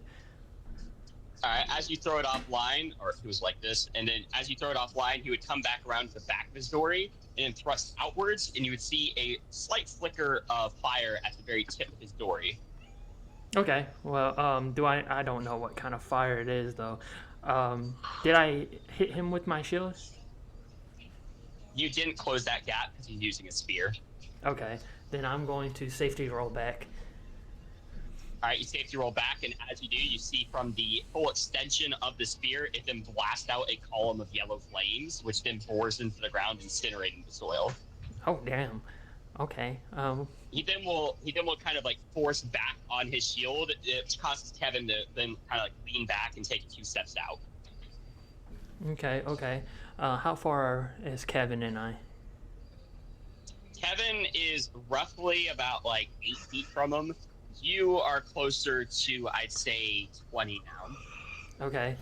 I am going to advance on him, and I'm going to try to target the spear and cut it in half with my sword. All right, he then would whip up with the dory, and you'd see as that very same flicker of light would then appear at the end. How close am I to his spear? You just now are starting to get to maybe where you've engaged the dory. Okay. Like I said, I want to try to like cut that shit in half. All right, you would then move to make the contact with the shaft using your Adderisian blade. he would get that swipe off as your blade's making contact, and a huge arc of fire would then emit from it, which then slams into Thea as her armor is superheated and she goes flying backwards. I got the Crimson Guard armor. Does that tank anything? Yes, actually. It would absorb it. It does specifically make you stronger the more fire you absorb, right? Yes, I believe so. Let me fact check that right for like now, 2 seconds. Right now, you'd be in rage stats if that is the case. Let me see. For your strength alone. Because I don't want to tell you something that isn't true. You feel me, dog? Yeah. No, I got you. Because, I don't want to tell you that, and then, the session's over, and I see, oh, well, that wasn't right, and then you have to... As a matter of fact, that wasn't the case. As a matter of fact, I'm just a dumbass. Let me see. I found it so quick last time, and then now I'm just not finding it quick. Didn't you send it in the main chat? I know Derwin sent it. I'm also looking for it. I know Derwin I'm looking for it. Main chat. I think I'm also looking for it, so that's literally like everyone. Oh, Okay, I found. how do I bump? I think they removed that feature. Just go ahead and reply to it. There you go. Okay. Let's see here. And then Dragon Scales provides resistance to draconic magic. Most other magics roll off the scales. Is completely heat resistant. That should say immune, but I know what I meant. Fire is absorbed by the armor, which will give a temporary buff to physical stats. Okay, physical stats. Ignores holy magic. Okay, that's a huge boon. Causes dragons to act less aggressive. Okay. All right, so as the flames make contact, it would indeed be absorbed, and you are still blasted back, but you aren't hurt in any way. Okay. Cool. Beowulf, you just got back. I want to give you some combat time. Okay. So Beowulf has tackled you. Beowulf is punching Beowulf. Beowulf takes it and hits Beowulf. Beowulf is in a grapple with this dude right now. Beowulf is also in a grapple with Beowulf. Beowulf is trying to give some elbows and getting, especially in a better position to like elbow him in the head. Yeah, Beowulf tanks that shit and then yells at you in Scandinavian, of course, that Grendel fought way harder to live. Beowulf says his Grendel will kill you.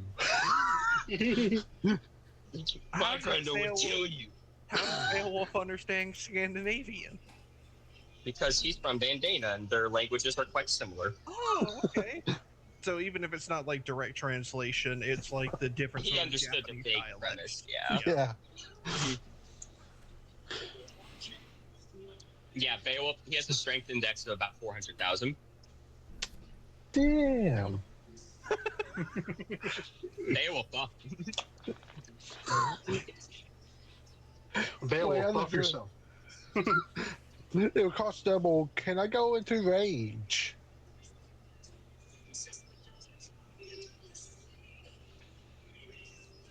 What for? For no, that ain't one of my hates because that never happened before. I was gonna say for Atlas actually being hurt. Alice is correct very quickly. He's not hurt. Someone's stealing your name. Backstabbing or trail for dark belt spirit challenge taking his special stuff. Being overpowered. Okay, can I do that? What he loves, losing a fight. Jason, roll for me. Sorry, I was muted. I got you. Got an 8, motherfucker. I'm not sure if I can beat that. 17. You know what, Hayden, against the fight with Aeneas, you could have gone into rage. You specifically have a hate for people charm speaking him. He actually doesn't always want to because whenever he's in rage, he has to do a control roll or a focus roll in order to use abilities. Yeah. But Beowulf is close to 400,000 strength now, so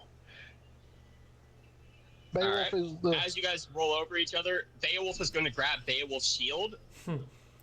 Beowulf doesn't let go of his shield. Beowulf is pulled up by Beowulf. Beowulf is going to hit the other Beowulf. Beowulf takes that and then headbutts Beowulf. Not Beowulf confusing, is going to try to circle around to get Beowulf in the worst position. Beowulf tries to circle around and then Beowulf yanks Beowulf off the ground, throwing him midair. Beowulf will actually let that happen. Okay. Yeah, Beowulf goes up into the sky after you. He leaps into the air.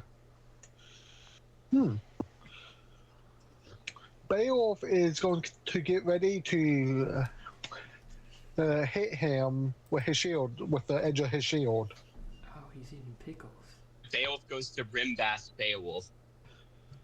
I was wondering what he was eating. Yeah, Beowulf. I'm assuming he is having his hand coming up first. No, he got his fucking fist. Oh. He's just gonna eat your shield bash. He doesn't give a shit. Okay.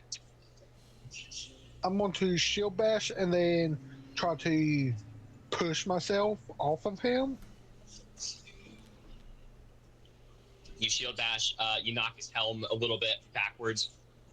Largely, the rim of your shield just hit his nose guard, so he didn't really get too hard hit to his soft, fleshy underbelly. Okay. But yeah, he then would make contact with you as you go to push off, and you punch the shit out of your armor. You're good. You go flying, though. So I'm even higher up now. Yep. Jason, this reminds me of the ocean dragon we fought. Which one? The one that kept on shooting Which me up and one's the good fell. Yeah. Beowulf is going to use the worm wings to glide. Alright, Beowulf starts to fly.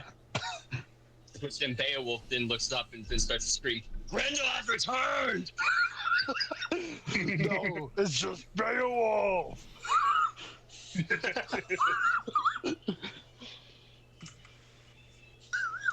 Yeah, Beowulf is then gonna pick up a boulder and throw that shit at him. Beowulf is going to try to dodge it, and if he can, grab it and try to throw it back down at Beowulf. Alright, Beowulf actually has a lot of experience grabbing things larger than him. But he's not very confident he can do that while still keeping the wings extended. He has a lot of background experience of maneuvering thanks to Flesia moving through Yorkshire so quickly. So he is able to avoid it. Okay. I'm raising my hand. I will be right Ragus. back. I will be right back. I have to use the bathroom. Fair.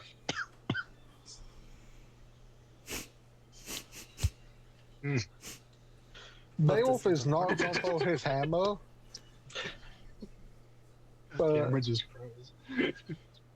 Beowulf is just watching Beowulf down there, trying to see what he might do next. Alright. Beowulf is going to pick up several discarded weapons from dead Aztecs and then start to throw them like a fucking cartoon character. I am going to use my shield to parry the weapons and use my evasive skills to actually try to avoid them too. You're hit. I'm hit. You couldn't defend both your wings at the same time. Fail. What are the weapons You made follow out the of? sky. I follow the sky? Various different items. Mm-hmm. Yep. Remember, Okay. the worm wings need to be completely stabilized, otherwise you fall. Yeah, you hit Kevin. Hey. Beowulf gets up. Kevin then whinnies and throws you off him and then headbutts the shit out of you, then kicks you. Beowulf's going to say, I didn't choose to hit you. But you did. Hector's gonna shield bash Kevin. Thea's gone Kevin to... immediately refocuses on attacking Hector because fuck that guy. Thea is going to advance Hector and try to sweep her leg behind his leg, and then like extend her palm, try to send him to the ground. As she tries to push in, she's going to be harassed by the spear again. Ah, okay. Beowulf, since he's standing right there, it's going to push with his shield, basically blocking himself. Yeah. Blocking himself from what? Hector's spear. He wasn't thrusting at you. Well, I was talking about he went to go thrust. I want to Okay. I want to grab the spear with both hands. All right, you grab it, and as you do, you would then see Hector tilt his head like, huh. He then yanks himself back, and you then go flying through the air. Okay. I want to, as I'm going flying, I want to like have a kick chambered up, and when I get closer, just kick him. All right. You would then see as you start to close in, he then moves the shield in front of him and then thrusts underneath his arm towards Kevin. Okay. I go flying past him. No, you hit the shield. I hit the shield. And the spear does make contact with Kevin, but his armor deflects it, and he just staggers back. Okay. And then I want to take my shield and kind of like rim bash him. All right, you rim bash into his shield. You see it nick into the surface with the celestial bronze, but it does not go completely through. Okay. And then I just want to unleash a fury of punches on him. All right, you start to punch the shit out of him. He blocks all of them with his shield until you're picked up by Beowulf and slammed into the ground.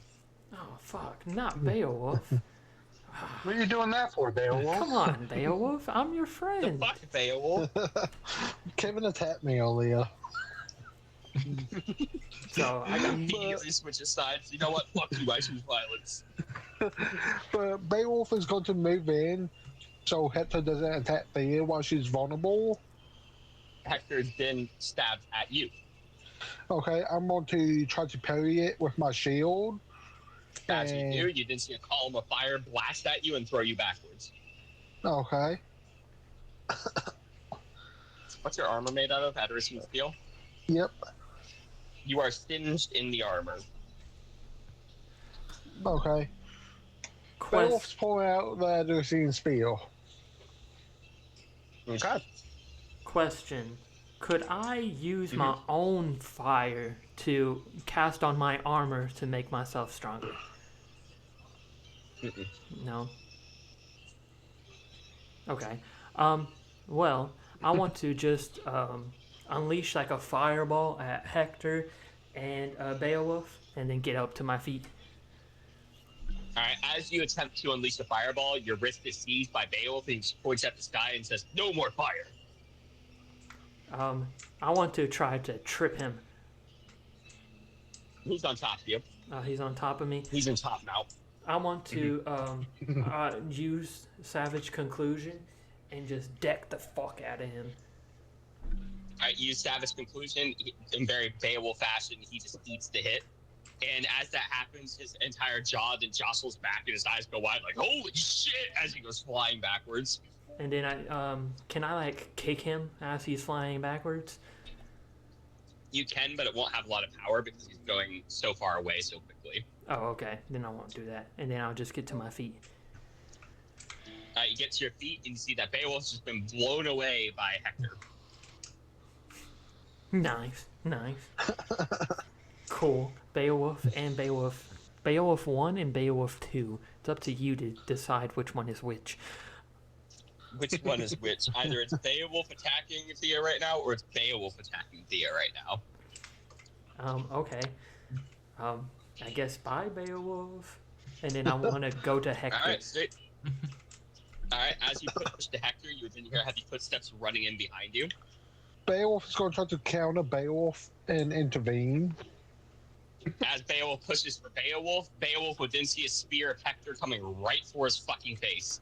Beowulf is Yeah, as you're trying to push to Hector, you would instantly hear that those footsteps are really fucking close now. I want to, really fucking close. I want to, like, dodge to the side and kind of use, like, aeromancy to, like, push me even further.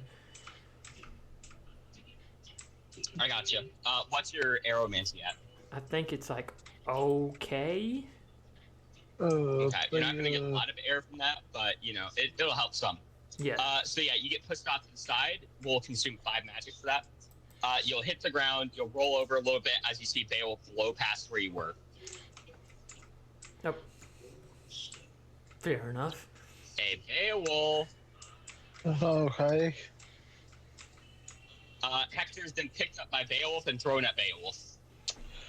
Beowulf is seeing this coming at Beowulf. And there's one thing he's thinking about. He is going to kinetic push Hector. Alright, Beowulf will then go to kinetic push, and as that happens, he'll see that Hector's armor is glowing with the lights of a sun. Beowulf is going to dodge this. Alright, Beowulf will dodge that. Hector will then sail past you, and as he hits the ground, he'll explode into plasma. Oh wow. Beowulf is going to try to dodge that even more. He is. Althea!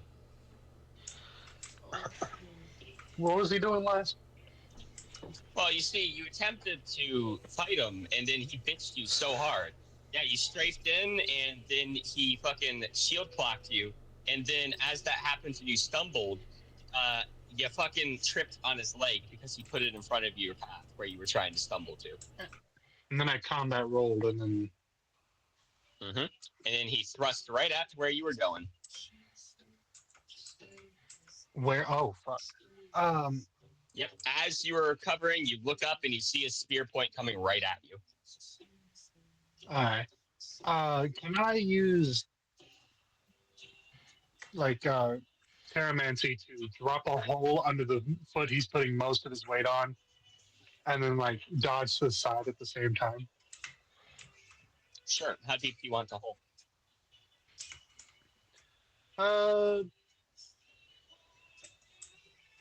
2 feet. Okay.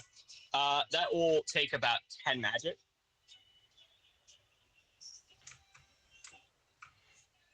Okay. All right. So as you then do that, you'll see as his foot slides into the hole, he'll tilt his head, and then he adjusts the spear down to catch himself, and then he basically pole vaults himself out, coming at you with the rim of his shield.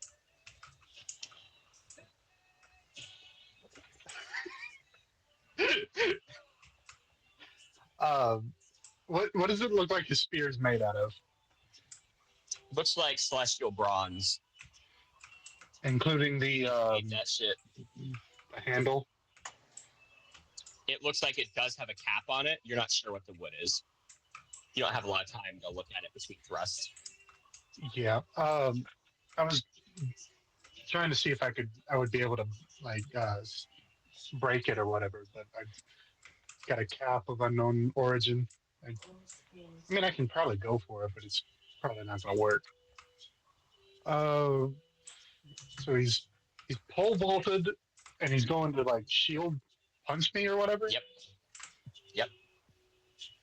Am I able to see like the straps of his shield? Kind of. Not well, but yeah. All right. Can I, while in, like he's going to shield bash, I want to take my spear and try to cut the. Yeah, I know what you're trying to do. So as you then adjust the spear, you would then see him fluidly change his strike back into where he then chambers deep into his guard. You would make contact with the surface as he then slams into your spear. You slide back. My strength does this motherfucker have? I'm currently 3 times stronger than normal, and he still pushed me back. This doesn't last long either. Has it been 20 seconds? Yeah. So I know his strength? Sure. 282,000. Factor that I'm always looking for. Derwin's fucking face. Do Adorations have the ability to rage? Mm-mm. No, so that's just on my combat sheet for nothing. That The is rage. Rage is something that's an artifact from other people, but largely it's there just to give you a good idea of what your double stats are. Having like a quick note. Okay. Oof. Okay. So direct combat is not advised. Got it. Yeah, you slide back, you then stumble, and as that happens, you see him launch off the ground. He is way faster than you see him move previously. He seemed to have been very, very leisurely up to this point. He more seems to just be testing what your metal was. And as that happens, he then strikes the ground directly in front of you as it then explodes into a geyser. I'm gonna jump back, having seen this with Vegas. You jump back and you see the spear coming out of the geyser. Okay, He threw it through it. Just the spear. Okay. What's behind me? Is it the ocean? You're not sure. Do you want to take a chance? Yes, yes. If you're talking vaguely, yes, the ocean's behind you. Fuck. I was gonna try and like deflect it up so it would just keep going, but if it's gonna land in the ocean, he can probably just call it back. Or it could be like Percy Jackson's sword and it just reappears. Yeah. All right. Yeah, I'm gonna go. No, better to dodge. I'm gonna dodge. All right. You then dodge off to the side, and as that happens, you then see him sprint through the water as well. For a brief moment, he seems to accelerate violently, and then he catches the spear as it's being thrown, like past you, and then he flourishes that shit down towards you. So he's like behind me, slashing down. No. You stumbled off to the side to avoid it. So, like, your torso is this way as, like, you're stumbling away. And then he came in, grabbed that shit out of the air. He has a shield right here in between you and him. And then he swung the blade part of the spear at you. Okay. It's hard to imagine, but I think I got it. You did big stumble. Ah! He come in, right? Spear up here. Imagine it floating. He grabs spear, his shield up like this. He then used blade part of spear. He go around, strike you.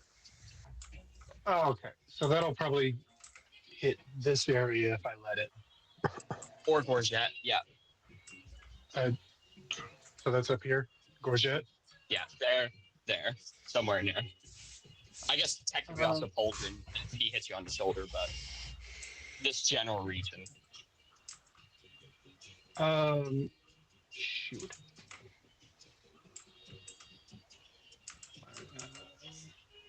That's not the one I want.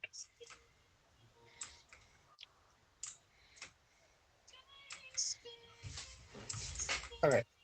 Enhanced agility and flexible. I want to like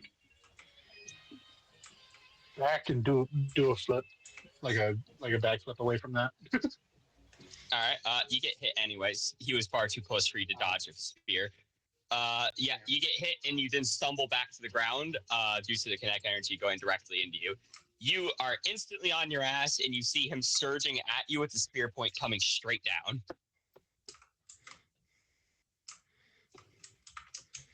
I'm gonna read how Beowulf's kinetic strafe works. Strafe. Maybe I can use that. Run away. Run away. Okay. Yeah. All right, so you strafe away. As the spear then makes contact with the ground, it explodes into another geyser as then he throws himself through it and instantly accelerates. He's Mortal Kombat spamming. Got it. As you then will strafe yourself back, you feel yourself rolling down the shallow hill towards sand. Oh, I'm getting closer to the ocean. You hear the distant clashing of metal on metal as you see Regis and the Chrysor man dueling it out, their blades clashing a lot. Regis! Fuck. I've been waiting for this moment. For all your life? Chrysor been Chrysoring. Something tells me I should be worried. Chrysor's such a fucking cool character. Oh, did you get a still image of y'all earlier? I don't know what you mean because it's not a still image. Whenever you do that, it just goes black. Really? No, it stayed for a second. He did like a Grinch face, like Jim Carrey, like doing evil. No, that's because he stayed to hear our reaction before he left.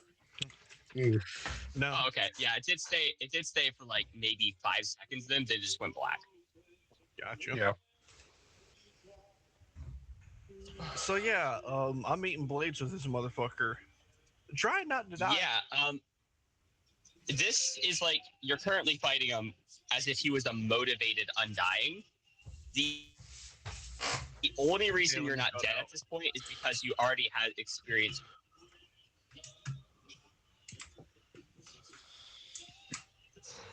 Okay. Don't kill my internet. I said you're fighting this. You're starting to learn that he's fighting you like a motivated undying.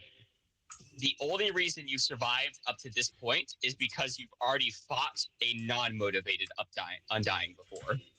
So I recognize the types of moves. They're just coming at me seriously now. Yeah, and also a lot faster. Whereas the Undying gave you a lot of breathing room, this guy is constantly on the offensive, and you can't even fully look at him, because if you accidentally look at his face, you will almost always at least petrify for a split second. I kind of wish that I had found a host for the Undying before doing all this. Let's fucking Undying fight his ass. That would have been great.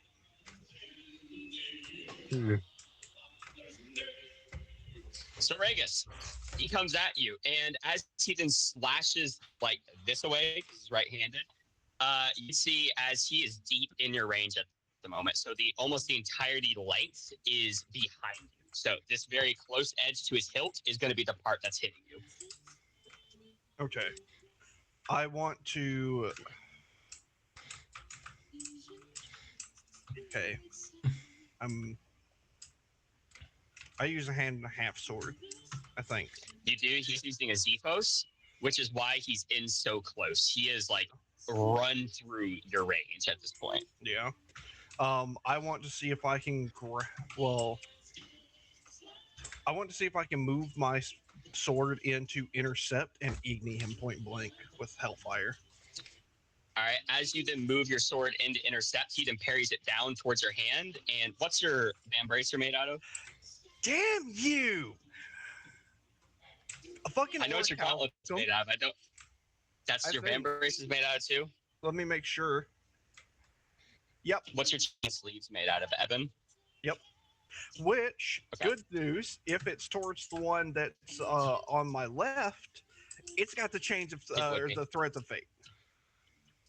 Okay, so that would make contact with the chains themselves. It would deflect off, and you'd see splinters of orichalcum kind of skipping off where the blade made contact with like sections of the orichalcum that wasn't covered in chains. As that happens, you would then see his parry turn into a pommel strike as he brings it up towards your face, causing you to stagger back. Would I have still been able to get Igni off? Because I wouldn't have stopped casting it, even though he was... You cast Igni at the soil, because he deflected your blade down into your hand so you move your hand. So yeah, you turn some sand to glass. And I licked his feet a little bit with fire. And as you stumble back, you would then see as a massive shadow casts itself on you. Huh? I want to dodge off to the side. A massive oceanic wave is coming down on you. He pulled a Percy Jackson. Fear the ocean, bitch. Hard. I'm arting myself back towards the land. You blast it towards Ard, and as you do, you see as there's a huge geyser way off towards the left where Althea is fighting Theseus still. Okay, I can hop back to Beowulf and Thea, but to be honest, they were holding their own pretty well. I feel like it's more important for us to focus on these guys who's struggling with these two fucking units. I would agree, yeah.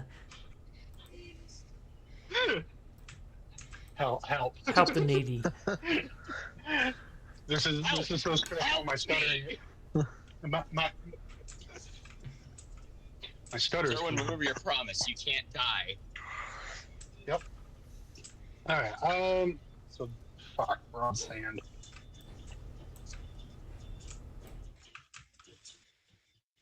The sand. I hate the sand.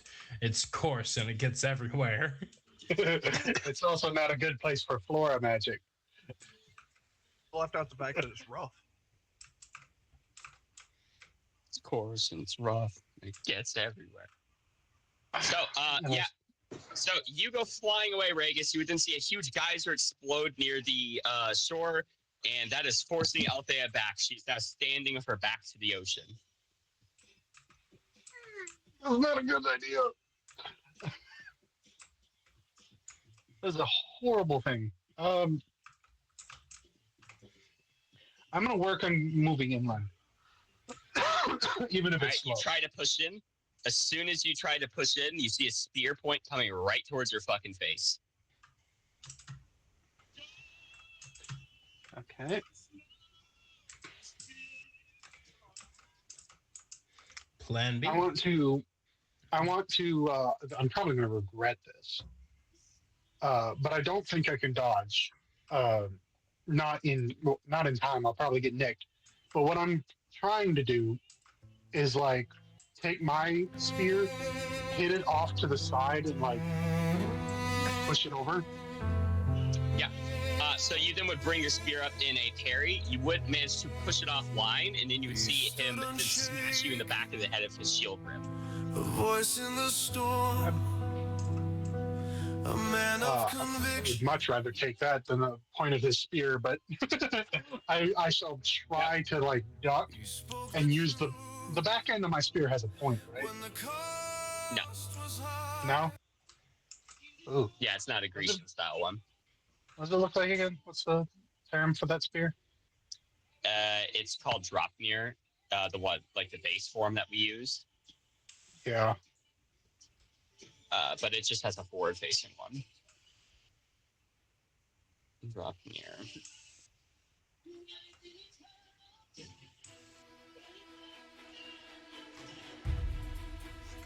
I remember you sent a couple pictures for that, and you made it. That was a while ago. Yeah, I don't remember what it looked like though. Jordan, if you're looking it up, DRAUPI. Nope. PNIR. Here's a real physically forged one. I don't think it's 100% accurate, but it's close enough. Oh, it was God of War drop new spear. That's what we based it on. The look anyway. Yeah, that's what you want it to be based off of. Oh, okay. There you go. Oh, that shows the back and front. Nice. So that's vaguely the blade style of the blade. I guess a bit more ornate because it's Adderisian, but the back is rounded. It's not pointed. You still can use it as a thing to try to push him away. About to say, just because it doesn't stab doesn't mean it won't blunt. Yeah. I pushed his spear off to the side. He's coming in from the shield. He hit you. With his shield. Oh, he hit me? Oh, yeah, because as you parried off, he basically just rotated his body in. Okay, Jordan, you moved it off. He's got spear. You moved it off. You moved his spear that off. Caused his torso to move out like this, right? As his body moved out like this, he then used that rotation you gave him to transition into a strike. Yeah. And then he hit you with the rim of the shield. Oh, okay. And that would cause you to fly about 30 feet back into the ocean. Okay, I want to try something. Can I have can Kamul move opponents whenever he ghost grapples them? They do move, yeah. Like, can I have him ghost grapple and then throw? Not really, because he has to maintain the grapple. Parry Althea. No. Whatever whatever momentum he puts into them whenever he basically tackles them is where they go. Because I want to go. I'm thinking about ghost grappling Althea and having Kamul come from the other side to throw her towards the land. I got you. I think I'm gonna try that. All right, you would then have her be ghost grappled. As you're flying backwards, you would then be slammed into by Kamul, and you go flying back in the other direction. Also expert in aeromancy. You would then hit the ground and roll into the sand, as then you see Theseus sprinting at you. Fucking hell. How far away is he? I say about maybe 40 feet, if I'm being generous. 40 feet. He's probably going to clear that in like maybe 3 Half a seconds. second, maybe 1 A second. half a second. Okay.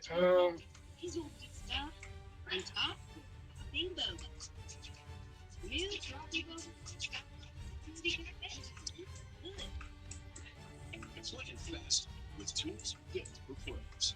The Home Depot helps you create lists, track pricing, and order products in one place. Save time. Can I use aeromancy to launch myself towards the land, like further inland? Sure. Yeah. How much magic do you want to use? I gotta decide that again. Yeah. I keep forgetting that. While with you're the deciding that, Ragus, you are completely overwhelmed by the sword work, so much to the point where your signs aren't even working because it's not qualifying you as in control of the situation.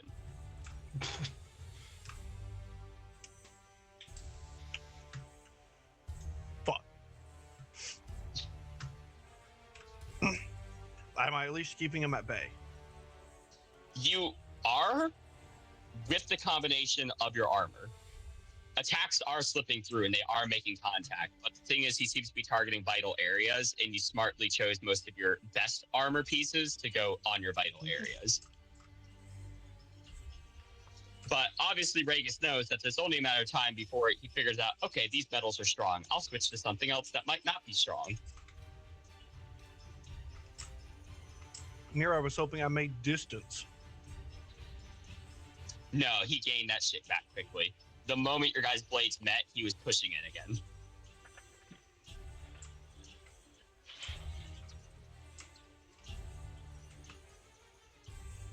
I want to see if I can get room.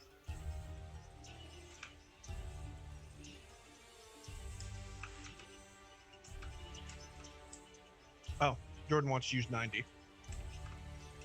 90? All right, you shoot a good 160 feet inland. Okay.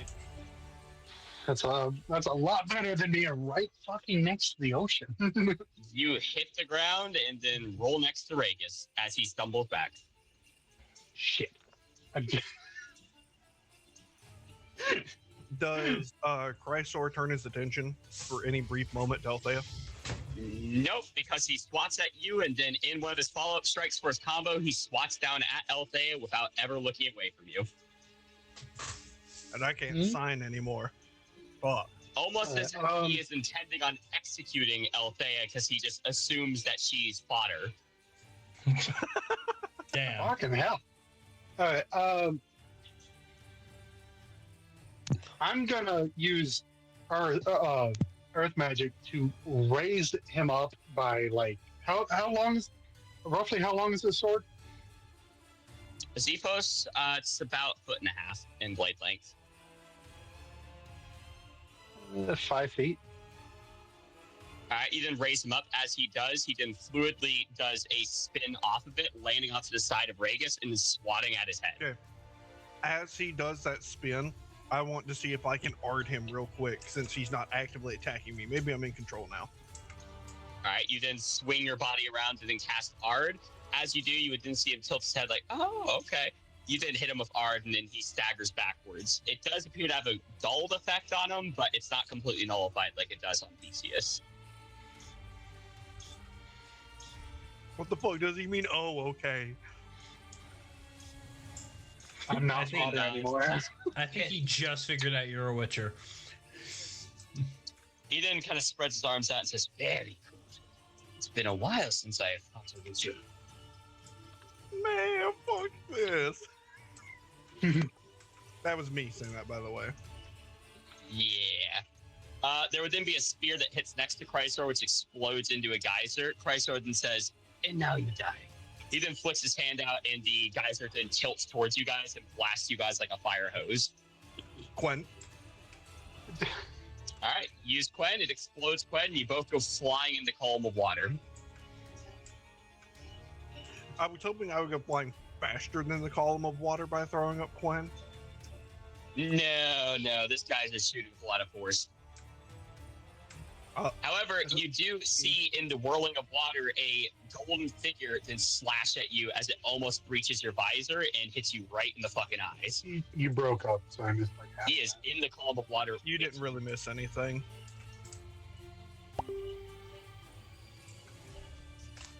Oh yeah, Peyton's right. How much magic did I use for that? To raise him 5 feet? I'll say 30 magic. As entertaining as this has been, it's almost 2 o'clock, and I have places to be tomorrow, so I'm gonna hop off. Okay, the fun part was just about to happen. I also know, have work which tomorrow, sucks. so I don't have too much longer myself. Oh, damn. Okay. Or I see you. today, technically. It's really I see gonna you. suck because I can't be here next week. I My know. plan was to go to like 3, so I've still got a bit of I time. need to be told about these cutoffs. Okay. Good night, y'all. Good See night. ya, see ya. Fine. Hey, Anthony, Shut up. try not to die before I get to kick your ass myself. Come save me then. Hey, Galen, Hey. let him save himself. Fucking rude. I knew that was So- coming. It's Jason. He paused for a second to give you false hope. It's like, Okay. nah. There was no false hope. You didn't- I knew what he was doing. You then hit the ground from the column, and as you roll over yourself, you would instantly see Theseus waiting for you. Y'all fuckers just don't quit. That is war. Yeah. So, as you roll over yourself, you would then see as Chrysor is coming out of the water column. I'm here, Althea. Both of us. Okay. So, he goes straight for your visor. For mine? I was trying to get confirmation at who he was coming at. Both of you. You guys are both together vaguely. So whose visor is he going for? That would Or can we be, not let's tell? say, closest one, that would be you, because Ragus blasted himself back with Ard. And this is Chrysor coming at me? Mm-hmm. Yeah. Okay. Fuck.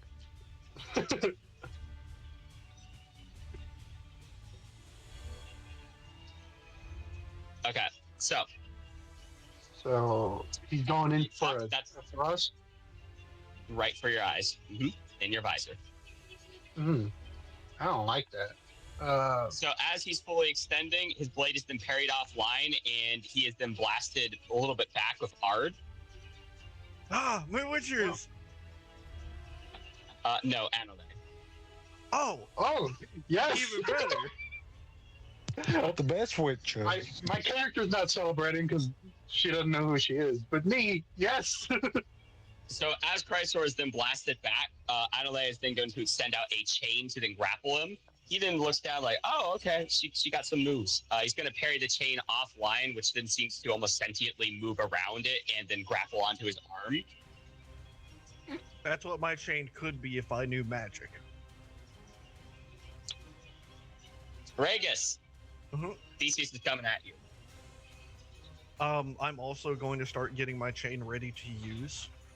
But I want Okay. to hold for a counterattack. All right, he does not attack you. He strikes the ground in front of you. I'm going to dodge off to the side. You dodge off to the side, and as you do, you see him explode out of the water, coming right at you with accelerated speed. Art. No, Spears. not Art. All Quinn. All right, Where am I you in throw this? Quinn in. You staggered offline whenever your face almost got skewered. Oh, I staggered. Okay. I want to Yep, you would then see Chrysler slam into the ground and skip a few times as, not the Morgan, as Annalee then kind of just hurls him around, and as that happens, she would then swivel and then parry, I almost called him Diomedes, Theseus' spear offline. He'd come in with a shield check, and she'd duck underneath it, and then step out of his zone behind him. As he comes in for the shield check, I want to see if I can throw my chain out to wrap around his shield and yank it. All right, you do yank it, but he yanks you forward. But since the Annalee then stepped behind him and she was holding her chain in her other hand, she would then rotate around since you have him distracted, pull the chain out and step in front of him as Chrysler spinning would then wrap him up in the chain. Yes! Did you just tie them both up? Or just Chrysler? Yep. Chrysler's less tied up because it's only a sword arm, but... Theseus is completely wrapped. Mm-hmm. Holy fuck. And she's holding back a shit ton. She's only using Witcher stuff. I want Chrysler swinging around. I want to see if I can catch him with the slack of my chain that I've got left and finish the job. All right, as that happens, you would see him try to parry it, but the Morrigan just yanks on Annalee, just yanks on the chain, which then would cause it to tighten up on Theseus. He staggers, that then yanks the chain on Chrysler's sword arm, causing his parry to go offline, and you're able to wrap him. She really is a lifesaver. She entered, and the entire tide of the battle changed. That is what she do. Mm-hmm. But the Morrigan was a spell sword before she became the Morrigan. She's incredibly good with sword and just physical combat in general. Yes, she was. Damn, I thought she was just pure mage. No. No. She was a spell sword because she lived in a time where magic was extremely primitive and there wasn't a lot of education around it. So really the only thing they had was basic elemental magic.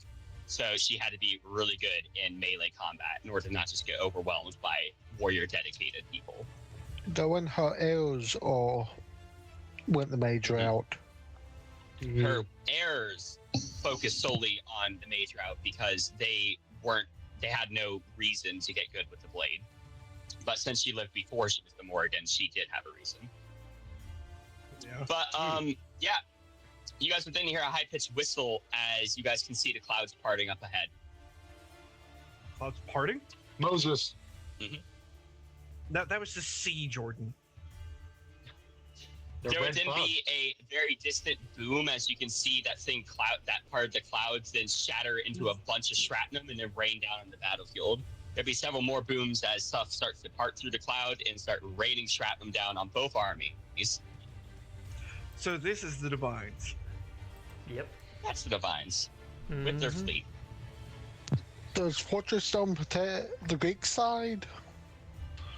Some of them. Not all of them are in there. If you recall, Theseus led the calf around back. Yeah.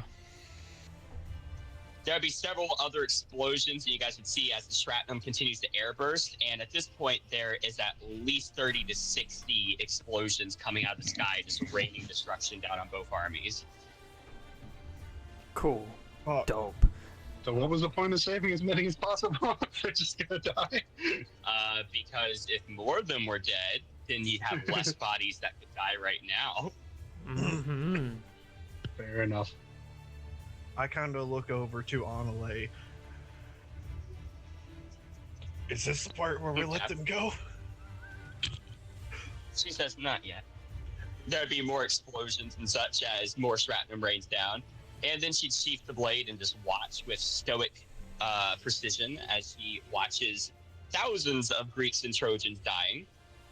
I'm still going to hold my blade, but I am going to follow suit and watch. There's nothing I can fucking do against that.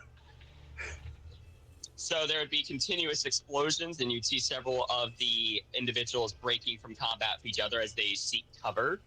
And you would then see the Morgan tilt her head as if she is calculating, as if she's trying to weigh the options of what she can proceed with or choose not to.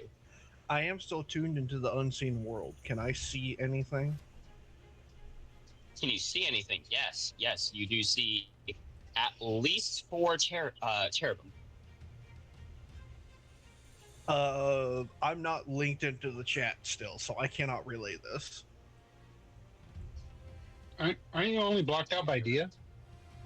Yeah, but Dia controls the whole chat. Dia's the Nexus. Oh.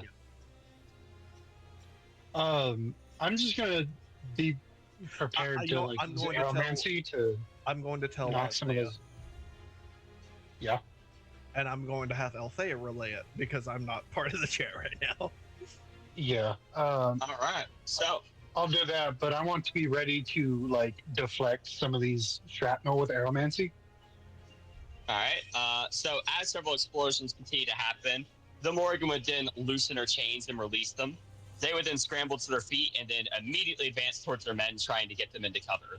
They have completely lost focus on trying to fight each other. Yeah. Whenever she loosed hers, I also loosed mine instinctively and called them back. She then flicks her wrist, and with that, everybody is then teleported into Fortress Dome. I was about to be going to run to the other side and activate Fortress Dome over there. Come on, Beowulf.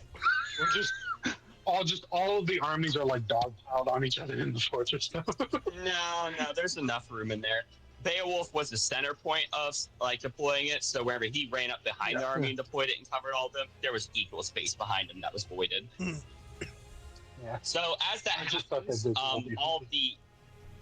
all the mortar fire stops, and you guys could then see very far off that there is a very massive fleet full of Honduran-originated warships. Oh, nice. Okay. Would Althea recognize them as well? Yeah, well, not those ships, but she'd recognize a lot of the tech that they're throwing at them, like mortar systems and stuff. Okay. So the tech, but not the ships. So she must have been born in Thanatar. She was born in Thanatar. But yeah, you guys would then see as the clouds start to kind of like get blinded out, kind of washed out with extremely bright light from behind.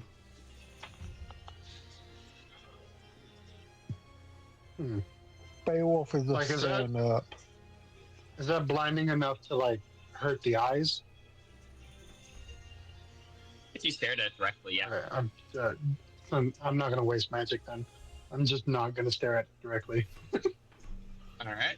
It would then have the clouds part, and it would kind of just like explode outwards as these extremely bright beams of light then rupture from them, and you would see as thousands of angels start to descend from the heavens.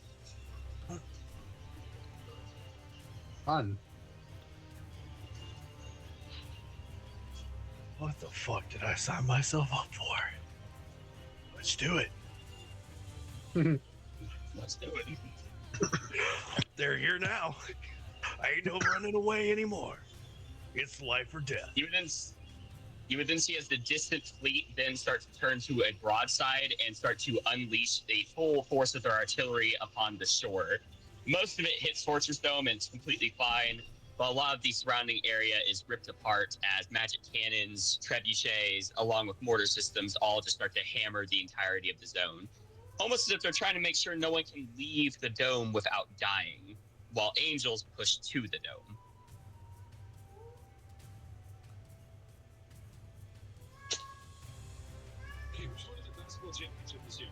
There's a child. That's a cat. That is a cat. That's a cat. I can't confirm. Sounds like a child. I mean, it technically is a child, so. I bet it does sound like a child to you, Show Tucker. Yes, I'm glad you got it. How does that apply to me, though? Like, I understand deviant Ataricians as a whole. Okay.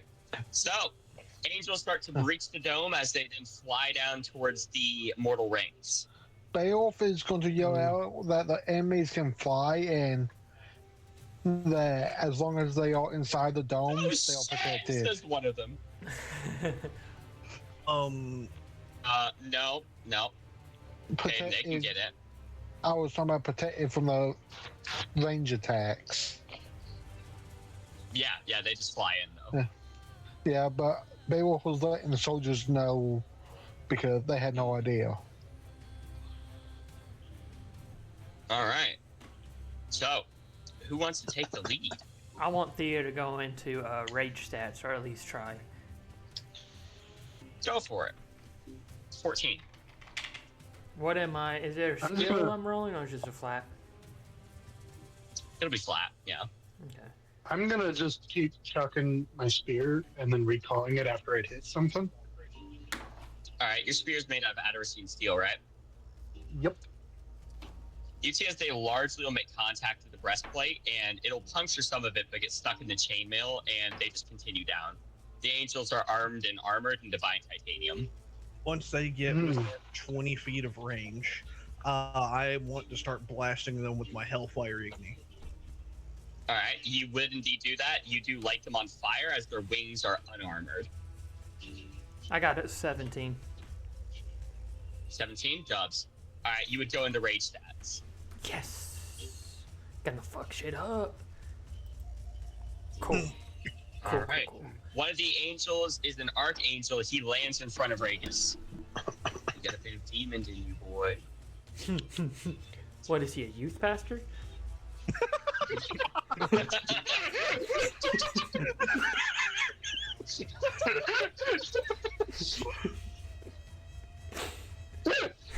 Damn it. I got bad news for you. He called you boy, and he's a pastor. Things about to get Epstein. I'm about to get tilled. I don't want to hit him with your age. Like I'm not 12.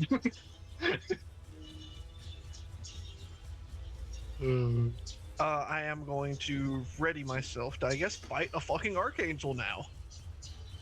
All right. You then see as his wings kind of flutter a little bit, and then he'd say, "Very well. We begin." His wings then turn gold, and he surges forward. No. Coin's gonna launch me. I'm gonna see if I can dodge out of the way and cast Igni at his wing since it worked on the other one. He catches you. Oh, fuck. As you sidestep, he grabs you by the throat and just shoots up into the sky, breaking the sound barrier.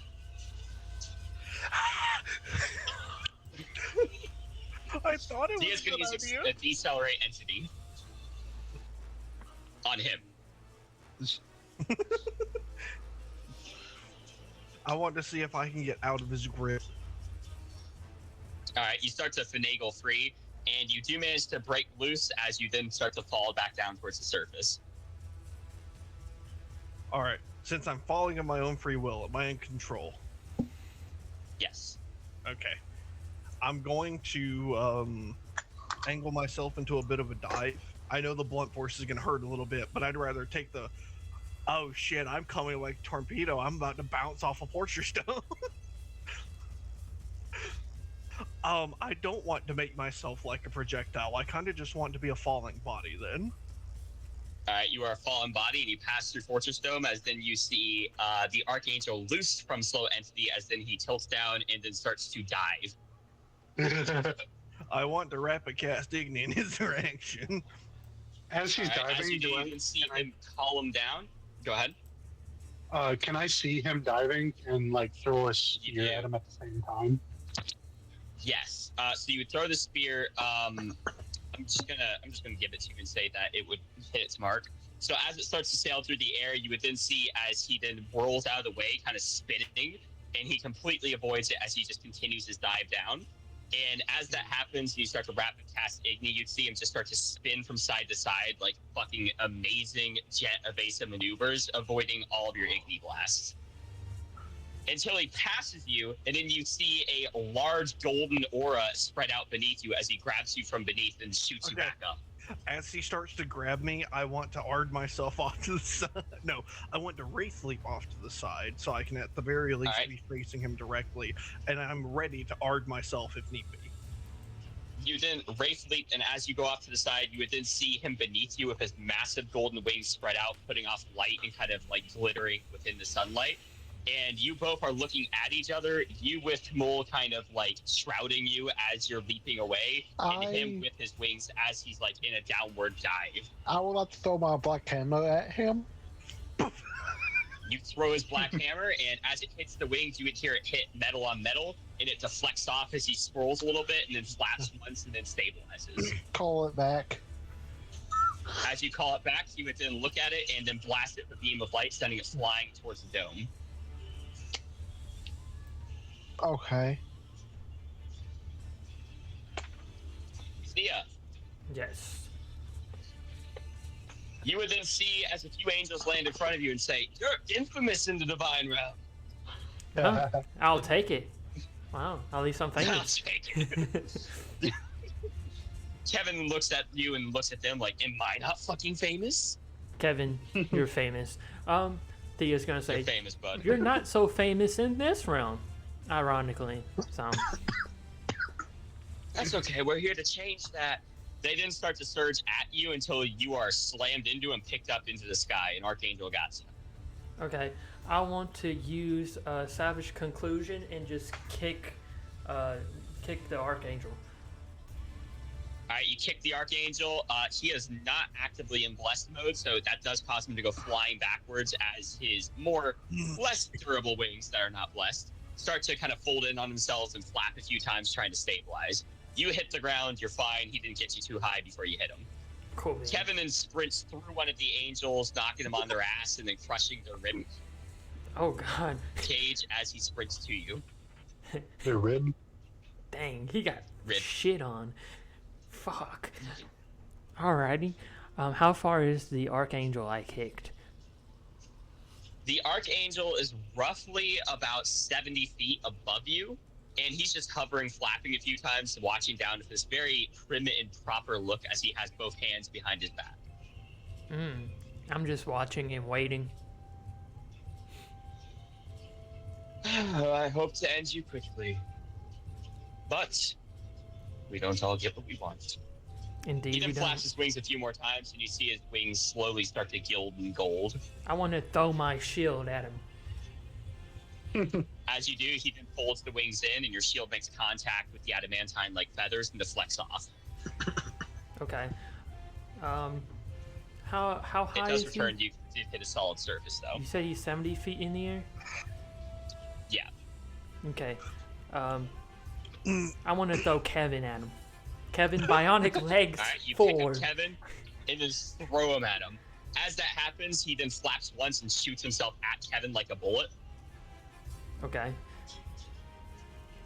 The two then clash in the air, and Kevin is sent flying backwards, even though he did kick the Archangel.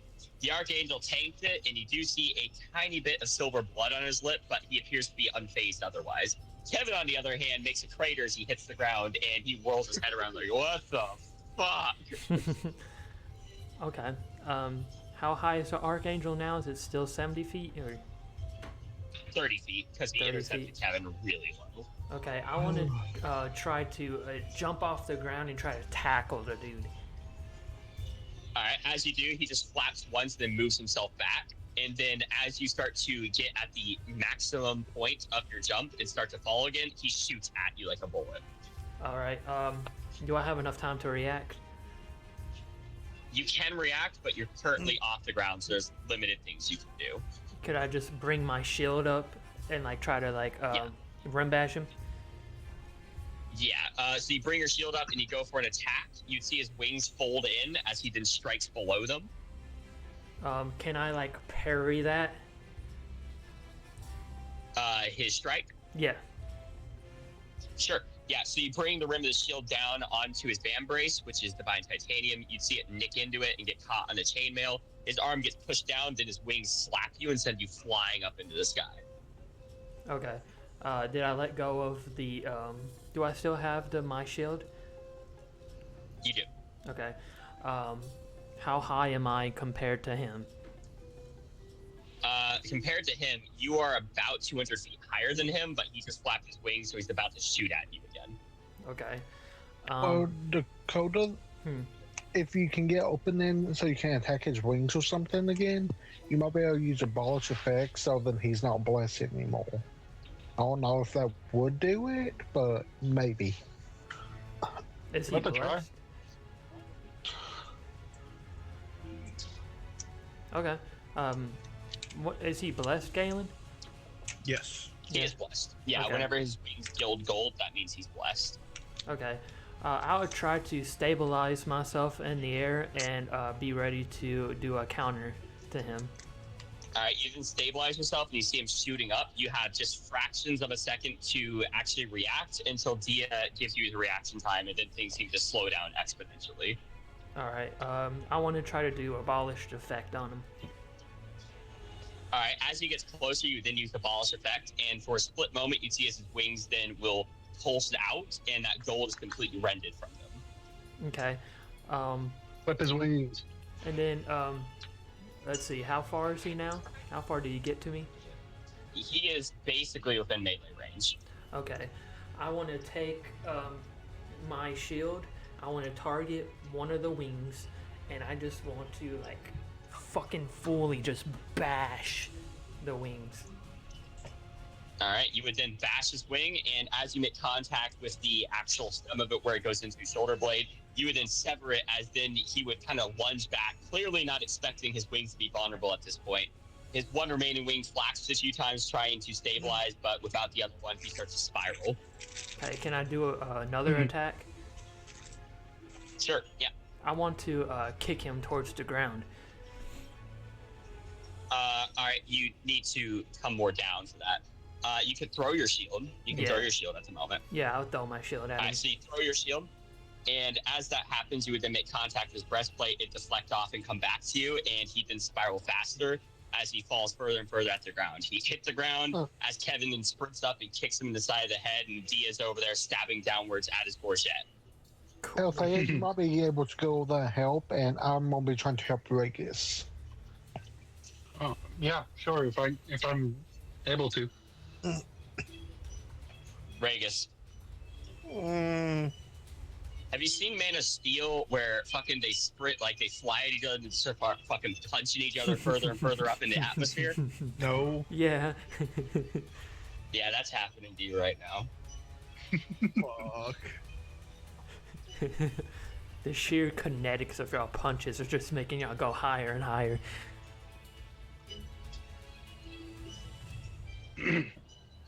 Can you take me? I'm trying not to leave shield or fucking the dome. You are out of the dome a while ago.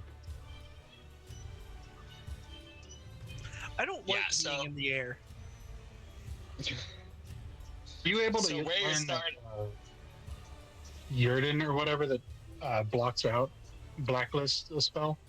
No. Summoning. Healing, my bad. Yeah, so healing. you go higher and higher and higher until where you're starting is where essentially he has slowed down some and you've actually had a chance to react a little bit, and he catches you in the air, then holds you above the cloud cover, and then tilts his head and saying, "You're wearing what's outcome. A divine medal. Our medal." You say that as if I was supposed to know. I didn't know shit. I'd be like, what are you talking about? This is mine. This is Regis. Yeah, this is Regis metal. Fuck you. Yeah, Regis What are will you barking at? Regis will actually say, "You say that as if I was supposed to know." He then draws his sword and says, "Won't matter, you'll be dead soon." No, thank you. Actually, No, thank you. no, I'm good. I don't think I want to. So, as you say no thank you, is there anything you want to do? I want to ready my chains to see if I can catch his sword and move it offline of me. Alright, as you do, he starts to slash at you and you catch his sword, throwing it offline. As that happens, he would then kind of like transition that strike into an elbow. It doesn't hurt you a lot because you're wearing a mithril helm, but you know, it does do a little bit. It kind of jostles you around a bit. And in that moment of you carrying the blade off, he seems to just be content just holding you above the cloud cover, almost as if he's just confident even if you did manage to get free, you just fall to your death. So he then, from that point... Go ahead. I want to keep his sword bound with the chain. Yeah, he doesn't really fight it all too much. You're pretty confident this guy's probably stronger than you, but he's not really fighting your grip on the sword. So what does happen is whenever you do bind his sword up, go on, team, come on. Whenever you do bind his sword up and everything, he would then slowly kind of like bring you in closer. Well, he has you by the throat and such, technically the gorget, so he'd bring you in closer. Then he'd say, you know, normally we play with you mortals. We don't kill you fast. It's a bit boring then. But this time the hand of Achilles has made sure that we end you all fast. You meant to be demonstrating something along with that speech? No. Did you not? No, I am getting a drink. I'm not even on camera, my guy. That's what I was asking. I was like, Six is how I demonstrate when I'm not even on the camera.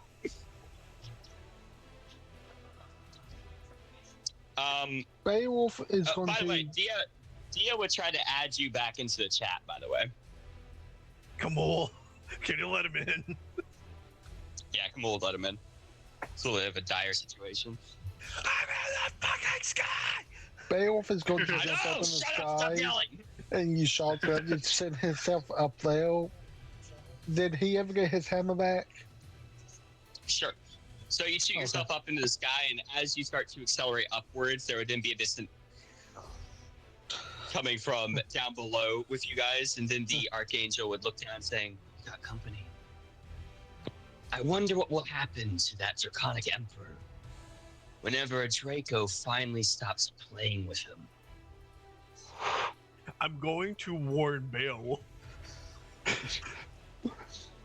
Beowulf wants to use all his senses to try to sense where a Draco might be. You break the cloud cover and you see the Archangel who has Ragus. You're starting to run out of steam, though. Okay. I am going to use shot grab. No, the shot gravity won't do enough to actually send him back down towards me, would it? No. Okay. I am trying to think of what would be something that I can do to actually help.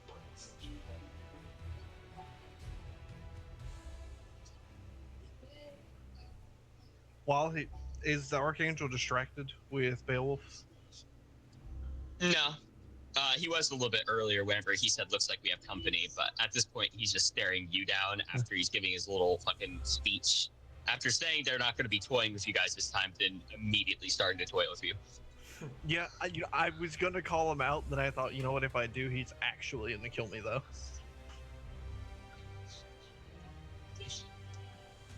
Dia's going to give everyone in the chat his reaction time. I appreciate it. So, Beowulf, Ragus, and also Althea. Okay, so that's 4. Isn't my reaction time faster than his? No. Yes. Althea, Oh, it is? yeah, 0.1 is Yes. hers. Oh, damn. Dia is Confederacy's got really 1.2. fast reaction times. But if I don't slow my reaction time. Actually, I just might do that.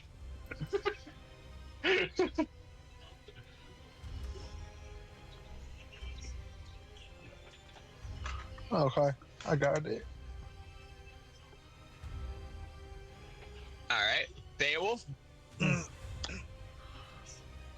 will take any damping of my strength if you want. I am trying to think on how to save Riggers right now. Okay. far away am I? You would then be hit by an arrow that breaks the cloud cover and slams into you. No. I'm assuming I'm getting yeeted off into a direction. Your chest plate has failed. your plate mail caught it, and it's still embedded into your rib cage. Ouch. Beowulf. The god's here. Yep, the god is here. The Beowulf got with his ribs now. Did Rakus see this? Beowulf is swirling towards Beowulf is swirling towards the ground.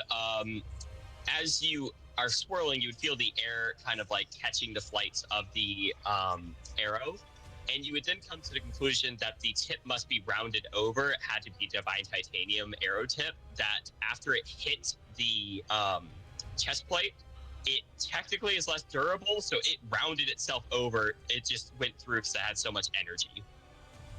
Fuck. I am now going to assume that he's holding me here so I can be shot as well. Yeah. I am going to amp myself. I'm going to use amp self, and then he's brought me in real close, right? Yeah. No, I'm going to use amp self, and then I'm going to use hold on, let me. So that moves me from 138,000 to right. I can just look at the battle chart. Duh. 276,000. Then I am going to use. Make sure I get the ability right. Augmentation of a Nazgul. I got that one, Peach. Okay. To add Kamul's strength to mine, which currently is 390,000. Okay. And I want to wrench this guy's hand off of me. Okay. So you then grab on and you would wrench his hand off. He would then kind of look off from the cloud cover and just watch you fall, and then tilt his head like, oh, it's falling. You didn't see his wings start to fold in as he starts to shift into a dive. I never said I let go of my chains. I'm going to use those to see if I can swing around him and come in. Poof, while I've still got Kamul's strength added. All right. So as you start to swing around, he then like go, oh, and he lets go of his sword. What? You know what? I'm just gonna take You his go fucking flying off towards the cloud cover. I'm gonna take his fucking All right, you see it's made out of divine titanium.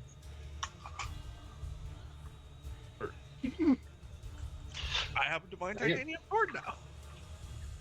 All right, you would then Beowulf is see going as to- the wings then fold in, flap once, and shoot himself at you. I'm gonna hard Beowulf- myself to the ground. Okay, Galen, if I'm correct, they can call back the equipment and all that if it's divine titanium or godly, right? Godly, I mean I do divine. believe so, yeah. Beowulf is relaying that to Vegas. Don't think that's going to do anything against him. I'm going to hold on to it. Let me relay it directly. He's gonna pull you along with it. No, because I'll just let it go. Fuck you, Galen. We need to add this shit to the fucking public market. That way people can read this. Fine, let me pull up the medals. Look at that face. Come on, Galen.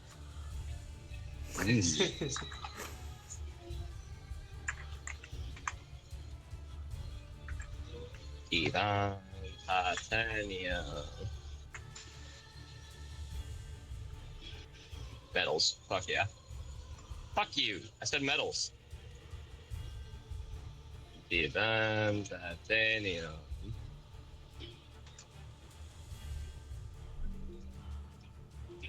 Medals.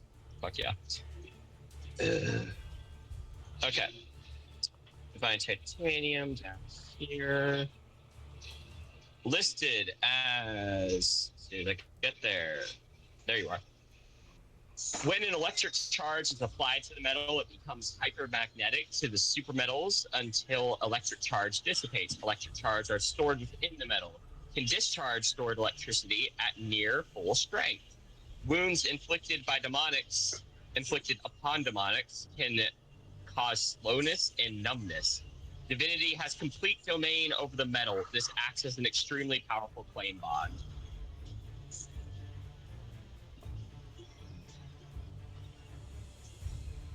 Wait a minute. Speaking of which, Reagan, your hand ignites into flame Why does my hand ignite into flame?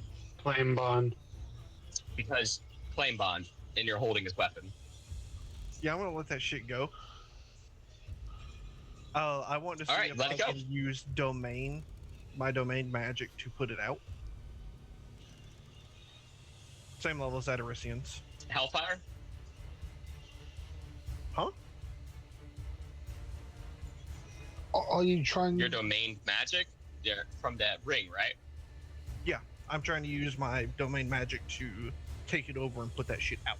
Which is Hellfire, right? It's fire. Should be. The Ring of Nine Hells or whatever makes it a Hellfire. That's what I was asking, but he's acting like that's not the case. No, okay, does your ring not make your fire magic Hellfire? my Ring of Nine Hells does, yeah. But it's Kamul's ring that gives me my domain that's the level of Adorisians. Kind of like, you know how in the camp with the Wayne Riders and Balkoths, I took over the fire, turned it into Nazgul fire, and then put it out when I left? I want to take over the fire. And Yeah. Wasn't it weaker than the Hellfire though? Oh. Yeah. Alright, yeah, no, you're not going to overcome a godly domain with Rayfire. Well, I'm not taking my Ring of Nine Hells off. So I guess, yes, in this case, it would be with That's why I was asking. I thought you were Okay. asking, do I cast Igni at it to put it out? Like, how the fuck am I... No. No, I was asking if your ring changes your fire magic to Hellfire. Yes, my Ring of Nine Hells does. And I'm Okay, not taking it- you'd meet its domain, so you would not put it out completely. You wrestle with the flames, so it's going to take a lot of magic in order to put it out. You don't have a magic pool. I don't have a magic pool. It do not go out. Fuck! Go out. Okay, yeah, you'd be falling. It's on the armor, since my hand was gauntleted in the Orichalcum. Yep. Is it starting to superheat the Orichalcum? Yep. Alright, you pull that shit off. Thea, Yes. you have killed the Archangel. Nice. Okay. Is there anything you'd like to do now that we're back with you? Is there any more archangels pursuing me? You are not seeing any of them as of yet. However, you do see a very distant kind of prick of light off in the distance until it rapidly closes that gap, slamming into the Fortress Stone, sending the entire barrier to start fluctuating and pulsing with navy blue light as it's very much struggling to hold back the attack. Oh shit. I'm gonna tell Kevin, and Thea is gonna flee as well. I was telling Kevin to get back. Alright, Kevin's gonna take a few steps back, we. Back up, put it in reverse. Alright, Beowulf, Yeah. you are falling rapidly towards the ground. I'm gonna try to level myself out and use the one wing so I can. Alright, you use the worm wings and you wheeze very heavily as you then level out and you kind of glide into the dome. And then you kind of lose it and you scrape across the ground. Okay. Beowulf's gonna try to get this arrow out of him. Alright, Beowulf starts to pull the arrow out. And then Atlas starts to criticize Beowulf, aren't you supposed to leave the arrow in? Isn't it better to leave it in than pull it out? Yeah. Okay, Beowulf is going to break off the shaft. That way it doesn't get stuck on other stuff while he's fighting. Okay. Yep, you would then break the shaft off, and as that happens, Atlas would then say, yeah, you were just shot by God. Beowulf kind of glances up where he was, fuck. Yeah, he then would say that he thinks that's the elf one that he whooped its ass like a little while ago and everything. He'd explain that she likes to use like these powery things. He doesn't really pay too much attention, but wherever he fought her, she liked to shoot arrows. Then she'd infinitely expand the space behind the arrows, and she's also like a distance god or something, which then basically causes a warp field to shoot the arrow at you. So the opposite effect is She's rail cannoning this shit at us. Which is why it breached the Adderisian steel. fun. No. Fuck that. I was thinking it was supposed to be the next session that the Divines were supposed to show up. Fuck you, I'm not nice. I was hoping it would be next session. I mean, to be fair, he said like what 2 or 3 sessions, and then so this would be the session. So, as you're bleeding on the ground, you're going to feel the wound immediately close up and eject the arrow from your body. Okay. Nice.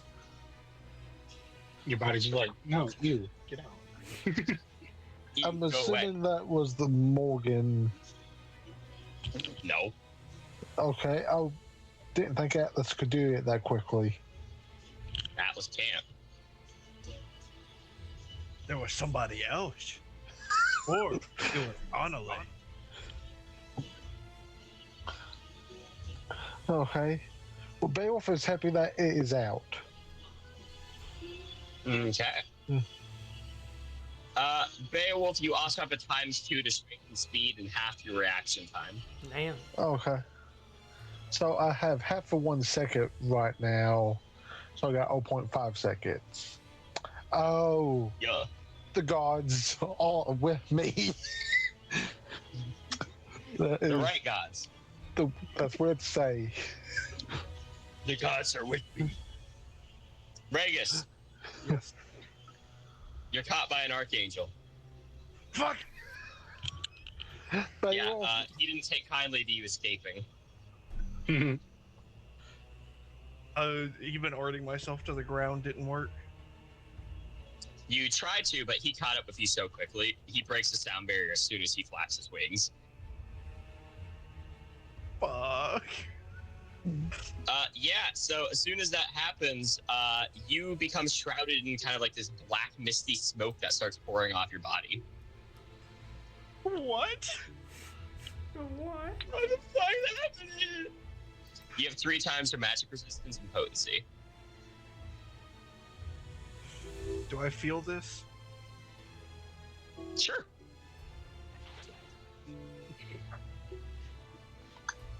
I want to see if I can finagle gaining control by acting like the dominant one and seeing if I can cast Igni. Alright, how are you gonna act like the dominant one? After he catches me, Hey, baby I want girl. to like grab onto his arm and pull myself into him, willingly move myself closer to him, and aid him as point blank as I can. Anthony, you think you can dominate the Archangel with the ring? How about with It's your already cock? been proven that my domain is not greater than a godly domain. I thought you were saying it's already been proven you can dominate an archangel. I was like, fucking when? No, Alright, but so I don't have a reason to believe that my domination would work against an archangel. Oh, okay. So as you collide, Payton, are you changing your standard reaction time? I was trying to get it, but it was still normal. Okay. You gotta change your current. Do not touch your standard. Your standard is your base stats. Current is what you're currently at. What I'm highlighted on. All right. But yeah. So Anthony, you said you wanted to try to gain control by pulling yourself in, almost as if you were trying to initiate a closer grapple. Yes. As that happens, you attempt to use Igni. It does not work. Damn it. In that case, I'm still doubled, so I'm gonna rear back and headbutt him with my mithril helmet. Alright, he then kind of like jostles his head back and looks forward like, huh, strong. He then headbutts you back. Damn it. Wait a minute. My falcon helm has like wings on the side, right? Ish. Mhm. I want to see if I can move my head just enough to where he might impale himself a bit on the wing. His head will hit the wing, but it's made of mithril, and mithril doesn't like hurting things. So he just kind of skits off. Which, that, in that sense, I know it doesn't like hurting things, but that also dissipates impact on me because it puts him hitting a small point. Right? That actually increases impact on you. Oh, so I reversed that shit. Yeah, if it hits a wider surface area, it turns into more knockback energy rather than concussive energy. Ow. I shouldn't have done that. Okay. Are we able to see the Archangel? The one that's fighting Ragus? Yes. Really up there. Alright. What I want to do, since I did move my left arm up closer to him and I haven't quite let go, I want to throw my chains around his neck and see if I can yank his head to control his direction. Alright, you do yank him in one direction as one of his wings kind of like gets caught in the chain and kind of tugs in one moment, so you guys start to fall off to the left. I want to keep this going to see if I can keep us spiraling towards the ground. You fail because you feel him starting to overpower the chains. Mo will tell you to use Igni now before you lose control again. Igni! Alright, you blast him with Igni, and as that happens, it explodes into black flames outwards as he then is blown back and his wings have the adamantine coating burned off them. I want to rapid cast Igni while I've got him close. He's out of range. You hit him too hard. What? Chain the wings. Gotta yank them off. I've still got his head in the chain. I'm gonna pull him back and cast Igni. Or that. Alright, as you do, you see him start to form a lance of light in one other hand. I want him to think that he can use the momentum to charge at me, but I'm going to use the extra slack to keep him going in the same direction, like at me. And I want to Wraith Leap above and cast Igni down as he passes under. Alright, so as you Wraith Leap above, you would then yank him below and everything. You would go over him and everything like that. And as the kind of sky is silhouetting behind you, you would then see as he starts to throw that lance upwards. I want to use Kamul's parry to parry that shit. Alright, as you parry it, you would then hear a whisper on the wind, prompting you to rend the stars from the heavens. I hear a what? You hear a whisper on the wind prompting you that you should rend the stars from the heavens. How the fuck do I do that? Brother, what? How? I mean, it's not that I have an issue doing that. How the fuck do I do that? Yeah, unfortunately, the strange disembodied voice does not relay any instructions of how to rend stars from the heavens. But yep. So Kamul's parries it offline. Do I still get off the Igni on him? You did fire Igni, but you need to make a decision. Are you going to continue that? Like, are you going to fully commit to Igni and then possibly get hit by this lance? Or do you want to address the lance? I wanted to use Kamul's parry to parry the lance. Light? Okay. He attempts to parry light. You know what? That's my bad. That's my bad. What about the hand holding the light? He can't parry a hand. That's not a weapon. He'd have to parry the lance, which he threw.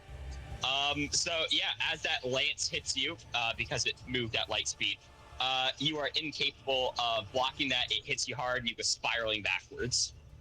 So I don't use Kamul's parry. Yeah, no, it was way too fast. You had no opportunity to react to it. So as you go spiraling backwards, you would then hear the sonic boom as something broke the sound barrier behind you.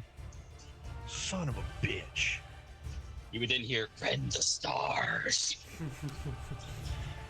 That's something to dodge, not something to do.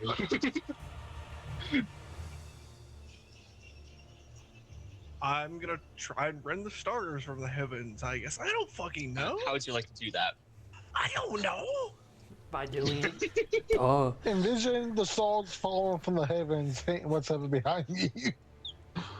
Yeah, I want to envision just rending the stars from the heavens, see if I can manifest and make that shit happen. But Right, you would then hear no.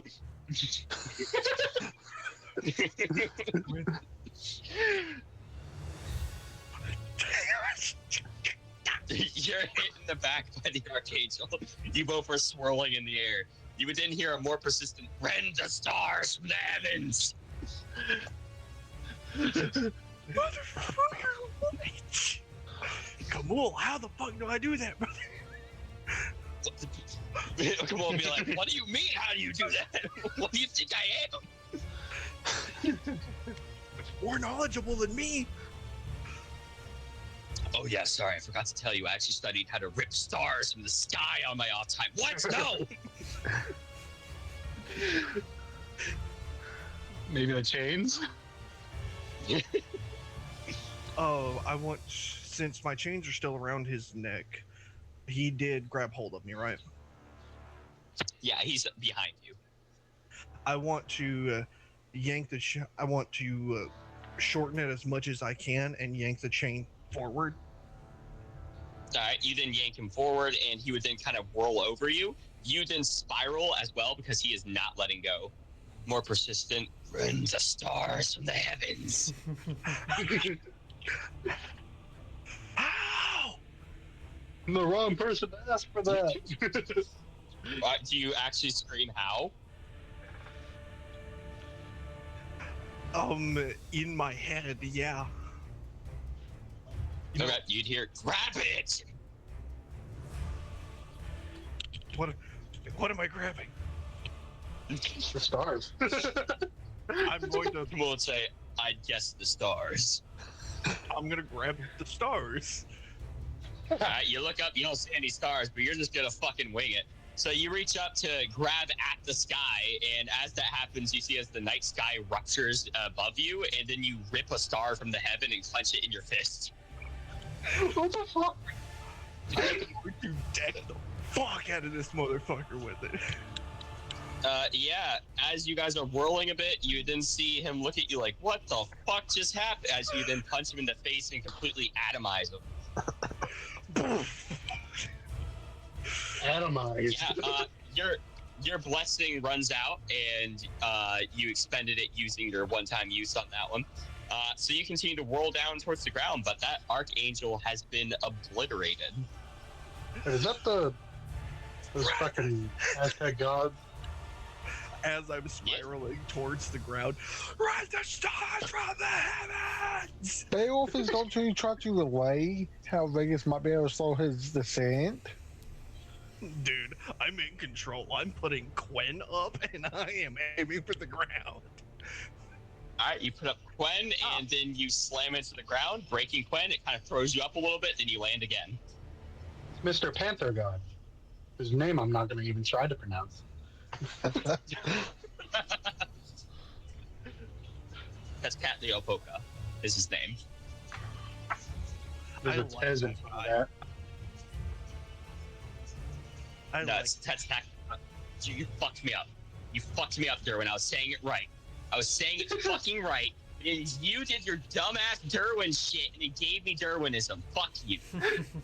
Catleopoca? That's Catleopoca. Catleopoca. Okay. That's Catleopoca. That's Catleopoca. Yep. Mm-hmm. I like that guy. Ooh. Yeah, this is that guy. By the way, Anthony, with this blessing, you can die once. Oh, Not anymore. He just used it. Yeah. Whenever you use a one-time ability with a blessing, it'll burn out your blessing. Oh, okay. That's why it's a one-time use, because if you use that ability, you use all the divine essence stored in you with that blessing in order to execute it. Mm. But hey, it got me out of his grasp, so actually it completely atomized Yes. the motherfucker. Yeah, he doesn't exist anymore. Thea. Yes. So you would see as there is mass swarms of angels still coming. You guys are doing well against the archangels, but largely the biggest problem that you're seeing right now is that there's just too many fucking angels. They're everywhere. Damn. Okay. Shit. Okay. Numbers problem. How do I? Can I guess how many there are? If you had to guess, there's at least 30,000. Thea's gonna say yeah. In the chat, she's gonna say yeah. I don't know if we're gonna be able to get through these archangels in time. Thankfully, they're not all archangels. They're just normal angels. Oh, okay. Well, yeah. Thea would say The archangels are the ones that's targeting you guys, and largely they were successful at stalling you. yeah. Beowulf is going to be using his black hammer since he's not engaged with no one right now, and if be thrown at angels. Alana's gonna page you. Okay. Beowulf's going to answer. She's going to tell you to drop Fortress Dome. Okay. Beowulf will drop Fortress Dome. Alright, the Trident class dreadnought's going to explode from the water surface next to the Divine Fleet. Oh god. Okay. Throw a hell bomb next to the archer chick. She's not on the field right now. It's then going to unleash all of its thermal cannons onto it on a complete broadside. Several of the ships are capable of tanking shots from their thermal cannons, like their bite ships, but several are not, and they explode. So Alana is then going to direct some of her more crowd control ones, like the scatter gun, towards the skies above the army, and then launch that to where all those darts then go sailing through the air. You guys can hear a high-pitched whistling sound as thousands of these darts are sailing towards the combat zone. Damn. Well, she changed the head of her weapon thing. Oh, they're gonna get fucked. No. Are you talking Or about was the that an abolishing enemy? ordnance? No, So. she's using the scatter cannons. So those darts then go flying through the air, and as they start to make contact with flying targets, they would then explode with the blast taps on them, sending out shrapnel of calcite. You see several angels would throw up light barriers attempting to defend themselves, but it just goes through the light barriers and then kills them anyways, because calcite does not care about magic. Hell yeah. The osmium tips inside have enough mass to puncture the divine titanium wherever they're coated in Moderonivexium. And largely after that, you guys would hear a distant horn, which then several of the angels would then fly back up into the sky. You would see the fleet then starts to break off and head towards shores further down. Okay. They are trying to get landed Yeah. to release probably the Nephilim. They would start to return fire on the Dreadnought. The Dreadnought's tanking the vast majority of the damage.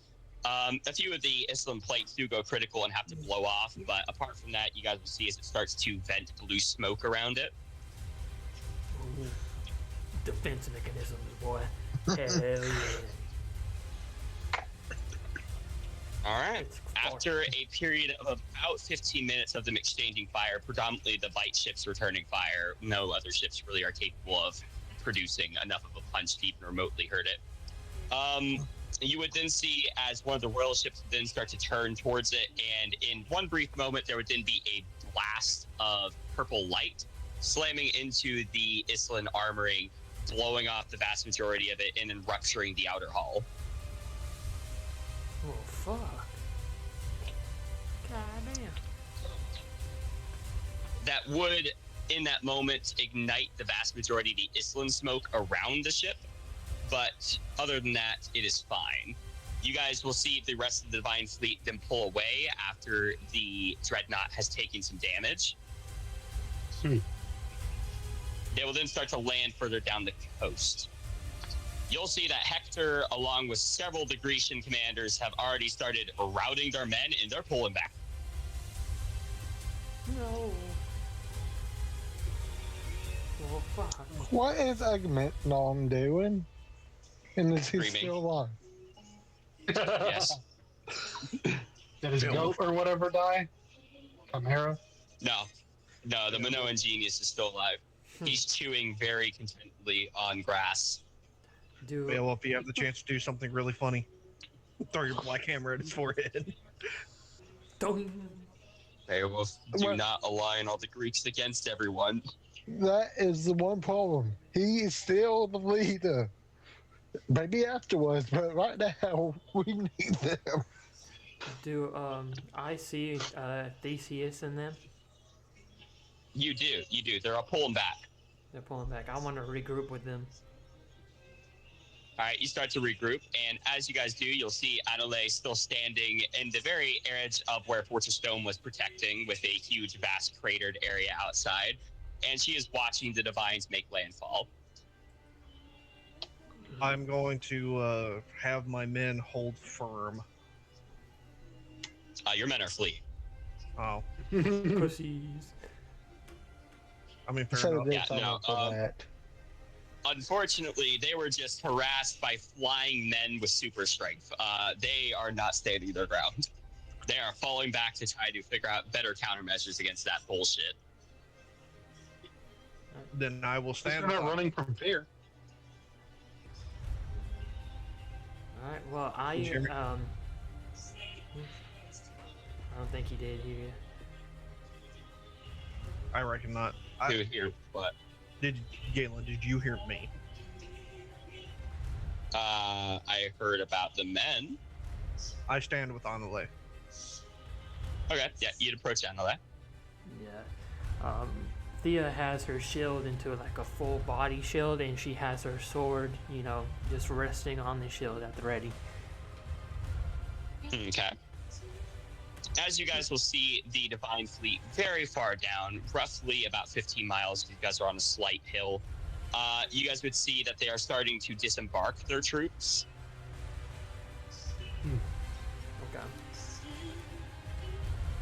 With that, the Morrigan would then allow her shapeshift Safad to kind of melt away, and she would then shift back into her normal form, having, of course, the raven black hair that then transitions into silver, then white, along with her indigo eyes.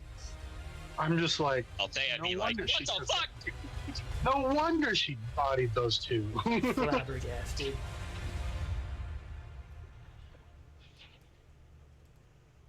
I'll Alright. point it out to my men, like, don't fuck with that one. You'll Don't fuck die. with that one. You'll get Yeah. shit on, homie. Where's Beowulf, by the way? Beowulf Which will one? probably be down there because he is debating if Draconic Emperor Flames will reach and be effective enough to take out most of the ships or the All right. landing party. So you would indeed then approach as well, and Beowulf's like, I want to use my most powerful ability on them. Which then the Morrigan would then say, enough. They've had enough for one day.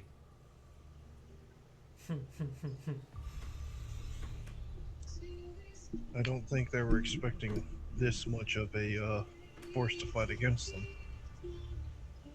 They were. Oh, yeah. I do recall the...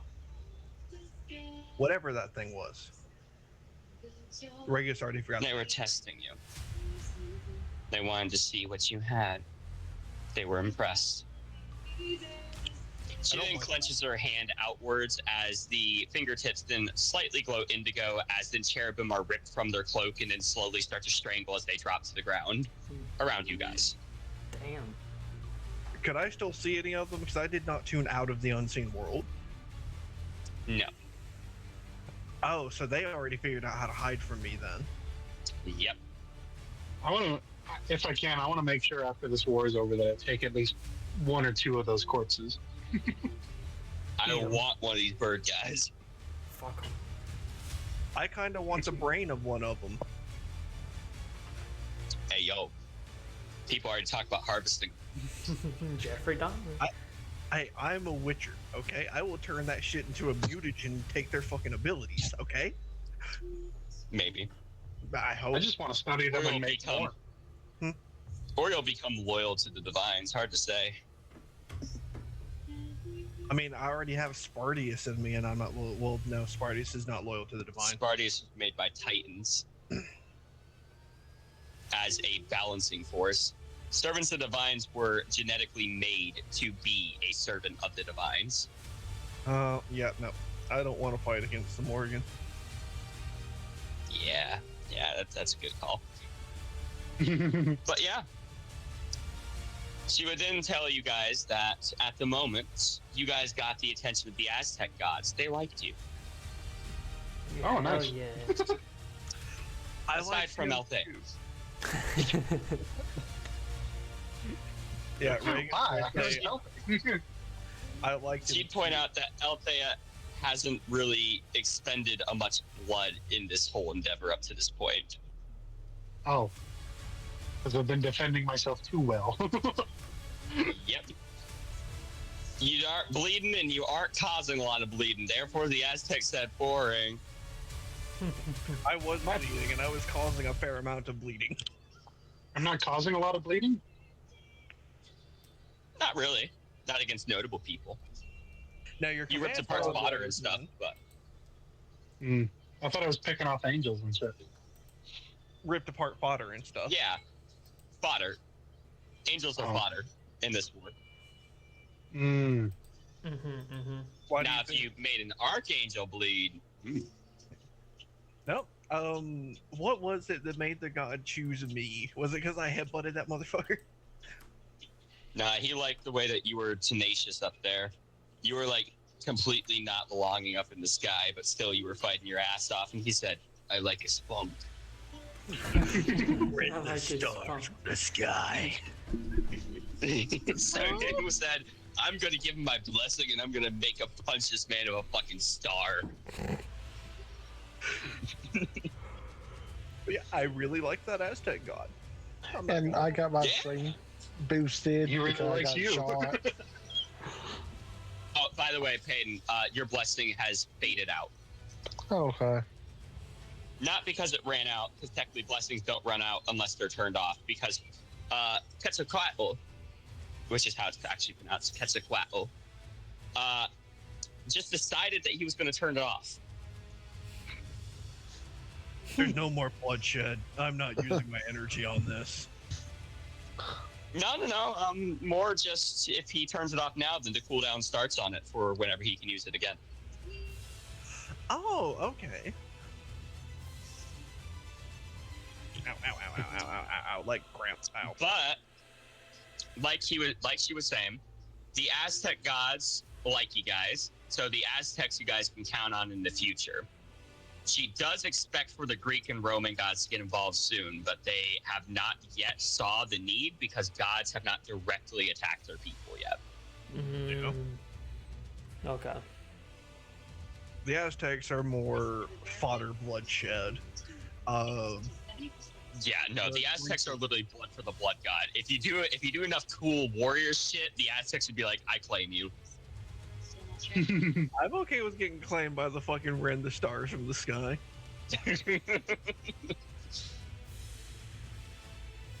He's cool as fuck. But that was your guys' introduction. You guys got to see a little bit of some god power from one of the minor gods whenever she hit Beowulf. And also you guys got to see some of their entry-level bosses, which were the archangels. Plus, there was a little bit of a nugget of extremely important information there. One of the archangels said that they are led by the hand of Achilles. So yeah, you would know that the hand of a god has 1% of that god's power. Oh. Okay. For perspective, that would mean that this champion here, so that's what they are, they're basically the highest form of a champion, is currently rocking a deadlift about 8 billion pounds. Jesus, fuck. That's 1%? That is 1% of Achilles' power, yes. Fuck. Does it have to be a god or can it be a Draco? What do you mean? The hand of Achilles. What do you mean, does it have to be a god or can it be a Draco? I was meaning, does it have to be a minor god to be the hand of Achilles or can it be a Draco? No, it's immortal. Oh. Okay. Just someone blessed with that. Yeah. Hand of a god is the title that it is.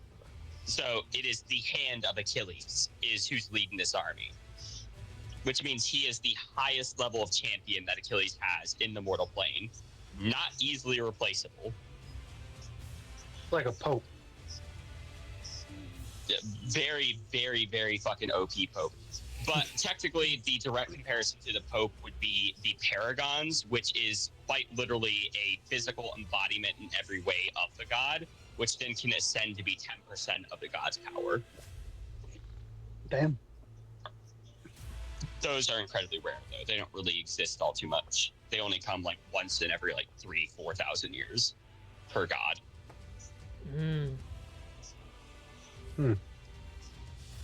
Okay. Dope. But yeah, any questions? No, not from my end. Okay. Thea, I just want to say, I tried to give you more time in there, but to be honest, you just kept fucking up the people I put you up against. Yeah, I kind of noticed that too. I think if we were to ever have a vote, most efficient player character goes to Dakota.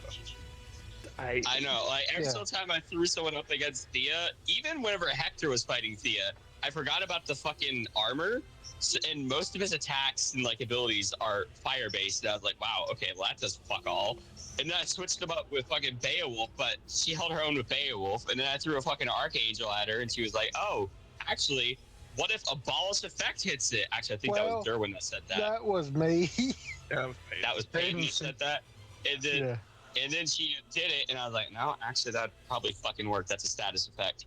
So yeah, then you hit him with that, and you fucking removed the blessing, and that made him fucking squishy as shit, so... Yeah, I was... after I got boosted, I was talking about setting myself up in the ale with Thea, so Thea could abolish the effect of that Archangel on Regis. Yeah, that I was not expecting, but honestly, under the parameters of the spell, that does fucking work. So there are currently still 4 other blessed archangels. There are 9 minor gods, 6 Dracos, 2 Zodiac avatars, along with 1 hand of Achilles. I need to start learning some more like support spells. You need to start doing something. I was doing something. You were tickling them. Oh, and you were tickling them. Yeah, I'm also looking at the Ordo Militaris. There is 900 demigods in this army. Jesus, fuck. They outnumber all demigods. By a lot. Yeah, they do. Thankfully, you guys have been fighting these demigods. These demigods are a little bit of a different caliber. Yeah. These are demigods of higher gods, not minor gods. Yeah, a lot of these do belong to minor gods. Not all of them, though. Okay. So, if I were to give you guys advice, for one, you guys need to be collaborating in between the upcoming session. If you guys remain radio silent the entire time, you guys will have a hard time, like, planning of how you guys want to address this. The Divines just landed. They have a very large army, about 150,000 mortals with quotation. Some of them are gods and demigods and champions, and they have about 90,000 divine army. Okay. So the stakes here is if you can destroy this, the Ordo Militaris, there is 9 of them here. The Zodiac Dogma only has 13, 1 per god. You will almost wipe out their entire military capacity of mortals within the mortal plane if you guys win this. The Celestions, they have many, many, many more of those. But also keep in mind, you guys are not the gods' only threat. They also have to focus on demons because they're constantly waging war against demons in the demonic realms. So a lot of those Celestions are tied up. If you guys manage to defeat this army, there's going to be an extensive grace period where the gods won't have a lot of power in order to combat you guys in the mortal plane. Is the Horseman of War gonna get involved in this? He abso-fucking-lutely will. Hell yeah. He is the Horseman of War. Oh, yeah. This is a war. Oh, yeah. And Papa Percy is going to get involved too. Papa Percy is. So I recommend kind of like weighing your guys' assets, like thinking about who all do you guys got at your disposal, what are they good at and everything. If you guys have any questions, you can always ask me. I'll, of course, shoot back a response and everything. But if you guys fail in this war, higher gods in Thanatar will be converted into new Zodiac gods for the future of the Divine War. Oh. Because if you recall, this whole war was started because Achilles wanted the sparks from these higher gods. Mm-hmm. So if he manages to beat you guys back and win this war, he will then be able to get the sparks from all the higher gods here and then turn them into a new cast of higher gods for his army. Yeah. Which, what I would like to happen for Regis is if he got a hold of one of these sparks and managed to become a higher god himself. Issue, I know good and damn well that's not going to happen. A spark is incredibly hard to extract. Not many people know how to do it. Do Ataricians? Hell no. They just killed fucking gods. They can harvest a spark from a dead god, not from a live one. Or dead, quote unquote, because technically you can't kill a god, you can only destroy their form. That's what they used to do. They used to destroy their forms using the help of elder dragons, and then once they were in that weakened state where their will was not active, then they harvested the spark. That's what I was talking about. Would Althea have access to that knowledge or no? She knows vague concept of how it was done, and most time, whenever the Deviants did it at the very least, they sacrificed like a few 100,000 people in order to get enough blood magic power. Ooh, that's not an option. Yeah. That's why they stayed in Thanatar, because there was a lot of extra bodies they could sacrifice from those lesser races. Yeah, and if I do that, Morrigan's gonna be like, die. Brother, you wouldn't even finish that. You try, and then you'd be like, oh shit, why am I in a dark room? Because you're dead. Fuck. You know who would really help right now? What'd you say, Anthony? You know who would help right now? Whom? Adamar. Adamar would help right now. Although you don't want Adamar brought into this. I was about to say, but I imagine he's busy. No, you don't want Adamar brought into this, trust me. Oh, because that would bring higher attention. No, because Adamar has not been at the level he used to be described as. Ever since the gods were leveled properly, Dracos are more powerful than him. Really? Okay. Adamar? Adamar is an Atarician battle god who, he was the battle god associated with the final battle that the Ataricians stood against the Vera.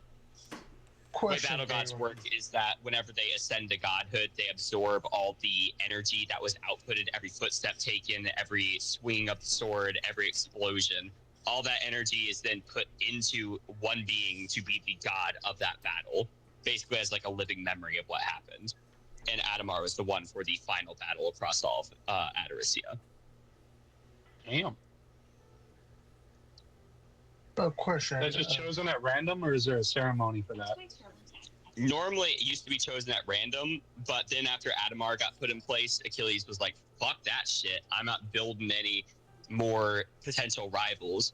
So he started specifically selecting them since he's the war god. Question: Theo killed the Archangel, and the body didn't get cut to atoms or anything like that, right? Correct. I would like to get the Archangel's body. All right, you get the Archangel's body. Nice. Okay. Nice. Thought you were gonna do something with it. And try not to burn yourself. Yeah, that is the main thing I'm trying to do. Because I forget what is the Archangel's blood. It is silver and all that, so it ain't as strong as it could. Blood. Just blood. Yeah, it's just silver. Most angels' blood is silver. So if you're thinking it was Icar, it's not. Yeah, that's what I was thinking. You knew where I was going with Yeah, it. no. You know No, what? they're not powered by Icar. I could take the silver blood from an archangel and make a new silver sword. I mean, if it's actual silver, yeah. Might just look silver. Fair. I'll have to find that out eventually. These are the two gods that intervened on your guys' behalf tonight, by the way. Quetzalcoatl, along with Tezcatlipoca. Whoa, lizard dude. Lizard dude, the feathered serpent. Whoa. Also, fun fact, these two are brothers. No wonder they both intervened at the same time. Brother, Yeah, you they seeing used what to be I'm like- seeing? Hell yeah. They used to be like massive rivals to the point where they destroyed the fucking entirety of the universe like 5 times in Aztec myth. And then they like went, then they went, actually, we forgot, we're fucking Giga Chads. Let's stop fucking with each other and make like the ultimate universe. And they said, actually, fucking vibes, brother. And then they both teamed up and then like turned into fucking serpent gods and like beat the shit out of this ancient deity that wanted to consume all of humankind. And then they like made a new fucking planet and like forged the sun and shit. I remember you telling us about that. Yeah. And then of course my fucking goat of all time, fucking Quetzalcoatl, decided, hey, I need humans because we accidentally killed them all. So he teams up with his old buddy, the fucking psycho pump from the Aztec pantheon. He's like, listen, I need humans, their bones specifically. And he said, I got you, homie. I'll lead you to hell and we'll go talk to the death god. And fucking Quetzalcoatl's like, awesome. They go down there. He's like, homie, I need humans. And he says, I tell you what, I'm pretty chill. I'll give you humans. He says, fucking let's go. He gets the bones. And he says, psych, I'm actually an asshole. And then he tries to kill them, and then like fucking the dog psycho pumps like, run, I'll get you out. So they fucking flee hell and everything with the bones of mankind while the death god's trying to kill them.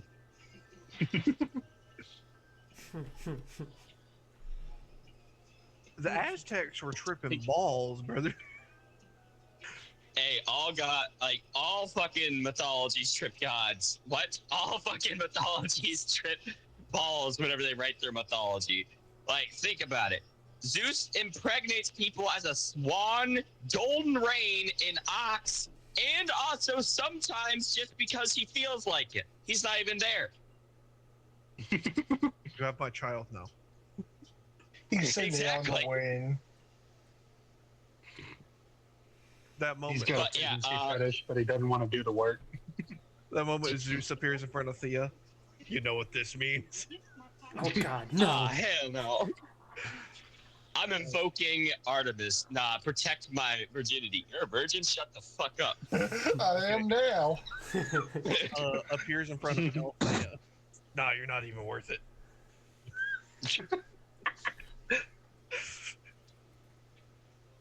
Oh, but fun fact, the reason why the Aztecs sacrificed people was because in their original creation myth that centers Quetzalcoatl and Tezcatlipoca, the original god, that turns into the sun, because that's how they, did their whole time periods. Basically, God is the sun. Whenever he became the sun god after essentially Tezcatlipoca and Quetzalcoatl set everything up for him, he was like, you know what? Actually, I'm just not going to move the fucking sun until you guys sacrifice yourselves and kill yourselves. And then they were all like, what the fuck do you mean by that? And he's like, listen, I got ultimate power now. I'm going to burn this entire planet to the ground unless you guys kill yourselves and give me a blood sacrifice.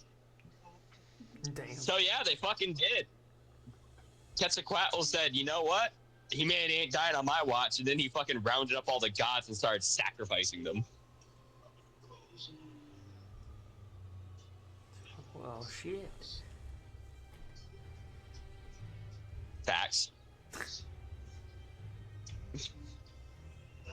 There's actually some really epic fucking music. Nah, I understand, homie. But then Quetzalcoatl raises them all from the dead because he's a fucking Giga Chad. Well,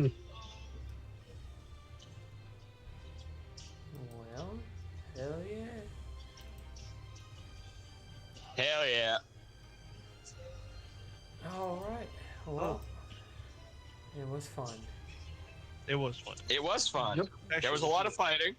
Mm-hmm. Now, next session, you guys actually get to lend a full force behind the gods. Run the stars from the sky. Oh. What did we even plan out between sessions? 'Cause you said to I talk it mean, out. what would help? Yeah, what would help is knowing what demigods you guys got, what monsters, what kind of big heavy hitters you guys got in your corner. I mean, Achilles is a big thing. Ketis would be nice. I mean, you I was guys about got to say. Ganawas, you guys got dragons. What can you guys do to try to make these guys actually be able to stand up to armies wearing orichalcum and divine titanium? Right now, they're all in super metals. So, like, you guys really need to be looking at what you guys got at your disposal. How many people do you guys got? What kind of fleet do you guys got? Fuck all. Trident class dreadnought, big thing. It did tank an Ethereum cannon shot today, but they only got one of those. They only had one Ethereum shard. Okay. Idiots. They wasted that shit. They didn't waste it. They hit the fucking Trident. They wasted that shit. Because the Trident's still operable. It still took still heavy operable. damage though. No, it took moderate damage. It did take some decent Still not damage. good. It was still literally Ethereum. Yeah.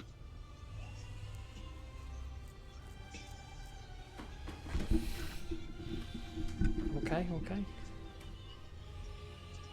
Bye, Dakota. I don't want to keep you on. I know you probably want to sleep. Yeah, I'm gonna go, but yeah. Everything was fun, guys. Yeah, had a great time. Yeah. And bye. Yes, sir. Yes, sir. I'm glad I didn't have to Oi. put your boy down.